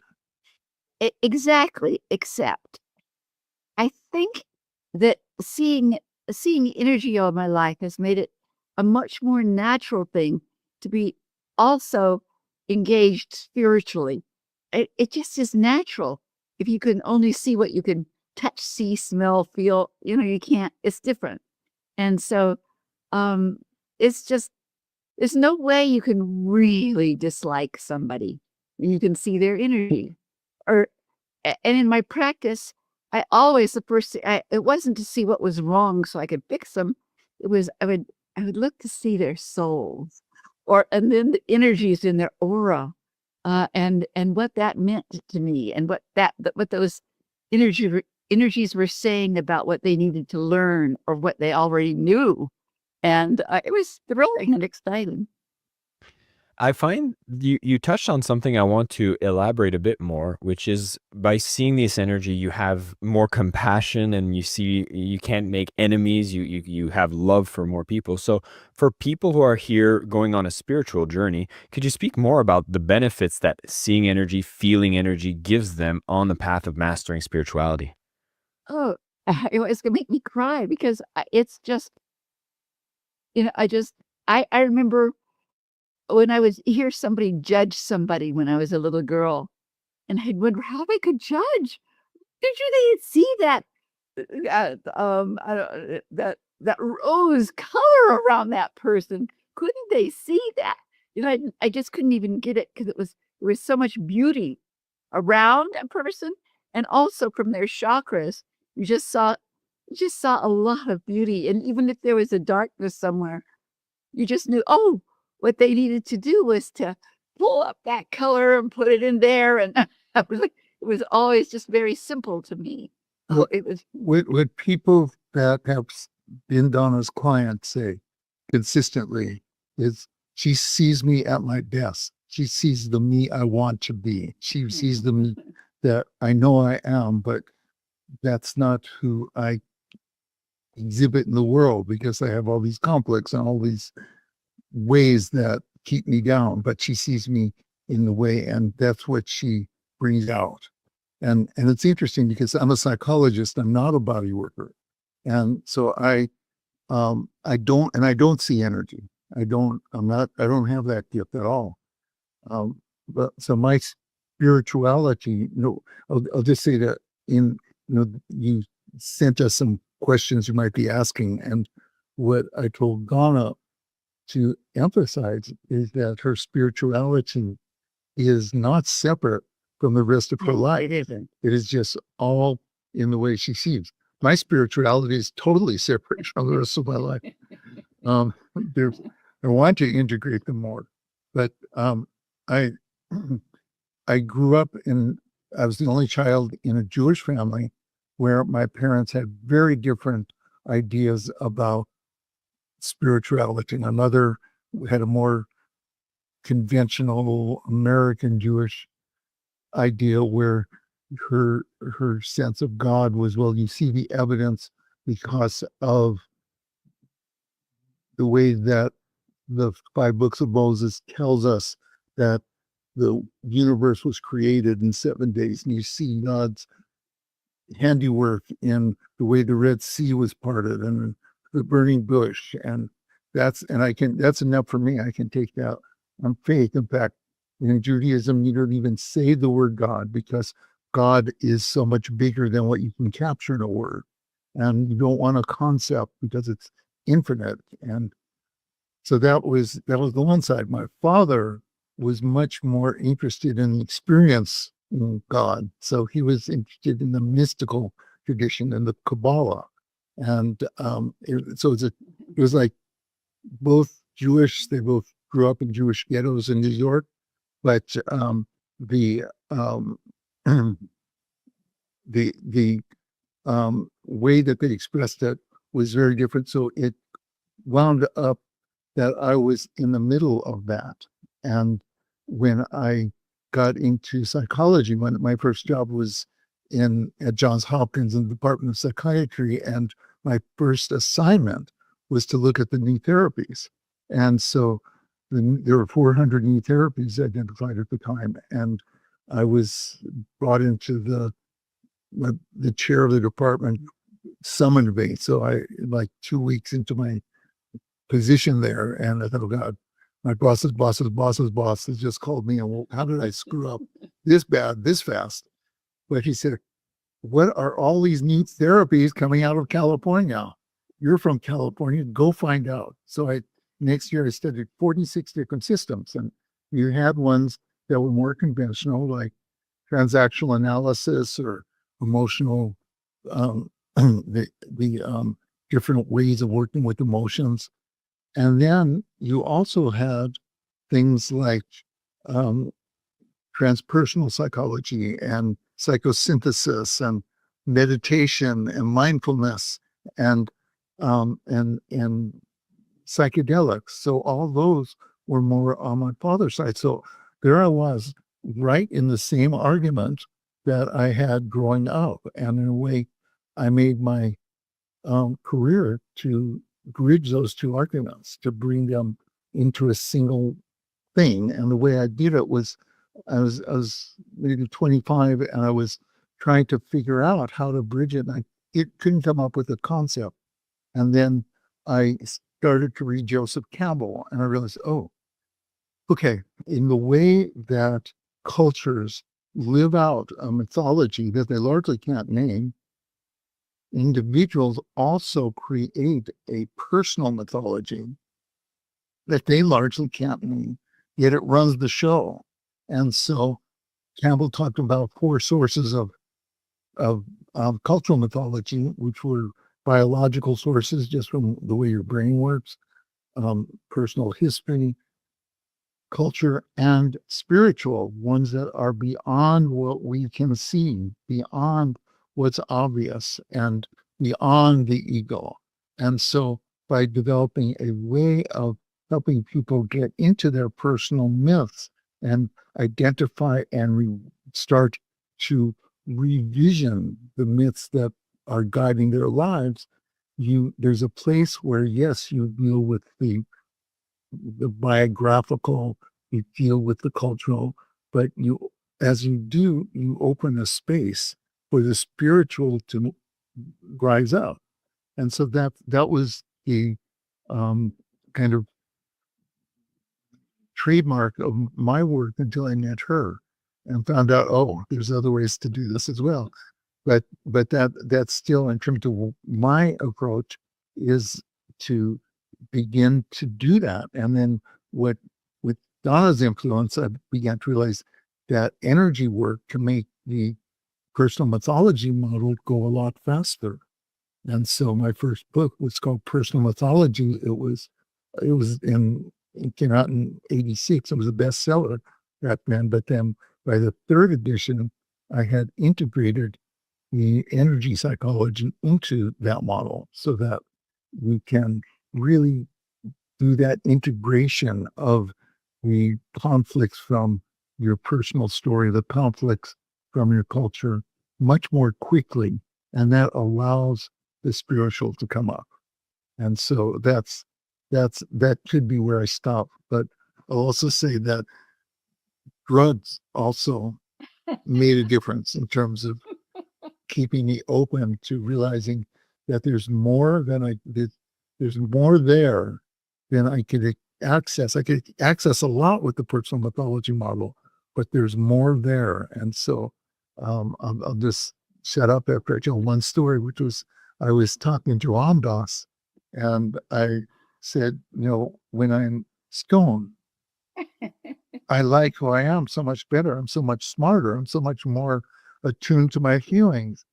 But then after I come down, it's gone. I'm not that way anymore. He looks at me and he laughs and he says, "You're telling me?" It's his whole career was really about how to keep the high. So all the things that people on your program are using of meditation, all the things I think are ways of really keeping that up. And I still think the personal mythology model is a good one. So that's my story. Well, what I find fascinating is you spoke about this element of the spiritual is one of the key components of development and a journey in itself. And what I find relevant in today right now is it seems a lot of people are attracted into discovering more of the spiritual, given the spirit of our times. Like it feels very chaotic. It feels like there's a lot of change going on in the world. And so we're looking at ways that we might have forgotten to develop ourselves that's outside of the material. And I think that's why the work that you've done, both in the psychology and the energy, opens up to seeing, well, what are the things I can do to get closer to the spiritual? How do I live my life differently or better? And one of the things I was highlighted earlier that I want to kind of allure to is, Donna, given that you see energy and you see people's best version of themselves, and David, as you work with clients, you know that we're not always acting up to our best version of ourselves. There's a gap. There's something we need to, is it fix? Is it overcome? Is that the hero's journey? So I'd be curious to know, what are some of those bigger steps we should be looking into if we want to rise up to that better version? I'm talking. I mean, I think just stepping into the energy realm will begin to open. Like they're simple little things. Like I've never been a meditator because it seemed like, what's the word? Redundant. It feels redundant to meditate because it's all there. It's just all there for me. But if I tend to lose myself a little bit, and I tell people this is the simplest thing of all to do, is just take your arms out and pull it in. And when you pull in, you're also pulling all this energy. But you're coming home to yourself right on your heart chakra, and to just be still then and just be, boy, you're coming home. And when you're coming home, you're coming into your heart chakra, which has 7 layers of all different colors and vibrations and meaning. You also, beyond your heart chakra, you have something called an assemblage point, and it's not a point at all, but it's like a sphere, and it sits beyond. And it always, for me, it looks like it pulls at a person's soul, so that their soul that I believe is deep in here, but you can see it and you can feel it out here in this assemblage point. Do you remember who Carlos Castaneda was?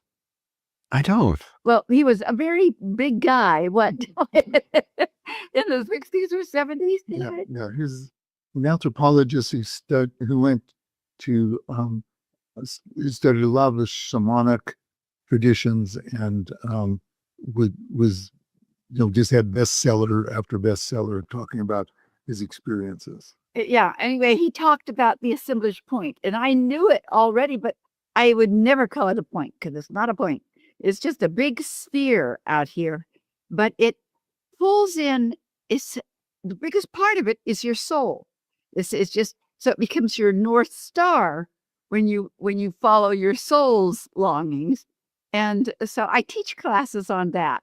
And then right beyond your assemblage, I'll call it a sphere, is there's often created like something looking like a diamond that just takes your light out into the heavens, into the universe. So your best is just taken out there. So what I have seen in these last 26 years since we've been doing our certification program, I've had so many people tell me that they can feel their own light and the best now. And they know that because it's just when you start working energetically, it does transform things. And I don't know how it can't. For myself, I don't know how to talk about it, but I'm going to talk about it.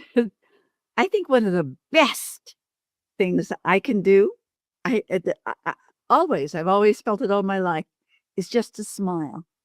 When I smile, I can feel myself bubbling up from the deepest parts of me of something so good, so wonderful, that you're just transfixed and in awe of it all, and it comes out your mouth.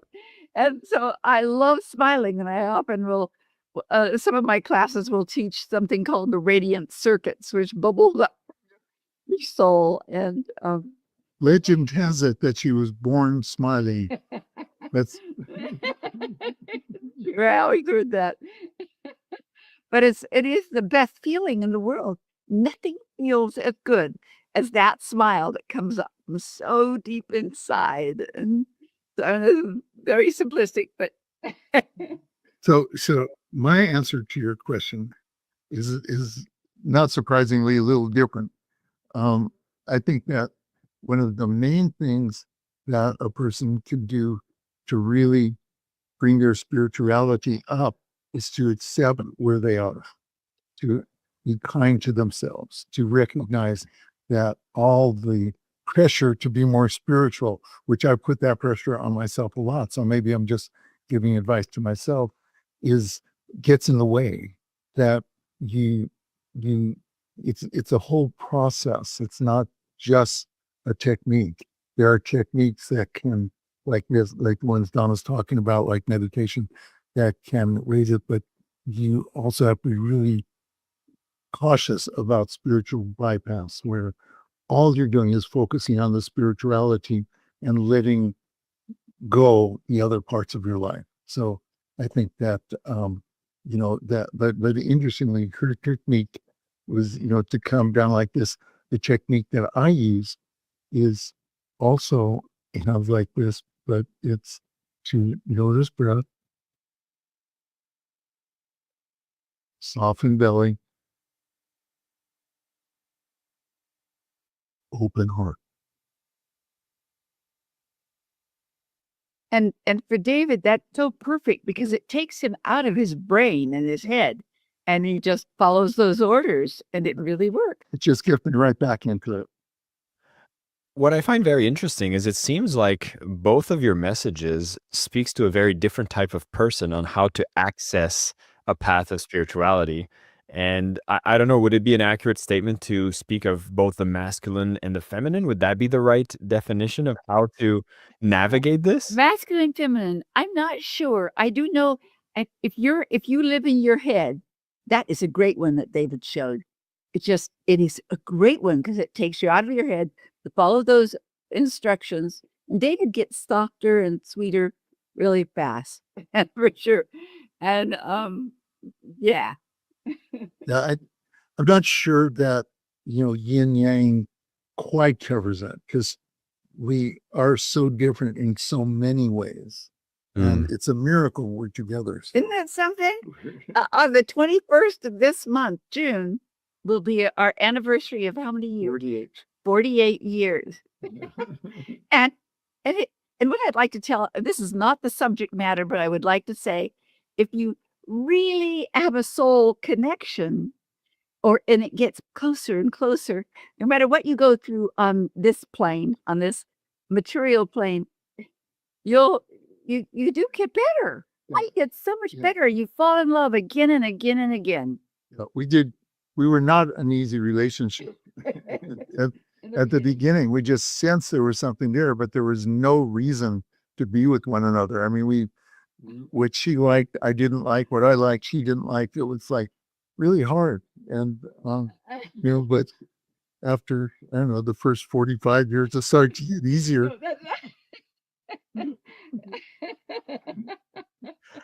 I love that we've done this little turn. Matter of fact, just 2 days ago, I signed some papers to get married myself. So I love hearing these messages and witnessing what you guys are going through. So I am at the beginning of my journey. With 7 year, Oh no. Oh no. you do, And because so it gets better and better. I just, sometimes somebody will talk to me because we've been together for so long, and they'll say, yeah, but I really like that first stage of being in love, and then it goes away. No, no, no, no. It really comes back again and again and again. And I'm in love with him every day. He walked into a store that I was at yesterday, and I wasn't expecting him to walk in. So excited. And it's that in love happened again.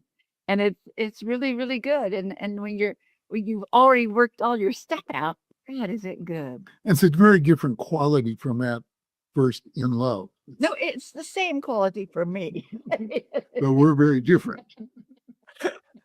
Well, I love that we've opened up that can of worms because it might bring me to kind of continue down this path and ask the fact that when you're going down a path of spiritual mastery, what is the role of romantic relationship along that path? Do you find it something that accelerates, slows it down?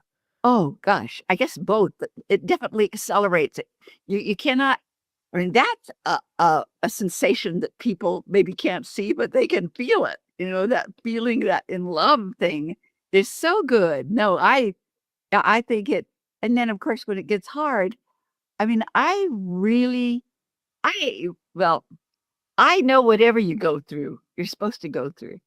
It's all a part of your journey.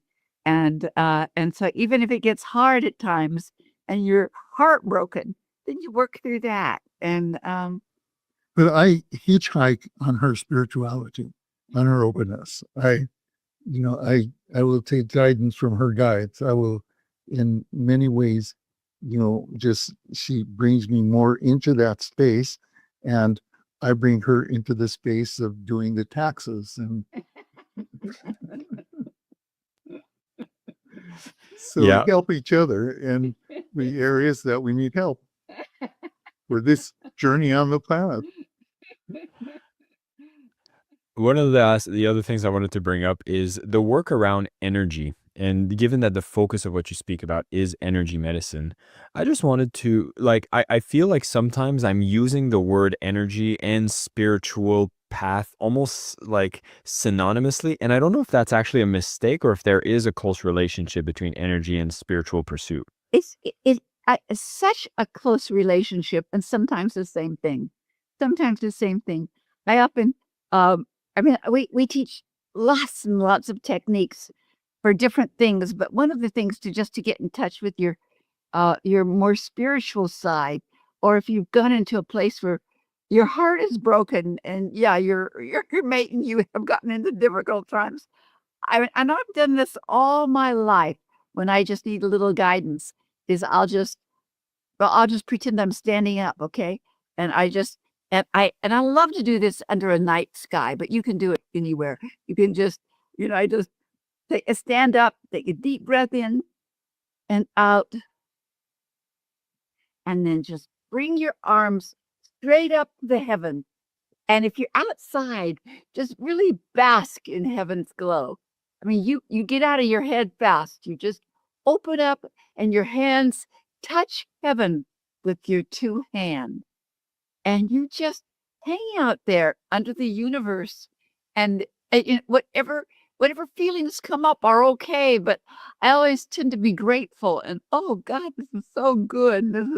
and you switch from whatever is the heartache, and you start getting in awe and reverence and gladness and love, and and then when you have had enough and your hands feel filled up, you scoop it up and you put it in the middle of your heart chakra again, and there is a vortex also there. Another thing about the heart chakra, a vortex called heaven rushing in, right there, an ancient vortex. So and then if you feel like you need more, you just go back and you get more. It's just a really good one to bring yourself at staying connected all the time. Yeah, I think that one of the messages in that is that for developing your spirituality, that dedicated time and space is really important. And it doesn't matter so much what you do as long as you're resonating with it. So if it's Donna's energy work, if it's meditation, whatever it is, it's personal mythology, as long as you're really giving it the time and the space, that makes a difference. And in terms of your question about energy, I think that subtle energies are a bridge. They're a bridge into your biology, they're a bridge into your personality, and they're a bridge into your spirituality. So with the same energy that is in you can be directed in whichever way you direct it, or it directs itself as well. It's a kind of self-healing. For the Mm. that was good. Yeah, thank you. I can see where the partnership is working right now. I love that you've given us some practical things that we can apply, because I know your whole work around energy medicine really is about a lot of tools and Yeah. practical ways of using the body to tap into the energies, to remove blocks. And you've given us some ways to really bring that into the heart. And you've referred to the chakra system, which I don't want to go too in depth with, but I did want to make a note that you've spoken about bringing a lot of energy into the heart when we're speaking around spirituality. And I had an assumption that it was on the higher chakras that would connect to spirit. I might want you to elaborate on that, where we're bringing it to the heart. Okay. Yeah.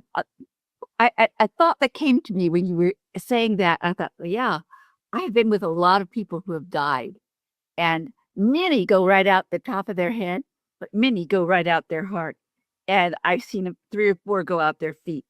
So it's like I mean, the crown chakra is, for a lot of people, it's just open and they do a lot of prayer and the energy comes in. But heart, the heart itself has something like 100 times more energy than your brain.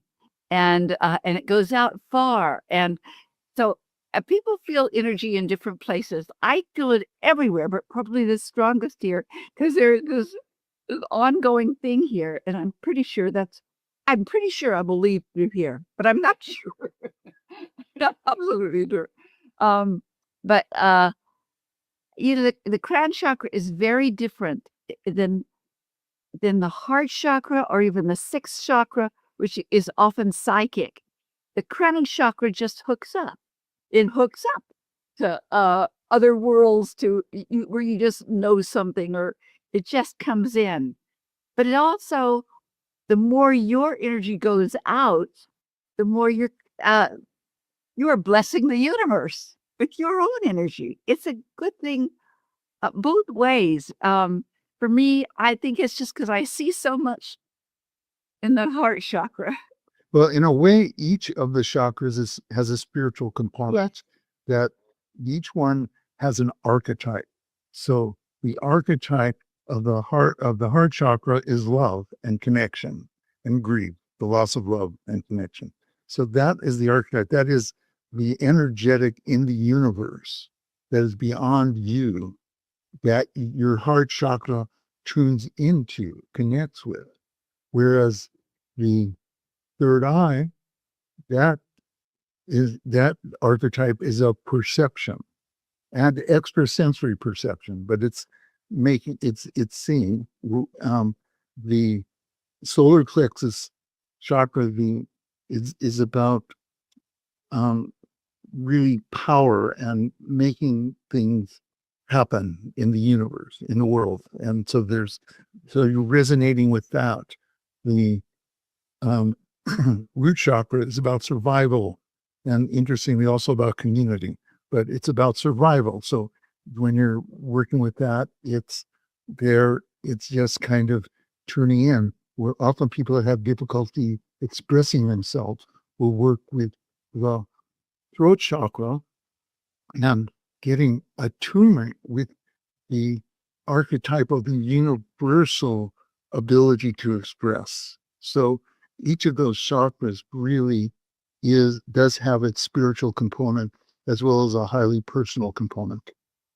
Donna, David, I'm very excited for you guys to have both come and shared on the summit. I will want to actually ask you some parting words, but first, I want to direct everyone, if you're interested in going deeper into the Eden method and learning about all the tools that exist that you can use on yourself, or even looking at being a practitioner for the Eden method yourself, we're going to put a link to the website for you to discover more of the work from Donna and David so that you can see how you can integrate these tools as a modality on your spiritual journey or in your personal growth journey, or perhaps you're looking to heal yourself, such as how Donna did so at the earlier stages, using energy as the medicine in and itself. But I'm very grateful for both of you coming here, sharing some of the techniques, sharing your time and wisdom on the summit. I'm very glad that the work that you've done has helped thousands of people and continues to create a ripple of positivity around the world. And my biggest takeaway here is just the instant benefits that come from bringing a smile on my face and bringing the energy to the heart is always a way to reconnect myself. Even if I'm feeling the stress, the anxiety, and the chaos of the world,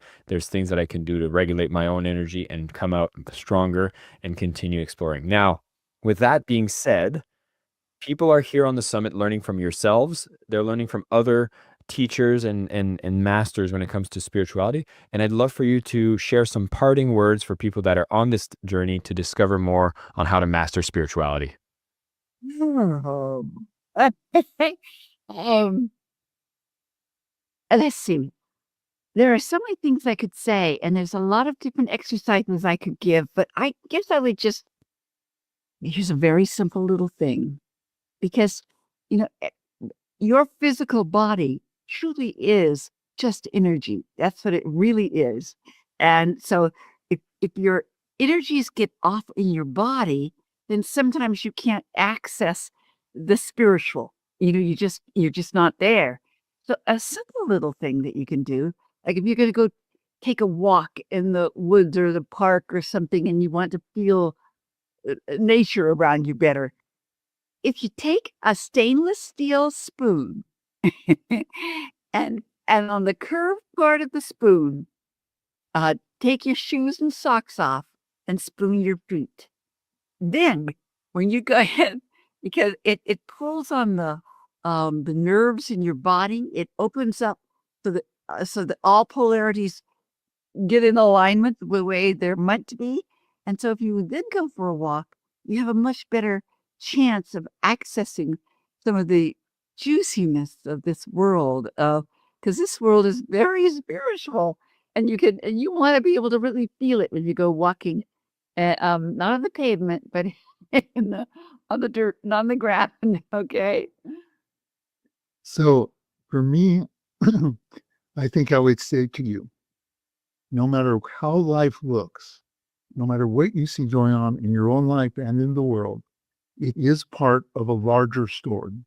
Yes. And that larger story has a direction. Einstein said the most important question is God kind? And the fact is that God doesn't always look kind, that you think God is crazy. But if you look at the evolution of us from cave people to where we are now, for all the things that are difficult, it is amazing that us humans who are weaker than the animals that wanted to eat us, we're much weaker, yet we have managed to develop, we've managed to get to the moon. We've managed to do all the things that cultures do, and we continue to evolve. We continue to evolve, even if right now it looks like we maybe are having a bit of a setback. We are evolving. And so to align yourself with the forces of evolution and to know those forces are there, no matter how bad it looks or how good it looks, align yourself with something larger. Find a way to do that. It's probably better than the spoon technique that I took. It's more comprehensive. But it's true. It is very true. I mean, light is going toward love. Donna, David, thank you so much. And again, your techniques appeal to the different audiences that are here and listening to the summit. And so I know we're going to have some wanderers in the parks, and we're going to have some people in deep contemplation who are stuck in their head, but all of them get to apply these techniques when it is necessary. And so I'm very grateful for your time, your wisdom. And again, I want to encourage everyone who wants to go deeper into the toolkit of the Eden Method. We're going to make sure that you have a link for you to continue on this journey. And thank you so much for participating in this summit. It was an absolute pleasure to reconnect. Thank you. You have wonderful energy. Oh, thank you. Thank you, Jason.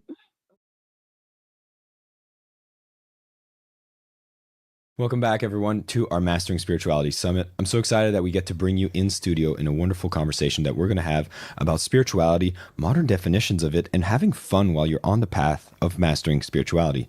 Sahara Rose is joining me. If you're not familiar with her, Highest Self Podcast, the #1 spirituality podcast with over 35 million downloads, has been hosted by her, has all of the greatest minds in spirituality, where she's been able to actually tap into their brain and bring some modern wisdom to the masses. She's also written several books, bestsellers, including Discover Your Dharma Forward by Deepak Chopra, and is now running the Dharma Coaching Institute, helping others discover their passion, their purpose, and is truly on a mission to empower particularly women to live themselves as rose gold goddesses, particularly. Sahara, welcome. Thank you so much for having me. It's such an honor to be here, and to everyone who's sitting with us energetically right now. Yes. And, on this summit, it's been a fascinating discovery. We've been really discovering spirituality and all these aspects. And before we get into the topics for today, I want to get into the topic of you, because everyone on this platform has a story where they made it their dharma to speak about spirituality. And I'd love to hear your journey of when did you dedicate yourself to this in a powerful way? So I find that most of us who are healers, we go into it because we need that for ourselves at first. But it's not so much about finding our purpose, but it's about remembering it. So for myself, when I was a young kid, I was very connected to spirit naturally. I would see things that I wasn't sure, was that a human or was that a ghost? And it would be very overwhelming for me sometimes. And there was actually a specific moment that my kind of spiritual gifts went underground. So when I was 10 years old, I lived near Salem, Massachusetts. That's where I grew up. And so I was obsessed with the Salem witch trials. Like, I feel like I was there in a past life. And I was obsessed with going to Salem, getting spell books and doing rituals and working with the elements, and, just coming through me so naturally. I know a lot of us spiritual people have felt that kind of resonance before. We're like Halloween people, because it's sort of the only spiritual thing we're kind of approached with when we're that young. And when I was 10 years old, a group of kids that were afraid of what I was doing threw me down a hill, and I got a concussion. And as I got up, I heard them laughing, saying, "Burn the witch at the stake." And it was in that moment that I created a belief that it is not safe for me to be spiritual. And after that, I stopped wanting to connect with that part of myself. I just wanted to fit in. I just wanted to be safe. And I let go of that for over 10 years. And it wasn't until I started practicing yoga that I started to realize in these yoga classes, I'm having these thoughts of my childhood and memories and these realizations, and I'm feeling so much different. And so I just became obsessed with knowing everything about yoga and Bhagavad Gita and eventually Ayurveda. So Ayurveda is the sister science of yoga based on the mind-body connection. And at this time, I was raw vegan because, it was like 2010 vibes. And if you're healthy, you're raw vegan. And my body really started shutting down. First, my digestive issues, then hormonal issues. I didn't get my period for over 2 years. I went to many different doctors, and they said, your body's gone through perimenopause and you're going to have to be on hormone replacement therapy and take antidepressants for your gut issues and a whole host of prescription medication. And intuitively, I just knew there had to be something deeper that created this. So I just became obsessed with Ayurveda, because it was Ayurveda that showed me that there's these different mind-body types. And mine, which was the air mind-body type, mentally is someone who's creative, spiritual, thinks outside the box, big picture thinker. Also can get overwhelmed, anxious, have lots of ideas and not know how to finish them, but also physically cold, dry skin, slow digestion, getting bloated, gas, constipation, low hormones. And that was the first time I realized this is all connected, that your physical symptoms are a reflection of what is deeper going on within. They are your soul telling you something is out of alignment, pay attention. And so as I'm diving deeper into Ayurveda, I'm realizing the thing I'm not paying attention to is I don't even really know what my purpose is. I've never thought about this before. And so this term came, dharma. Dharma is your sacred, unique space in the universe. You know, if this entire universe was a puzzle, it's your unique place in the jigsaw puzzle of life. And I started to ask myself, what is my dharma? Do I even have a dharma? And in this quest really began my deeper spiritual journey. And of course, when we go on a spiritual journey and we really tell consciousness, I'm here to rise up in higher levels than I ever have before, then everything that is based in delusion, scarcity, false beliefs starts to crumble away. So my relationship with my family, you know, became very prevalent for me of their like, at this point, you're a hippie. Why don't you get a normal job? I was living in India and at this point trying to write a book on Ayurveda and get it out there and getting rejected by publishers. And they're like, you're delusional. This is never going to happen. You need to get on a serious path. And part of me felt this guilt of my parents, you know, they immigrated from Iran and I'm like, they sacrificed so much for me to be here. Maybe I just owe them, you know, my like life's purpose. I'll give that thing to them. Another part of me was like, you went through these health challenges for a reason. You were here to share in a greater way. And I didn't know how that was going to happen, but every single time I would take one step back, I would take two steps forward. Every time I would get really silent with myself, I knew I don't know what this is going to look like, but I can't go back and live a life that is out of alignment with who I am. So I needed to come face to face with all of my own conditioning, the need to have approval of my family, the need to be on a safe and stable path where everything is planned out, you know, our school system, everything. We're on this conveyor belt of life. And when we have a spiritual awakening and we get off, it's like, which way do I go?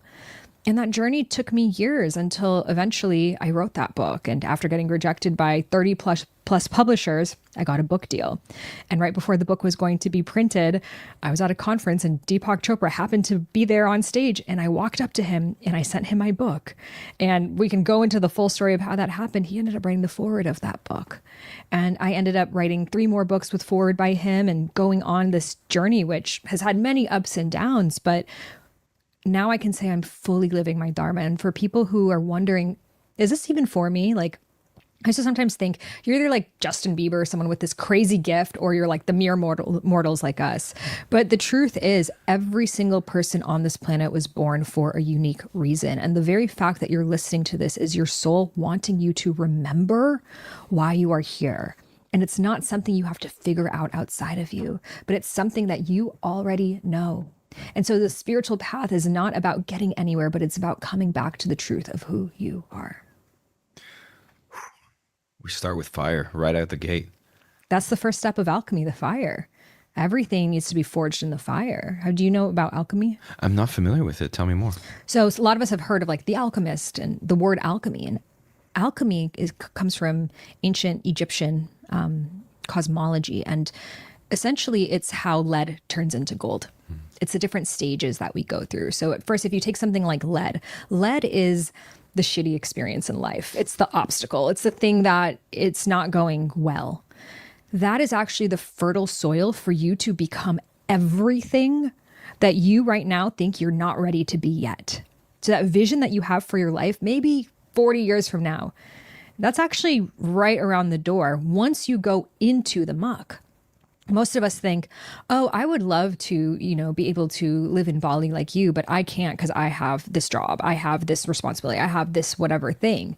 Well, it's actually, that's not the obstacle. If you go right into it, it's the exact curriculum that your soul wrote out for you, because who you become in the process of moving through this thing is the preparation ground for you to have more than what you think right now that you desire. And that's the beauty. So when we go through stages of alchemy, the first stage is the fire. When you really declare and decide, when you hit that rock bottom and you're like, something needs to change, the old world is burned away. Divorce, losing friendships, getting fired from jobs, health scares. These things are all, we will experience the level of rock bottom that our soul needs for us to start to listen. And from that fire, then comes the water. That thing just happened, and now you feel. You know, after my divorce, I went through a very painful divorce 2.5 years ago. And after finding out about his infidelity, which was completely unbeknownst to me, for 6 months, I was crying every single day. And I would ask myself, why am I crying so much, these guttural tears? And what came through is, these are all the tears that you never let yourself cry your entire life. So that's the second stage, the stage of the water, for you to feel not just your life, all of the generations that came before you. You are crying your parents' uncried tears. You're feeling their unfelt rage. And not just your parents, your grandparents, your entire lineage. For many of us, we are the first lineage breakers in our family who are feeling the things that have collectively been going on for maybe thousands of years. Maybe in your lineage, it's a story of women being abandoned, or addiction, or poverty, or war, or, you know, a whole host of fun things that we're born into. And I really believe that right now, we have chosen to incarnate at this time with tools like this summit, for us to share consciousness. So for us to do all of the deep generational rerouting work that it simply was not safe to do. It was not safe for your grandmother to sit in bed and cry all day. She had to take care of her children. Mm-hmm. It was not safe for people to feel their rage. They would have been cast out of society. So the water, and then after the water comes the air.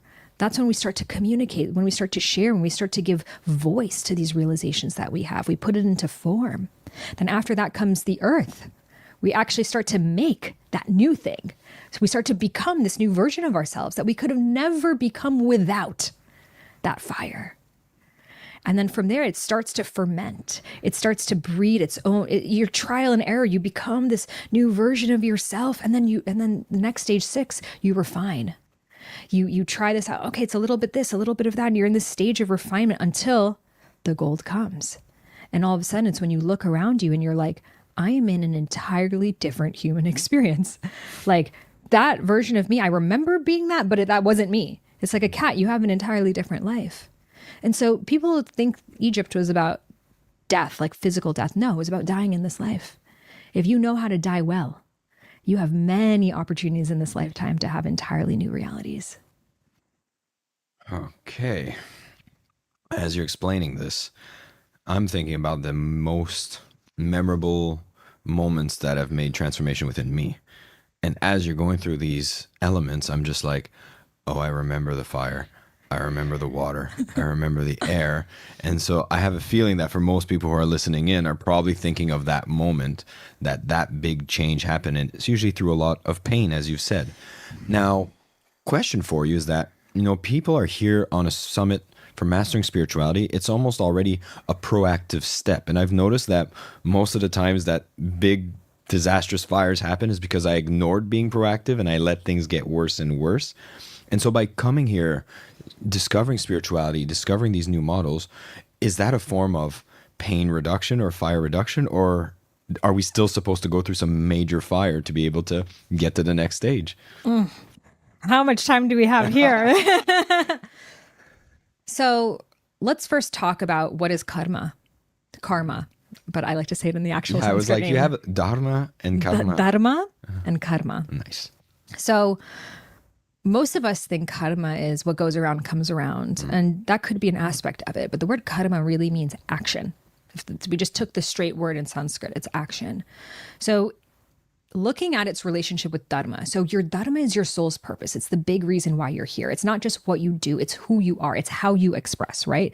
We can both host podcasts, but the way that you express it is differently than I'm going to express it, the way that you're going to express it. So it's really your unique magic sauce, the way that you see the world, and it's in everything that we do. So you were born already living your dharma as a child. That's why some of us as kids were very creative, expressive, the air archetype, Vata. Some of us were more fiery. We love to play outside and, get rough and do competitive board games. fire energy pitta. Some of us we want to play with the adults and listen to their conversation, or play house, play with the animals, take care of things, do things with our hands. Earth energy kapha. So we were born with the unique elements that we need that are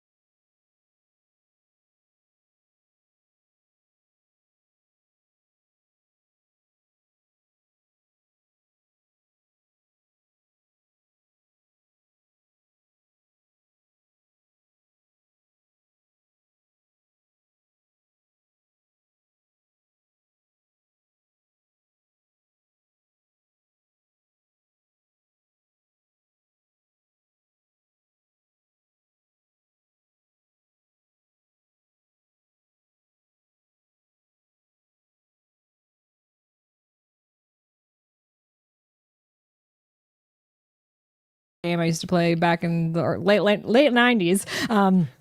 You're like, how extroverted are you going to be? How organized are you going to be? How adventurous are you going to be? So you're set up with these unique aspects of yourself, but then you have the free will of how you're going to play this game. So your dharma is who you are. It's so. For example, I'm meant to share spiritual wisdom. It's very much my dharma. So I'm naturally going to be born more with a desire to want to share and express. Someone else's dharma may be to create new school systems. So they're going to be very attuned to children and education. Someone else's dharma may be creating a new food system. So they're going to be very attuned to food and plants and digestion. Someone else's may be hosting events. They're very tuned into the collective group frequency. So it's what naturally comes through you. I have many, many tools to discover your dharma in my book, Discover Your Dharma, and we can share other resources. So you were born on this highway towards your dharma. Now, as you go through life, and this life has a lot of karma to begin with, society, culture, politics, we're not born in a clean slate. You also chose the soul, the family you're born into. So the karma of your family. So these are all different set points, preferences, codings that you're born into. So I have this dharma, this universal experience, and I'm brought into this karma. Now, as I'm going down this highway towards my dharma, I love to sing, I love to perform, I love to do these things. I'm going to be a singer. Then they say, that's never going to happen. Get realistic.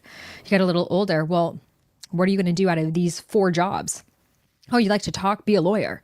It's like that life game. It's like, choose career, the closest one towards you. And so slowly you start to notice everyone is getting off these exits off the highway.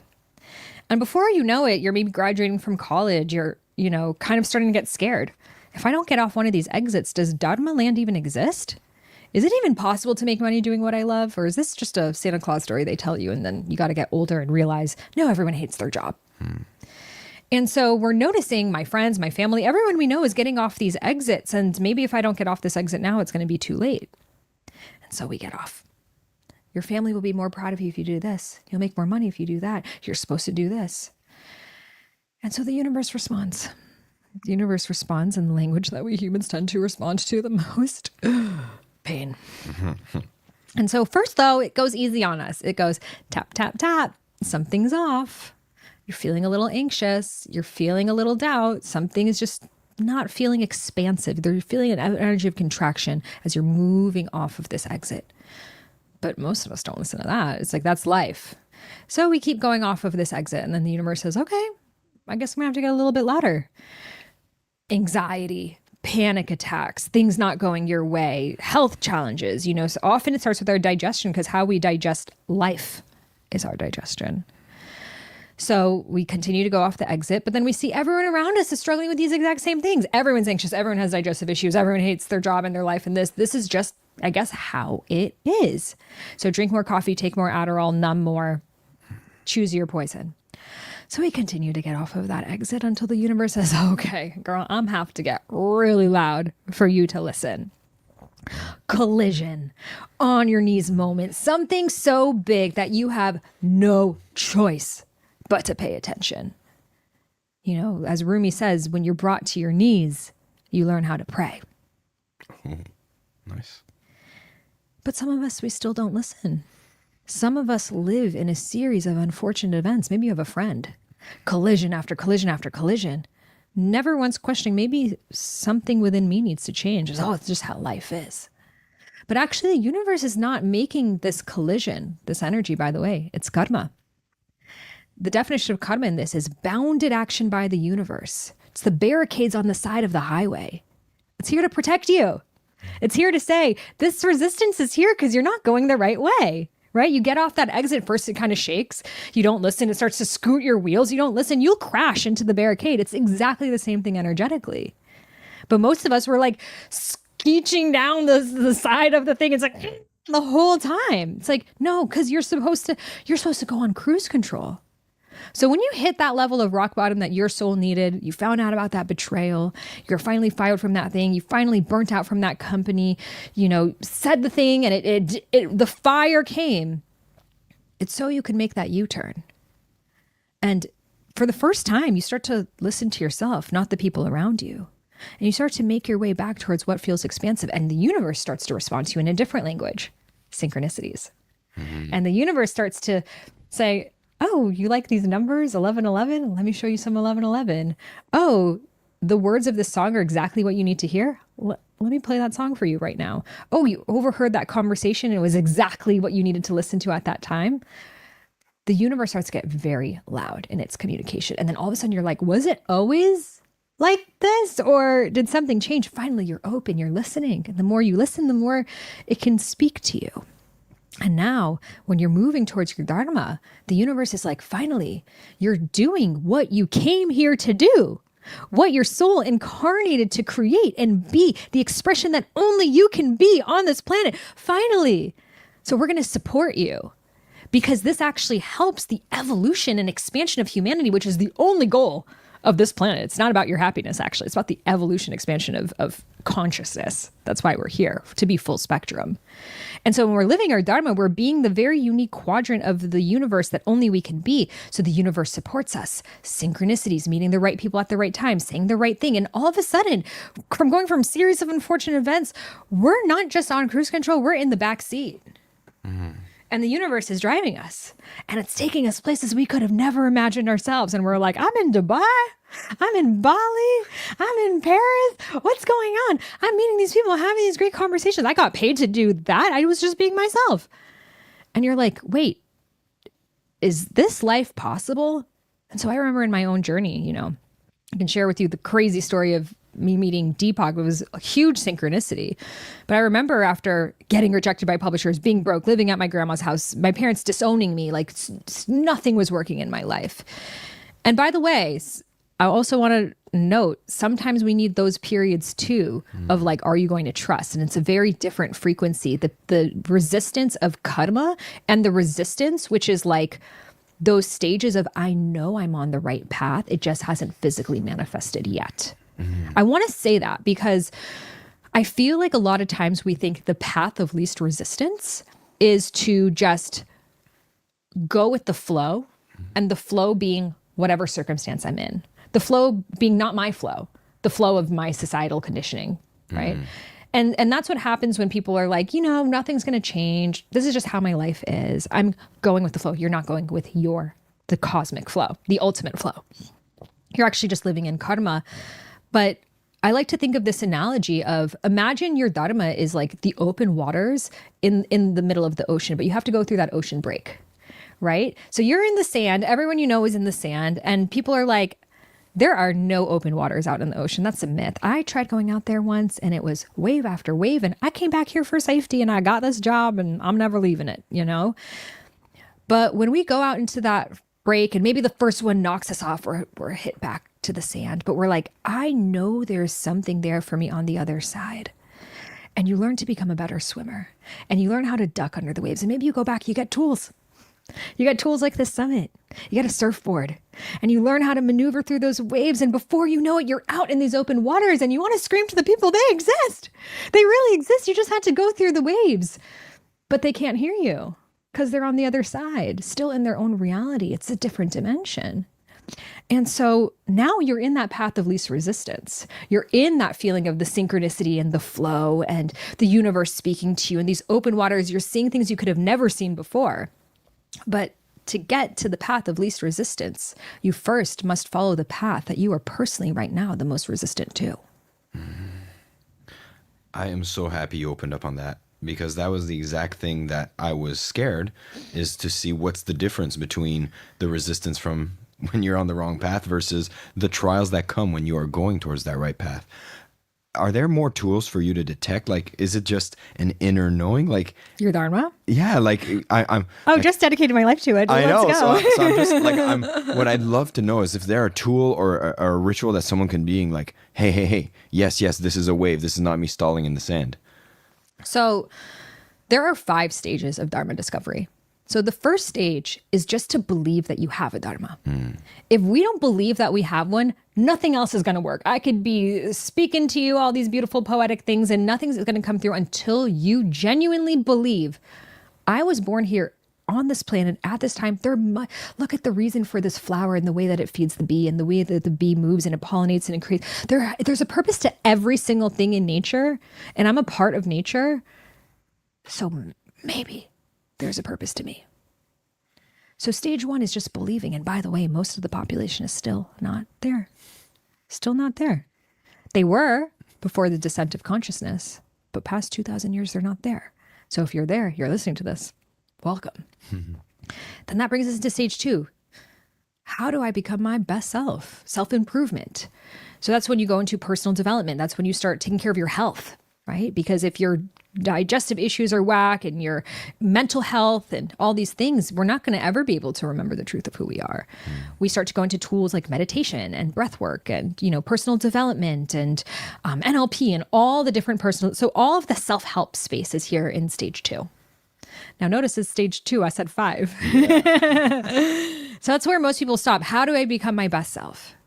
But then what happens, and I have a feeling if you're listening to this, you've had this, because this is called mastering spirituality. So, so you start to realize, you're doing all these things because you have your 10-step morning routine and you're drinking your matcha, but you're like, there's got to be more to this.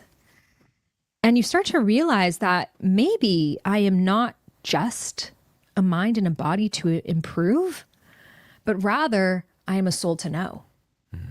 Maybe there was nothing ever wrong with me, but actually I just didn't know me. And this is the spiritual awakening. When we start to realize there is so much more here. When you look at yourself in the mirror, you're like, that's me? There is so much more here. And that's when you start to really ask, who am I? Why am I here? What is the purpose of life? Is there free will or destiny? I feel like an old soul. Why is this happening? All these questions start coming up. And this is the path of the mystic. This is age old. These questions are a very important part of our human evolution. And so in spiritual awakening, we start to become aware of energy, of people's auric fields. We start to become attuned to the unseen. It's far less about the physical and so much more about the metaphysical. So you might go into astrology and human design. You might go into Vedic spirituality, Buddhism. I mean, it is Disneyland out here.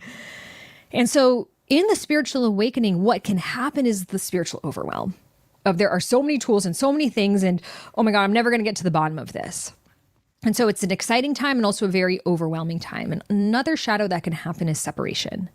We are awake, so we need to wake up the sheeple. we need to get them up because society is going to shit. And if we don't wake them up, then everything's going to. And that feeling of like, because all of a sudden you're seeing all these things you didn't see before, but that can create this separation that happens. And so as we go deeper into our spiritual journey, we start to make it less about mentally knowing all the spiritual constructs, and we start to really come into the heart. We start to really feel. We start to come into the body. We realize spirituality is not about bypassing the body. It's not about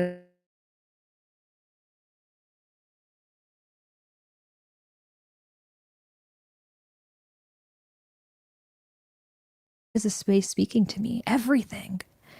And so in that, you start to dive deeper into what are the tools that actually move the needle for me? What are the things that, because I could learn a little bit about everything, what do I really want to develop myself in? And this brings us to stage 4, dharma, development. So some people might go very deep into yoga. Some people might go deep into past lives. They might go deep into shadow work. They might go deep into whatever the thing is that is actually really resonating for them. Now, this is very important. And a lot of people I see don't make the jump between stages 3 and 4 because the internet provides us with so many different tools and perspectives that we don't go deep into levels of mastery. That's why I love how you call this mastering. We don't go deep into levels of mastery, that we kind of just touch on the different things. But we need to really put in, because all of these tools, there's a system to it. There's a science behind it. You know, Ayurveda, it's a science. Spirituality and science were one and the same. The fact that we think of them as differently is part of the fragmented distortion that has led to this descent of consciousness. It's always been one and the same. So we start to really develop ourselves and kind of take out the noise of, yeah, there's all these things and well, maybe one day I'll learn about it, but really I'm going to focus on my practice and show up and have devotion, the way of the heart. And it doesn't necessarily even need to be spiritual. It could be, I'm devoted to going to nature every single day. It could be, I'm going to be really present with my family. It could be, I'm going to be very connected to animals. But it's something that connects you to something beyond you. And this is very important because, you know, I was just in Egypt and I was in this temple called Dendera, which is the temple of Hathor, and I was overcome by the deepest grief. Like, I thought I was going to take a pretty photo shoot there, and I was just crying and crying and crying for like 30 minutes. And it was this deep sadness of how in our society now we're so alone. Like, we're in our little apartments, in our laptops and our phones, in this very small boxed life where our problems are glaring in front of us. Like, the algorithm is literally like, this problem you have, let me tell it to you again and again and again and again. And then the algorithm of life reflects that as well. And before, we would gather in temples. That wasn't like a thing you sometimes did once a year. It was the center stone of life. Spirituality was the center stone of life. It wasn't a hobby. And it made me so sad that how many of us, maybe you have felt this before, are like, am I crazy for thinking this? Am I making this up? Sometimes I've even questioned myself even now. I'm like, is this my trauma response to like deal with all the uncertainty of life, you know, and how alone so many of us feel. But it was real. Everything that you think of was real. Like, the temples were where we gathered. The entire, not just Egyptian, Mayan culture, Persian culture, African cultures, Celtic cultures, Chinese cultures. The center stone of all of these cultures was connection to something greater. They devoted their lives to build things like the pyramids and the Machu Picchu to connect to something beyond us. It was why we were here. It was our raison d'être, our reason for being. But now, again, this fragmentation has made it feel like, oh, this is just your woo-woo hobby you do on the side. Good luck. Go to a real therapist, you know? If we lose connection to something greater than us, the problems of our life will eat us alive. We need to, that's why when you go out and you take a walk, all of a sudden that thing you're stressed about doesn't hold on to you anymore. This is why spirituality is the most important thing you can devote yourself to, because life is freaking crazy. There are wars going on. There are crazy political clauses being passed. I mean, I don't need to share with you everything going wrong. I think your Instagram is doing that for you. But let me share. The truth is, the ultimate thing we can focus on in this lifetime is liberation. We are here for liberation. We are here to move past the noise and realize that everything in this life is a reflection of us. And the universe, Maya, it's I am, it's us inversed. And so what we are seeing, and this is a hard pill to swallow. My family's from Iran, where there's literally a war going on. So I'm not saying this from a place of spiritual bypass. I'm saying this from a place of whatever you focus on, the projector screen of your life will say, oh, you want to focus on this? Let me bring it more to you. And so the only way we can end war is to create peace. The only way we can end poverty is to create abundance. The only way we can end the war on mental health is to create joy. The only way that we can end anything is to create the opposite. The more we try to make that thing, the more we will perpetuate war consciousness, poverty consciousness, depression consciousness. It's literally feeding an energy that this energy creates a force field around the world. And that's what these beings are picking up on. Like war is a consciousness. All of these things are like, if we think about what is a deity, like a goddess, it's a thought form that is personified. Just like poverty is a thought form that is personified, just like war is a thought form that's personified. All of these things are consciousnesses that over generations of time, we have put so much belief into that they become these real things, these real like dark clouds that like follow generations until someone says, hey, you're a mirage. You're not real. And I don't choose you anymore. And it's not, after you make the choice, you got to go into the levels of karma that have been created based on this false belief. But you can literally in this lifetime have an completely different life experience simply from realizing that this consciousness, as long as it exists inside of you, will live in the world. So for example, like war consciousness is very deep in my family. My parents escaped from war. It's for generations of it. And sometimes I'll get so triggered of it too. And then I'll realize that war consciousness is not just in the planet, it's in the families. It's in the way that your dad and I think this about you. It's the way in the relationship they become enemies to one another. Oh my God, you want to talk about power dynamics? Look at relationships. These are the ways we're perpetuating these very things. Whatever we want to see an end to, we must create the opposite of. And so through this is all really in stage 4 when we start to really fine tune our thoughts, our actions, our beliefs, the way that we're showing up, and our shadows become very prevalent for us. And it's not about not having any shadows, right? But it's about, I'm aware that that's in the field right now. Do I want to bring this on? And am I willing to take the responsibility of the void I will create by no longer having this? And then finally, that brings us into stage 5, dharma embodiment. And that is when you are being you full time. There are no more masks that you're wearing. It's not like the work me where I'm, really nice and happy. And how was your weekend? Oh, everything was great. I had some mimosas. There is no more mask. Right now, the same version of me you're getting on this camera is the same version you're getting off of this camera, is the same version that's going to talk to my mom, is the same version that's going to talk to my friends or whoever else. I'm always being me. Of course, every conversation's a little different, but there's no longer, and right now you may be in this place of like, the people in my work have no idea who I really am. My partner has no idea who I really am. I mean, over 50% of Americans say they don't feel comfortable telling their dreams to their partner because they're afraid they'll be judged. Because again, a relationship is a thought construct. So you go into this relationship, a ship, that whoever you were, when you entered into it, you feel this subconscious marriage with that version of you. So you're like, I can't change too much because that's what they signed up for. And if I change too much, they're going to leave me. Mm-hmm. So now I have these new dreams and these new desires. But if I share that, they're going to say, well, what does that mean for me? And so let me not. And so you're internally becoming this different person that you're not bringing your partner along on that journey. And eventually, guys, what's going to happen is it's going to blow up in your face. That I guarantee. But most of us, we don't want to make that blow happen. So we wait and wait and wait until the universe says, oh, Karma, me again? You need me to get involved? Okay, I'm pretty good at this. Let's go. And so when you're living in dharma embodiment, it doesn't mean that difficult things don't happen. It means it's no longer the energy of difficult. It's like, when you have something you need to say to a friend and it's like, oh, this is going to be a conversation. Like this is not going to be as smooth as the kind of conversations I want to have. But I know if I say this thing right now, we're ultimately going to have a much stronger friendship. How can I have more ease? Like, how can that be less of a big deal? How can I speak that thing with love? because on the other side, it's always more growth. It's always more connection. And so when you're in dharma embodiment, I find that all areas of your life need to come into full harmony to support you living your dharma. So for me, I was, had written 4 books at that time, speaking on stage, all these things. I didn't have a problem in my marriage. There was nothing wrong, I would say, but it was not full alignment of who I had become. So the universe needed to, once my soul was ready to depart, now I can know about this undercurrent. We have things that are happening in our periphery that we will know when we're ready to address it. And so if you found out something or something big happened in your life, that means your soul was ready for it now.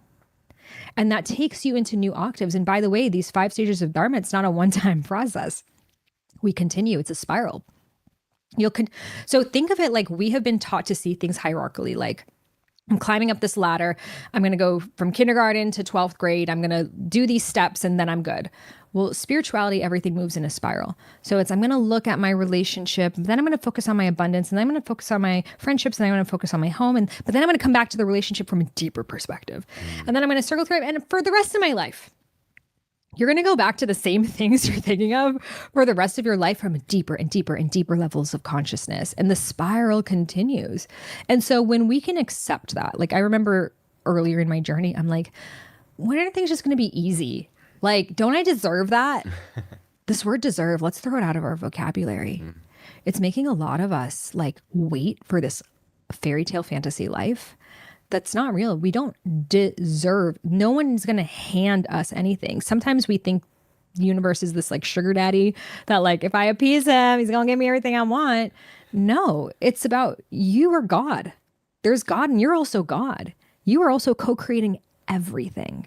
You wrote this play. You're the director. You wrote the plot twist. So if you think your life's dramatic, that was the level of drama and the genre you wanted it to be. You wrote the scene, where the scenes were going to take place, all of it. And so if you don't like what's going on, first ask yourself, why did I write this?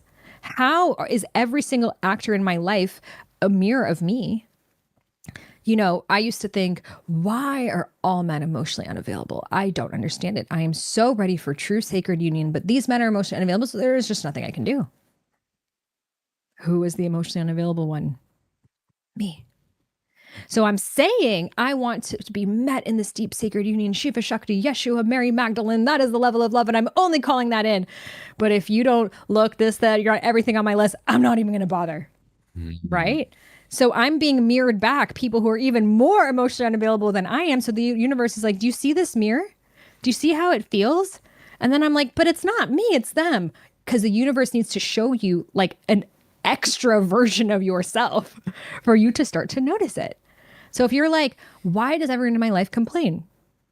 I don't know. Why were you around complainers for so long? How is that okay with you for so long? Why does everyone take advantage of me? I don't know. How did you allow that to happen for so long? It's not happening to you. It's not happening to me. We're all in the movie we designed for ourselves. And there's this beauty that comes from it. It's funny, actually, of like, my oversoul was such a drama queen. She wanted a full Bollywood saga here, And I'm like, and now I don't want it to be so dramatic anymore. Now I want more, I don't know, like just a fun, easy rom-com. Can we do that? But also not afraid when the scenes change and there's going to be a new plot twist because I'm co-creating it. There's another aspect of me that's not my ego. That's like this higher universal part of me. So it's a dance. It's a dance. If this thing happened, now how do I want to show up? So we say, well, when is life going to get easy? Can I move through ease through whatever is going on? When I stop resisting, right? It's like when you're stuck in traffic and you're like, oh my God, this shouldn't be happening. This should. I'm just like, oh, I guess I'm meant to arrive at this time. I guess, yesterday I wanted to go to the gyms here in Canggu, Bali, where we are, but I never wear sneakers. So I went to this one gym. It was very far away. They're like, you need to wear sneakers. I'm like, what? So I went all the way to this other gym. They're like, you need to wear sneakers. I didn't even bring sneakers with me. I went all the way to this other one. And I'm like, I guess I was meant to work out at this gym at this time for, maybe I'm meant to meet someone there. Who knows, and it ended up being perfect. They had a very lovely pool. So it's like when you just, whatever is going on, you just have this complete feeling of ease, because we don't control the circumstances, but we can control how we feel through them. Then the universe doesn't need to get so loud. You don't need to have such level of resistance because you're surrendered to it. And that's what surrender really is about. It's not about becoming complacent. It's about, I accept it. I accept that I created it. And now, how do I choose to embody my energy towards what I want to create in my life? Wow. I'm speechless. I have to say, I didn't have to talk much in this conversation, and I don't think that's a bad thing at all. You've taken us on a journey that really brought a lot of peace and understanding of what's going on in the experience of life, right? And I'm sure this is resonating with everybody tuning in as well, because I remembered scenes of my life. I'm evaluating how I had a perspective on why that happened or not. And everything you talk from the alchemy stages, from this dharma and how you get closer to it, it makes so much sense. And it's given me this sense of like, hey, maybe everything's okay. And I think that's one of the main reasons why so many people are interested in spirituality today, because it feels like things are not okay. But it actually feels now, more based on your definition, that this is the biggest awakening for the majority of the people, which is a collective karma that's basically saying, humanity, your guardrails are here. We need to adjust. And thank Goddess for it. Oh my God, right? And so one of the things you did say, since we're on a summit, everybody's coming here and they're exploring from a lot of different perspectives spirituality. I think you've given a really juicy, fantastic, comprehensive version of looking at modern spirituality. And I'd be curious for people that want to go deeper into your work, because I feel like we probably just touched the surface. You went really deep in this, in the work that you do. What are some of the things that people, if they're curious, they want to go deeper into your work, what would be the first steps you'd recommend them to do? I would say tune into my podcast, Highest Self Podcast, where I have a lot of these conversations, and I do a lot of solo casts where I'm just channeling. So use it like an oracle. There's, 700 episodes at this point. So whatever, it's been over 8 years now. So whatever, just scroll and close your eyes and click on something will be exactly what you need to hear. And on my website as well, I have my books and quizzes you can take to discover your dharma and all of that. Sahara, there's so much more that I know we could discuss, but I truly feel you've given us a masterclass here. And I've just been here like receiving. And honestly, it's been a privilege. It's been an honor. And I'm so grateful you've come on the summit to share so generously. I think usually I have a series of questions I've asked, but like as you're speaking, I'm like, check. You've given us some. We were in the other realm. Like, you've given us some ways of looking at spirituality that's so empowering, so purposeful, and it like joyful. Like it's again the peace of knowing like, oh my God, maybe this is the reason, is so calming to receive. And now there's such a powerful way for us to look at this, how to have this system you've given us as a way of looking through everything coming our way in a different light. And I think that's one of the most powerful things we can share on this summit. I'd love to give you still some space, because people are here. They might go into some of your work. They might be exploring other people's work. Would you have any closing words for anybody that's tuning in? They're going through a journey of mastering spirituality. They're listening from different perspectives. What would be some closing words you'd love to share? This journey is a journey of consciousness. That desire that you have, the relationship, the money, the book, the fulfillment, the career, the home, the family. It's crazy because it's not actually really about that thing, but rather it is the dangling carrot that your soul created for you to go on this journey of consciousness, that only this thing that you want so badly would have made you take. And so when we realize that it's not, because sometimes we have these desires and it's overtaking for us, and it's like, I can't even chill. Like I can't even enjoy my life until I'm in that relationship, until I have this much money, until this. And we're like in standstill waiting for our own life. And when we realize that's the dangling carrot, it's always moving and it's always changing. And you might get that manifestation of that thing, but another one will appear. And so when you realize this is just a journey of consciousness, your soul signed up to incarnate at this crazy ass time for this reason, so you can go on the very unique opportunity that only this earth provides us with, which is growth. They say the souls in the seventh dimension are fighting for a spot here on this planet. They're like, please get me in 2025. Oh, it's going to be a good one. Like they want to come here because it's only in the 3D that we have this gift of this thing called contrast. Karma. resistance, pain, dark nights of the soul. Those are where the alchemy happens. It's the only way. And I share this because I feel that you are more advanced on your path. Spirituality, like 101, feel good manifestation is like only think positive thoughts and think positive things. And like, that's just what will happen. And I think that helps people when they're so deep in karma that they're like, okay, like everything is meant to feel good. I'm just going to focus on like whatever help, because you're in pain. Like when you're in pain, you need painkillers, right? So spirituality 101 is purposely painkiller. When you go deeper into it, it's ayahuasca. It's like, oh, I made all of this? What? Me? And then it becomes a lot more fun because you realize I'm here to grow. I'm here to experience contrast. Every single person here, I literally sim character made for me to have this dance with. We knew each other in a past life. We were probably in Egypt having this conversation, maybe like in a beautiful temple. I wish we were there. But we were meant to do it here because maybe back in the temple, we had like 7 initiates. And now we have, who knows, maybe thousands who are listening to this right now. It's freaking crazy. I'm looking at a black box and you're here. This is magic. We're in it. We're in the most magical time to be alive. This is the best time. Like I could cry of getting so emotional. This is the best time we can incarnate. The fact that we can have these conversations, the fact that any one of us can just become Oprah. Like we don't need to wait anymore to be chosen and maybe get on the show and, work up these ranks. And they're only going to choose people that appeals to the corporations. You got this thing called an Instagram. You just swipe right. It says live. You click that little live button right there. You're Oprah. You can start sharing your voice right now. There's no more barriers of entry to this. And this was for this time. And by the way, you might be thinking, well, it's too late. Jason's doing it. You're doing it. These people are already doing it. No. Go to your local gas station and say, who knows about spirituality? See if there's one person. Better yet, go to the terminal at the airport and all the hundreds of people that are there. Maybe the entire airport. Say, who remembers their past lives? Who's an old soul? Who's done shadow work? Maybe 1 to 3 people will show up. I'm sharing this because this is very new. You are on the cutting edge. Just like you were on the cutting edge of things and you're like, why didn't I act on it earlier? If you're listening to this, now is the time. I'm speaking to your soul. You said, take the mic. I'm taking the mic and I'm talking to you. Okay. This is the time for you to start sharing your voice. This is the time for you to get out of your own way. This is a time for you to realize that very thing that you don't want people to know about you. I can't share about spirituality. I can't share about personal growth because I still have this problem. I'm still dealing with my ex-husband. I still have to work 2 jobs. No, that's the thing you share about.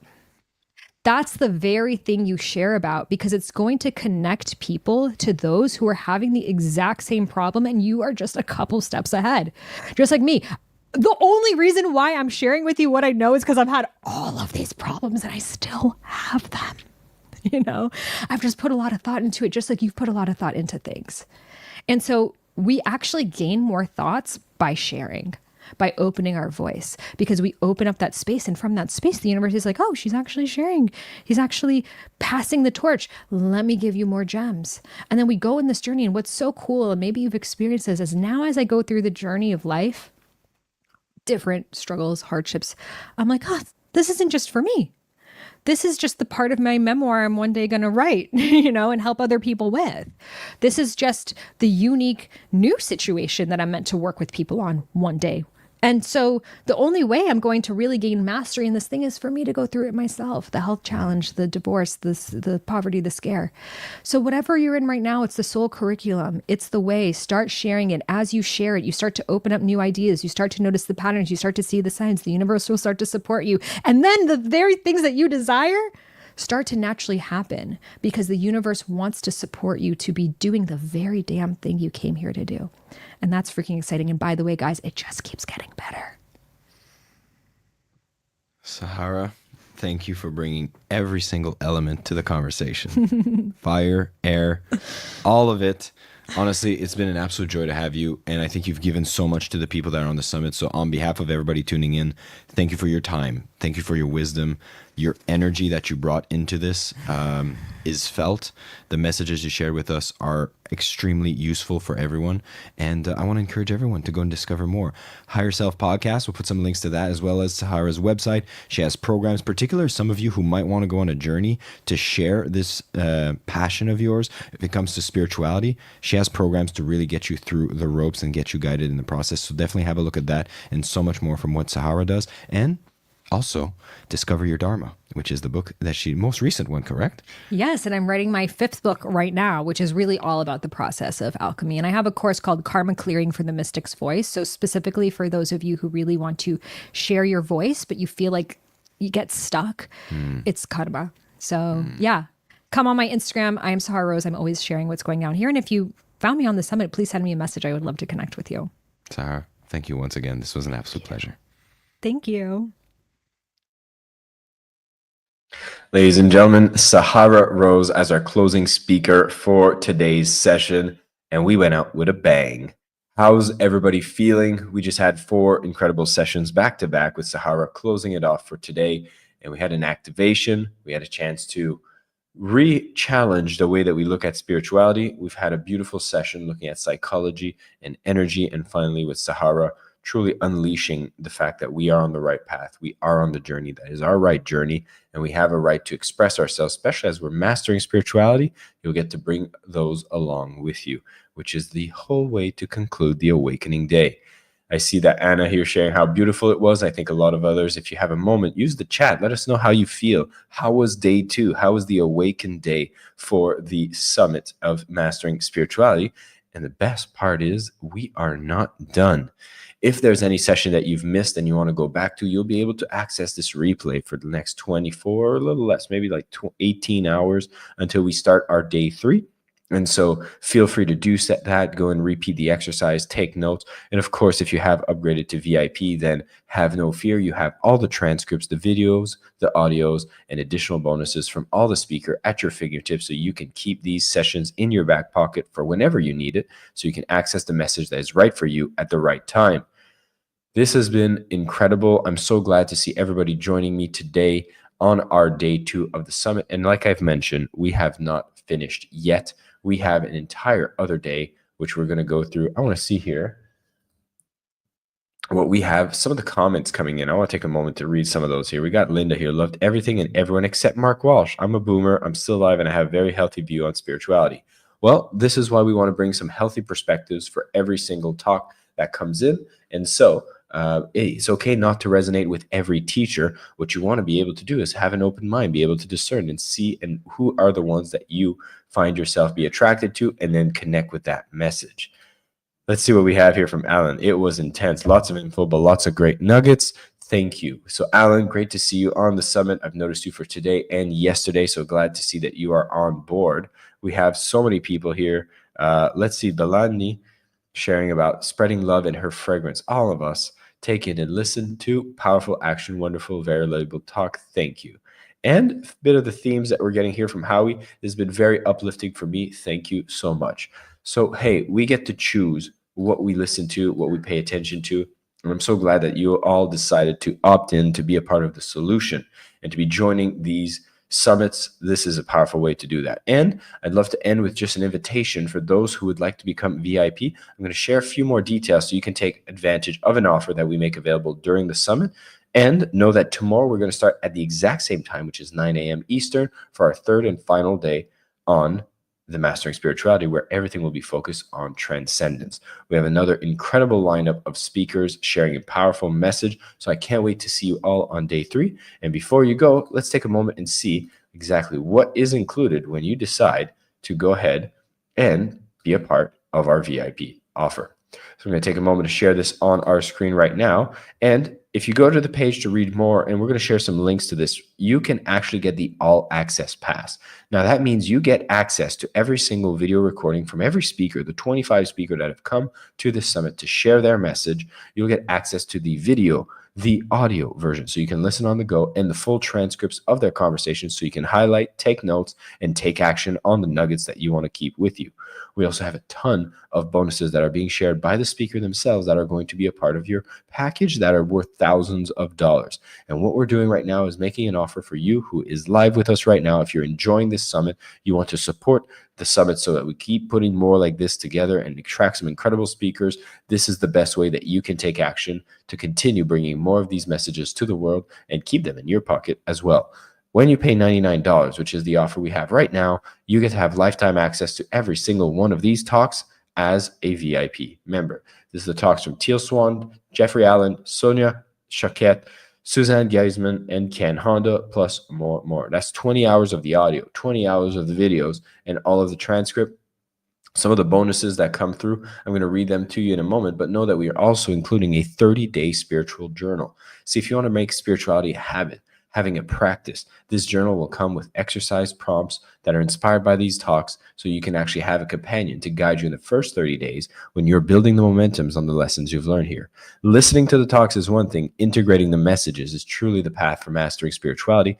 We've made it effortless for you to get started, so there are no excuses, and it's accessible for all.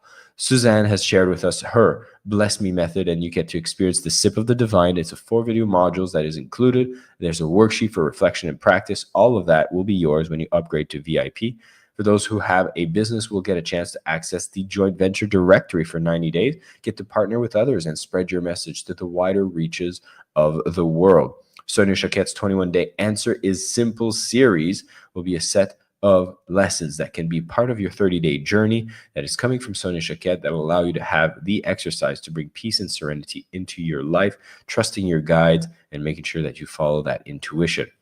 We have Martin's 3 Jewels meditation coming through you from Buddha, Dharma, and Sangha. This is going to be an powerful meditation that'll be yours and included as part of one of the practices you can discover if this is the one you resonated with the most. And Deborah Poneman's Seeds for Your Soul, a meditation leader who is here with some wisdom, 6 life-changing modules, the Seeds for Your Soul, a life beyond happy. And finally, we have Ken Honda's guided audios to upgrade your life for more abundance, wealth, and success. If you're going to be going on this journey, we want you to do it abundantly, and Ken is giving us the tools to get there. And then finally, there is more, which is Steve Farrell's Conscious Living Blueprint and a Taste of Life in Flow. We're going to speak about this tomorrow as well, which is all about how to live life in flow, being aligned to spirit, and making incredible movements in the world in the process. This living blueprint will be yours when you upgrade to VIP. So this is all part of this page. There's over $1,700 of value, but you get to upgrade now for just $99. And we encourage you to do so now so you can secure your seat, be a part of the community, have lifetime access, and it's a powerful way to close the day. If you've enjoyed the sessions of today, of yesterday, they will all be yours when you upgrade to VIP. We have tons of amazing speakers that have been a part of the summit. There's so much more that you're going to get to see tomorrow, and I can't wait for us to get started on day 3 of the summit, which will be starting once again at 9 a.m. My name is Jason Mark Campbell. It's been a pleasure being your host, getting a chance to interview these incredible souls, and you will start to feel lighter. You will start to notice synchronicities. You will have a bit of a jump and a skip and see the magic in your life. After you've listened to this wisdom, don't let it go to waste. This magic will linger. You will notice incredible things, and we are not done. So if you've enjoyed today, please leave us a comment on Facebook. Let us know who was your favorite speaker, what you enjoyed, and we will be seeing you tomorrow for the last day of the summit, where we focus on transcendence.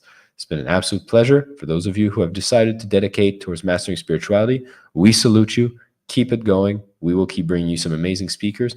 And of course, take a moment to upgrade to VIP, where you'll get access to all of these in your own pocket. They will be yours forever. Thank you so much. Have a great evening, a great morning, depending on your time zone, and we will see you tomorrow. Take care, everyone.